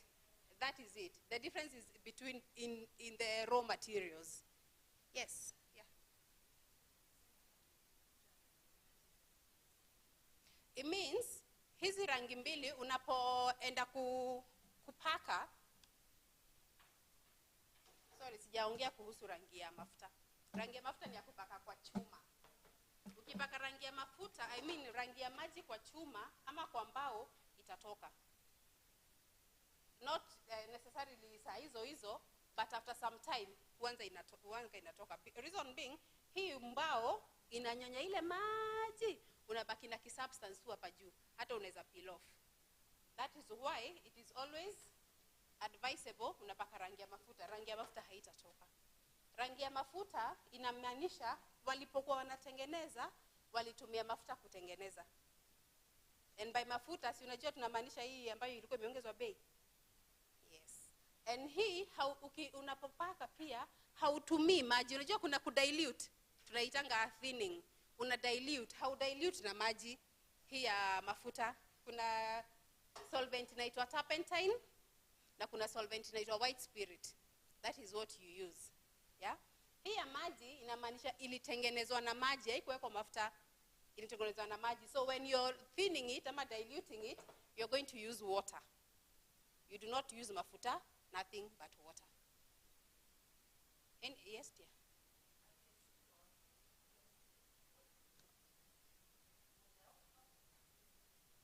Inakuanga different in terms of the outlook vile inakaa. Kama hii vinomite unapaka ndani, hii vino silk unapaka ndani. Unapopaka hii ndani itatoka na shine. Ukipaka hii vino matte haitokangi na shine. Yeah? So that is why we usually say you need to be advised by an expert ndio uweze kujua ndio niweze kujua vile unataka rangi yako itoke. Then I'll be able to tell you toa hii, toa ile. Sawa?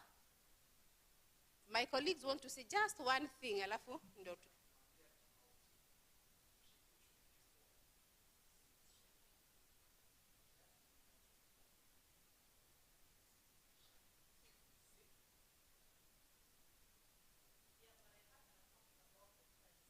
Yeah. Yes. Yeah. Yes. Sorry, rudia tena. For the different products, yes. The economy products na premium products. Yeah, they're different. They're different in terms of the outlook. They're different in terms of the profits as well. They're different in terms of how I'm going to sell them to you. No. Oh, no. Okay. So, all this is smart. This is weather guard. Oh, sorry.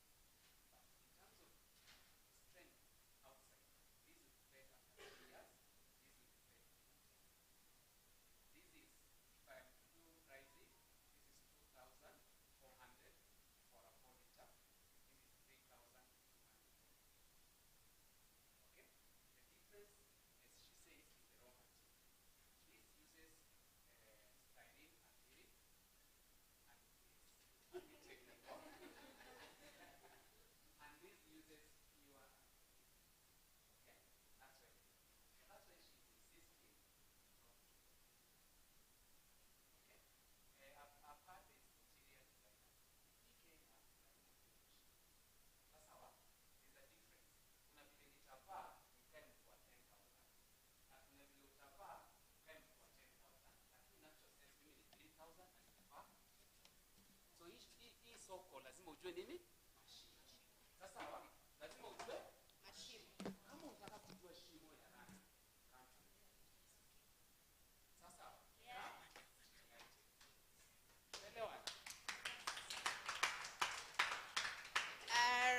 namba yangu ya simu tafadhali. Anyway, interior designers, architects, contractors, developers, we need to tukue pamoja. 0711 490 615, 0711 490 615. Email githendo, that is GITHENDUJ@yahoo.com. So thank you. Thank you so much, Josephine. We are all talented differently. See, it is true. If I give somebody else that little time, hageweza kudeliver kama Josephine. See, that is true. So congratulations, Josephine. I believe we'll be getting back to you. Kuna watu watatu nataka wasimame. Kuna Harriet, kuna Nancy Mikia. Kusimama tu mahali huko. Harriet na Nancy Mikia. Yo? Mikia. Yeah. So these people were supposed to speak vitu najua tu lazima muwafuate. You do not have a choice. Because Nancy was to discuss nutrition and weight. Sio lazima tu umfuate. Do you even have a choice? Because of time, she's going to give us her number. She's going to tell us mahali anaweza patikana. Those two things, the number na mahali anaweza kupata. Sidio? And also Harriet. Harriet discuss mental health and wealth. That's what you could have discussed. Oh, those are things lazima tu mfuate. You don't even have a choice. But we have Caroline ambaye ataongea about the vision and the goals of the alumni. That one will take a mic in very few minutes. By 6 we should be done. Dear, we do what we are doing. And I have 5 minutes. So, give us your number, Nani? Nancy?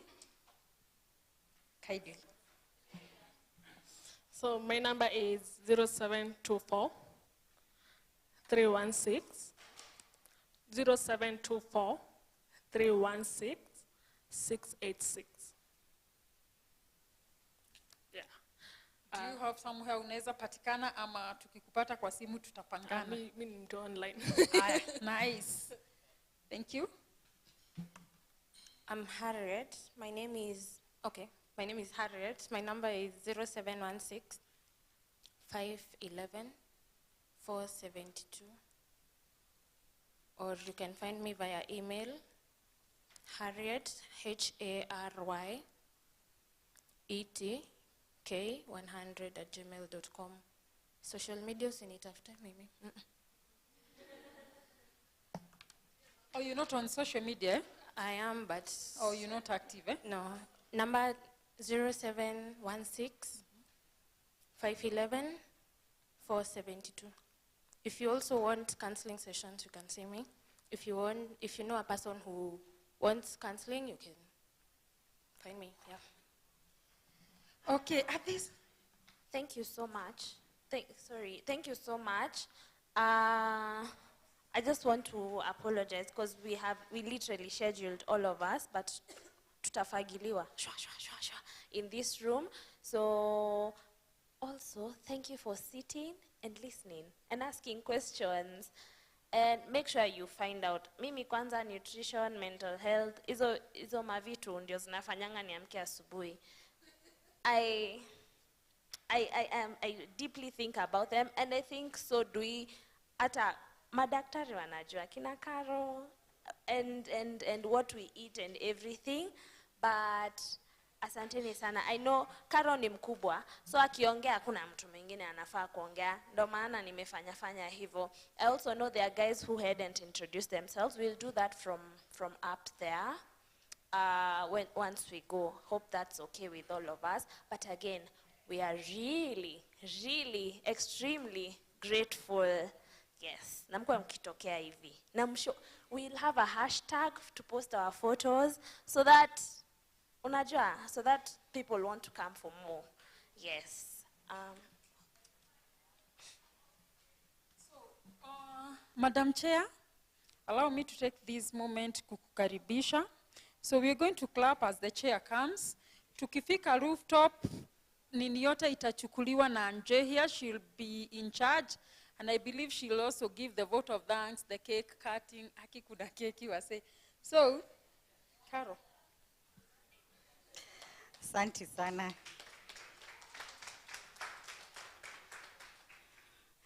So once again, I'm very humbled to stand in front of you. I just want to share very briefly about the vision that we have for the alumni. First of all, I would like to say that as the school board, we've been looking at a means to change the school culture. Mnaelewa school culture. Yeah, tunataka, you know, there are those memes zilikuwa zinasema ati an alumni guy ako kwa kaburi ama ako kwa casket. Alafu before, as people are giving their speeches, mtu mmoja, their tongue slips and they say that alikuwa Kapsabet boys. The guy wakes up and says, no, I was at Alliance High School, and then goes back into the casket. So I want us to change the school culture. The school culture is not just for the students in school, but even for us who are outside. In school, we only take 4 years, but the whole culture, we believed it will not just be about the students, it's about all of us as a community. One of us we were having lunch with told me that actually kuna dem mwingine anamjua vizuri sana, they were in Kabare the same years, lakini kwa Facebook yake unajua ameandika which high school. Hata hajaandika Alliance ama Loreto ama sijui nini, ameandika Buruburu Girls. So honestly, Aki ladies, we are not proud of our school, and we want to change all this. Even getting people to meet has been a challenge over the years. Honestly speaking, right now, let me just say we have a very new principal who's very supportive, very good attitude. And kitambo, let me not quote names, but ulikuwa naambia watu kuna alumni nini nini. The first question was, nani Prince? Kuji. So we want to change the school culture. You realize that we get very bright students. From first form, nini nini, wanenda waki drop. I think there is usually just a level of lack of pride. You don't want even to be associated. You just go through the 4 years, you know, just like that. Some of us tulienda through school, kichwa ngumu tu, as in we just out of our own determination to make something out of it. But this alumni association is meant to just change the whole outlook about Kabare. And even in the board, we are talking about rebranding the school. We want to do stuff like a lot of social media presence. We want to do media when we are celebrating results. Recently, we shared photos when girls had gone to Stockholm, Sweden for some competition. As in, these girls are doing stuff, but it's not known, and people are not even proud of it, you know. But we are changing that one step at a time. So, okay, one of the short-term goals we have as an alumni with our committee, just these are small operational things like opening a bank account. This one depends on those things. I'm always talking about the regulatory things that we have to fulfill.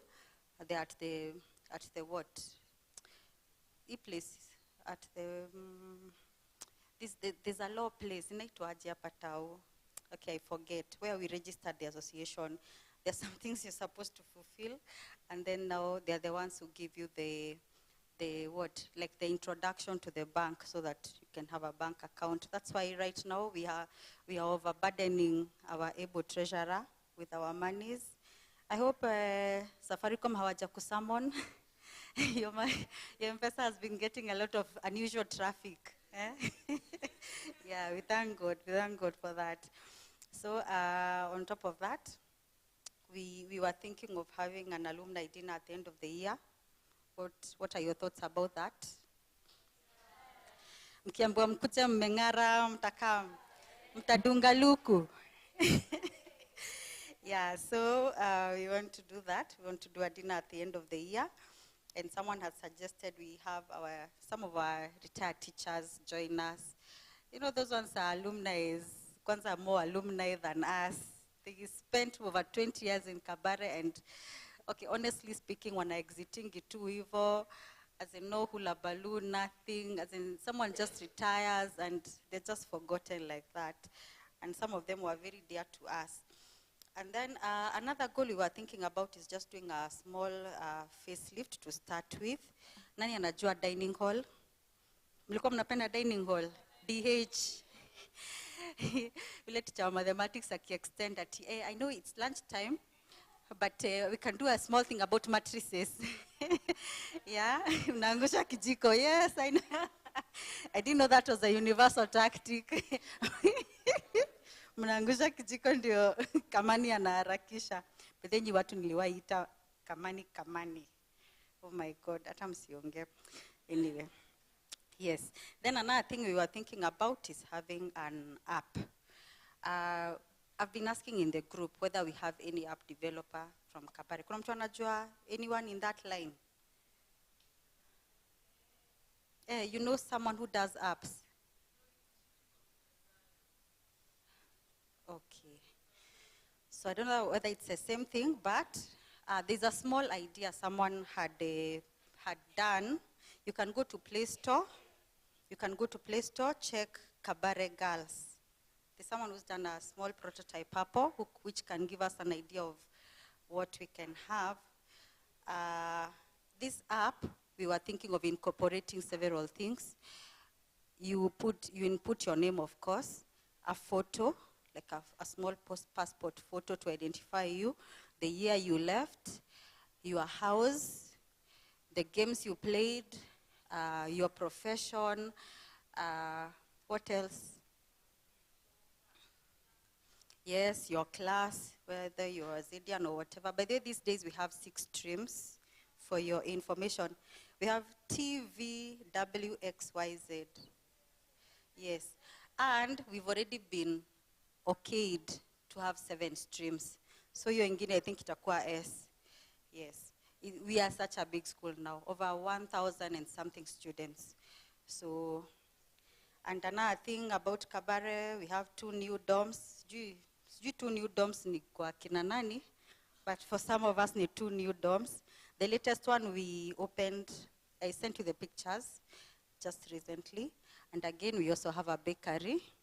So sayuko watu tunakula tu mikate. Yeah. Yeah, so those are some of the developments that are there. So, sorry, about this app, it can also be very useful in networking. Ukitaka lawyers, you can have several choices because, you know, in an app, you can always type like law, and then several people's names will appear. You might want to do a facelift of Usambara, then you want like-minded people. Then you get guys of Usambara, you just go and paint it up and do stuff. You want to, people like Akwapi Josephine, we played lawn tennis with her. By the way, we were very, very, very good. We were tough tennis players. Ndio tulikuanga Serena. So you can decide, they still have 1 tennis court. So you can always decide to team up and then do another court and so on and so forth. There are people who are thinking about doing a swimming pool. So I believe this app can really help us. And if you have any ideas, if you know anybody within our community who can develop it, please volunteer them to us. So the long-term goals in Kabare, nimewambia like the short-term goals in the school would be doing a facelift, hiyo tuka painting, hata kama tu ni dining hall, tuweke tu a nice color, wakwe wanaona, you know. Dining hall inakuanga very dear to many people. Yeah.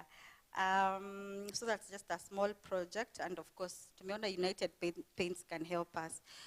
But in the long term, Wale mnakumbuka, there's no proper library, dorm, class, admin block hakuna. Alafu for such a huge population of girls, nani alikuwa anapenda mafunky? Music festivals, nini, mi nilikuwa. Mpaka Science Congress, make sure niko hapo. Na tulifika provincials. So, they might need a bus also. Bado ni ile, sahi ni K-what? Bado ni moja tu ile, the major one. So, who knows, somebody can just even volunteer the whole bus. So I'm putting it out here so that if you feel philanthropic enough, please go ahead. Otherwise, these are the long-term plans. And in exchange of that, we know the best relationships are two-way. So one of the things that we thought is to have networking opportunities like these ones. We have dinners where we have fun. We can even meet up in Karura just for us. And then someone also proposed, I'll be in school for a meeting on Monday. Alice, utakuwa? Okay. Yeah, so someone was proposing, just so that we have a give and take relationship with the school, at least wakwe wanatuachia like 10 slots. Some of us have children who are going into high school. And I get very many requests, by the way, people wanting placement for their kids and so on. So we were thinking, rather than begging so much, na sisi ndio we are pouring into the school, we can ask them to reserve them some slots for us, so that our children, as long as wame pass, they don't have to nini. By the way, we are taking, the minimum marks we take huko ni 390, so usikuja na 275 alafu tutashindwa venye your children alafu mtoto wako atakuwa demoralized. We don't want that. Yeah. Encourage your children to study and itakuwa rahisi. Yeah. So I think there were a few other things we were proposing, but we can continue the discussion in the group, as in what you'd like the school also to do for us. Lee, you have a question?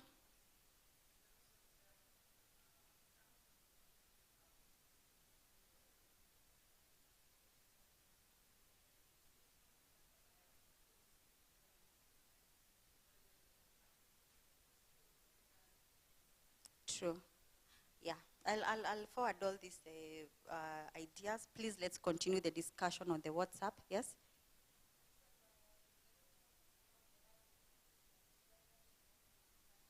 Okay. So, like, we get like a special department for guidance and counseling, specially dedicated to our alumni. Yes, I think kawaida right now we just have ordinary teachers who double up as guidance and counseling teachers in the department. So I don't have much more to say, but I'll just thank you so much for those who contributed for this meetup. There are those who did double contribution to sponsor others. There are those who did partial. There are guys internationally in Australia, UK, South Africa, US, who contributed to this meeting. And we are forever grateful.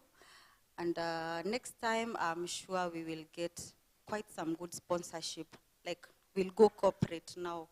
Hakitakuwa kusumbuana hii pesa kidogo kidogo. So, may God help us. Wale watu mko company kubwa kubwa, please to support. Yes. So I think right now, I think on behalf of the treasurer, let me just appeal that we will need registration from you guys. There are some running costs that are usually involved in setting up everything. We have a post office box which needs 10,000 to run every year. If you don't have a post office box, you can use 1399, 1399, 01,000 Thika. So I was told, because it's an association, post office, whatever, as an individual you can use it, but we cannot use an individual's account to run the association. So if you don't have an account, you can always use the Facebook, the poster account. Yes, you can use that PO box, it's ours. Yeah, we also need, we're also paying, it's 1399 01, the code is 01000 Thika. So even those regulatory things that we're supposed to fulfill, our lawyer needs has a balance of about 30,000. One member donated 10,000. So we will encourage you to register with us. At least 2,000 shillings will go a long way. And if you register now, it should cover even the whole of next year. So kindly, we will continue with these messages in the platforms to help us run the association and make it stronger. Thank you so much.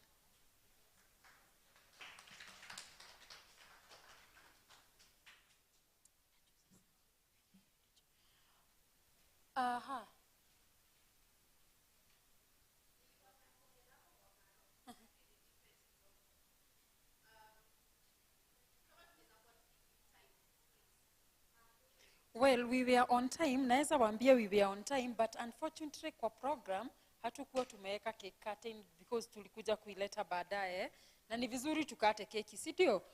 So without waste time ingine tunaenda juu. Where is Anje here?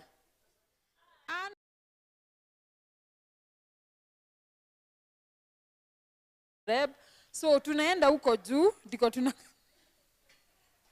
That's where we shall cut the cake. We want to take advantage of the little light yenye imebaki. Sawa? Naamini tutaombea huko tukimaliza hiyo maneno. Tafadhali mkubali tu tuombe, si ndio? Then we shall live at our own pleasure, Wengine hata hatuendi, tunaenda kulala kwa Airbnb.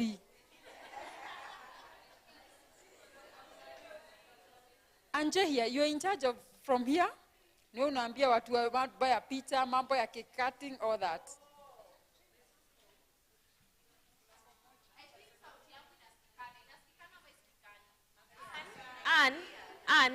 Ann, kidogo.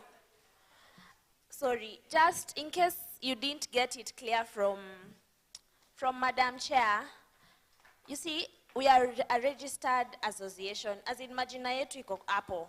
Ivo, atufanyi vitu chini ya maji. So, there is a fee for registration to be a member. The things that come with the like good things comes with being a member and things like this. So 2,000 bob per year. If you pay 2,000 bob this year, it covers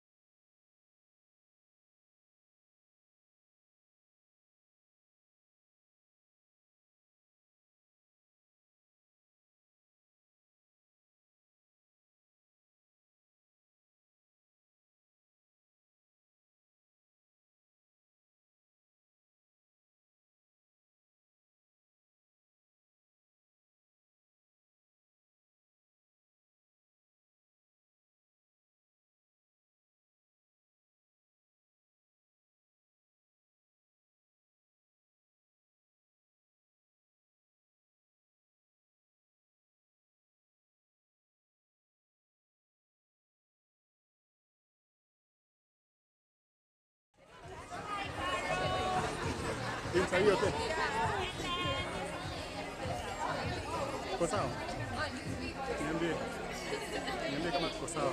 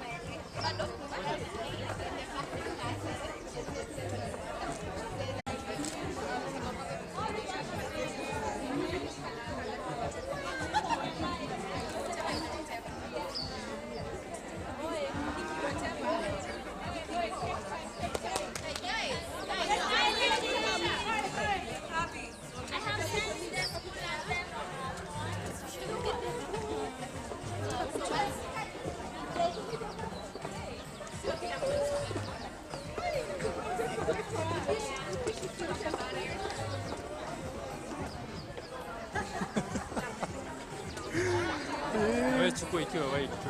Sawa.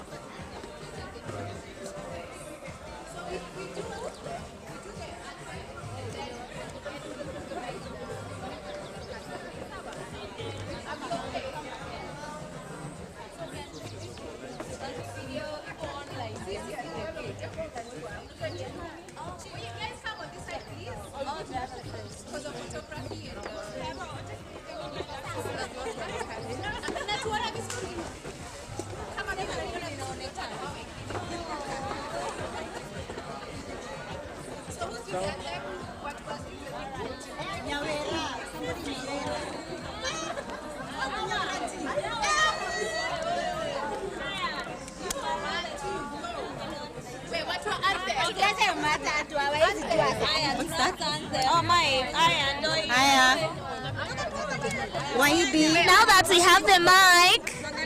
Halima. Oh, iko kwa group mwa Kenya. Unaijua? Sawa, tumepatiwa marks. Haya. Marks iko kwa nini? Look up to the sky to be the leading school of choice, because someday we'll walk tall with pride. Kabare girls, the school we all love, in pursuit of excellence. Reverence for God is all we do. Discipline, have integrity, responsibility we uphold, punctuality we observe, humility to God and all, diligence in what we maintain, and like eagles we soar up high.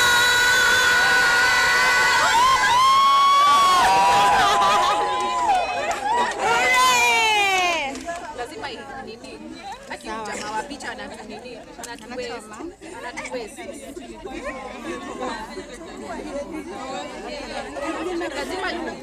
Na hii nini inaisha? Haya, tufunikieni. Kulingana na mwenye mkono. Sio kila mtu choma bangi hapa mbele tukiona.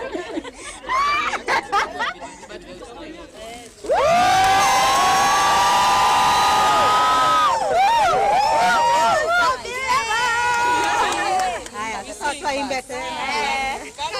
Girls, look up to the sky to be the leading school of choice.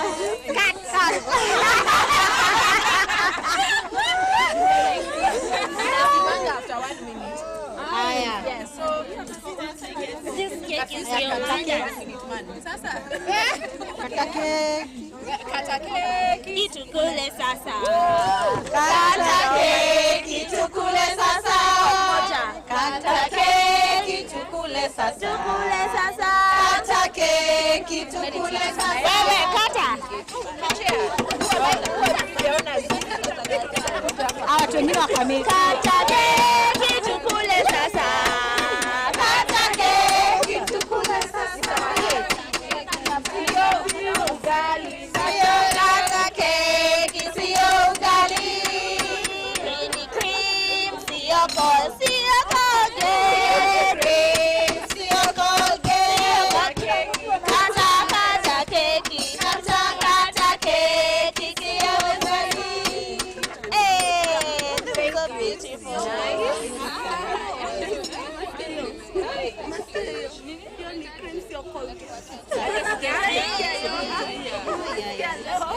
Oh my God. Wale mabati la kule nina leo. The one that you already have. Kuna colors of the school.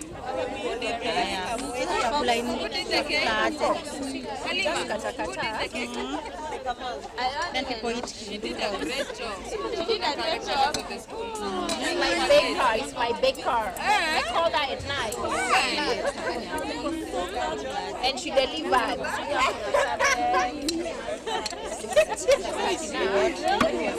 She got two rounds with the whatever. Yeah. Well, let it go round. Let it go round. If you do know the way you feel like. That's what she has.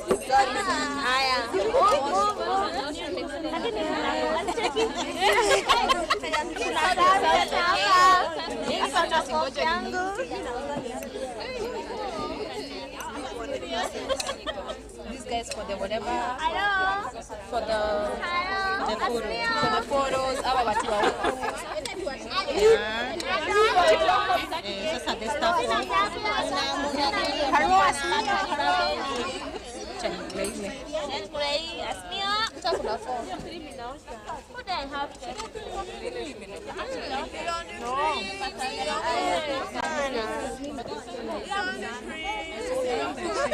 For why with the face? Strawberry. Strawberry.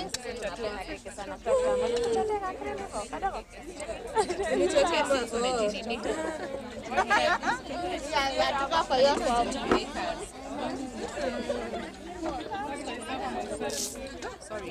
Is that chocolate in? What flavor? Flavor?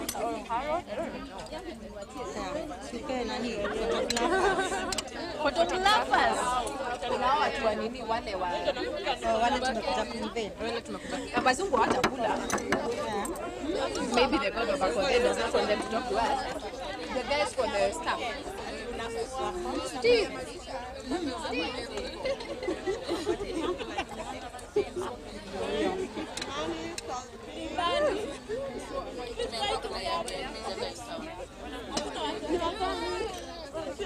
My best mates.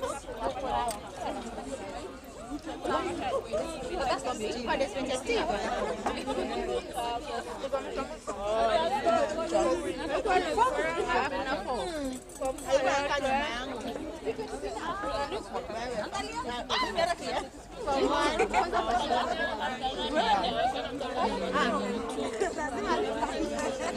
Chakula keki. For my niece, we had about 5 kgs of cake. Ikaisha. Na everyone was saying hatujakula. And I'm like, wow. But it was really Can I have one fruit? Yeah, sure. This one.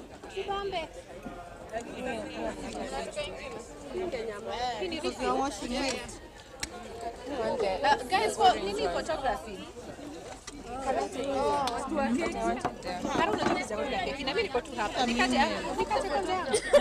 Also Karo. Hata mimi nafanya na meza.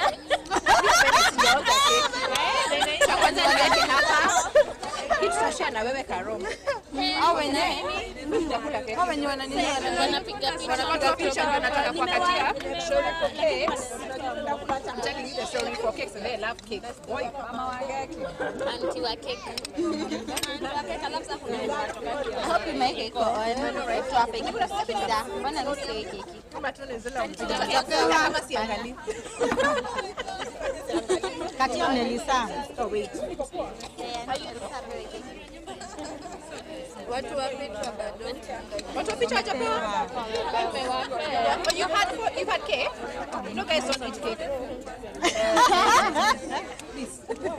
It's a lot of mono. Hii mimi ni yangu.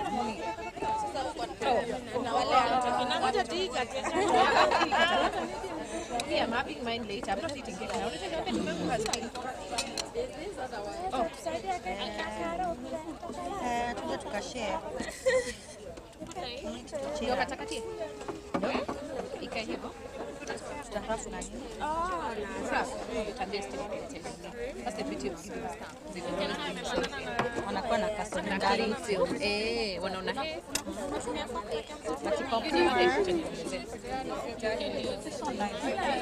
She's done it well. Overnight.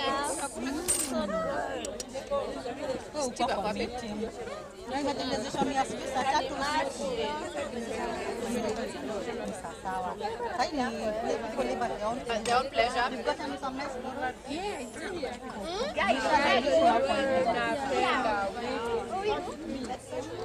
Especially our youngsters. Haya, nani anaenda pande ya road kwenda hiyo chini? Ni wengi wa Moi hawa wote. Mtu anaenda Thika Road hivi. Aende akiangusha ngoma yake na hivi. How many go jam? Watu watatu. Mimi ni one. Plus two others. Mimi. 1, 2. Kasarani roasters. Mimi nashukia roasters. Hawa ni wakonda. Watu wa Thika gani? Wakonda. Wakonda. Mtu anaenda Kiambu Road. Mimi naenda Kiambu.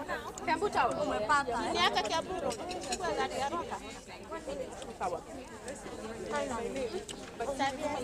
Steve. Charity. Oh, really? You live in Nairobi? Akisi kuna mtu anataka kupatia Steve. Kiambu Road. Ngoja nikuulizie nani bana. Ama Roa Steve. Sina tutafuta Steve. Sawa. Kila mtu amekula pepi? Kila mtu amefurahi? Umefurahi? Na next time hapa. Chia tunafaa next time tumeiwe. Hata kama ni juice ya keremsha keki.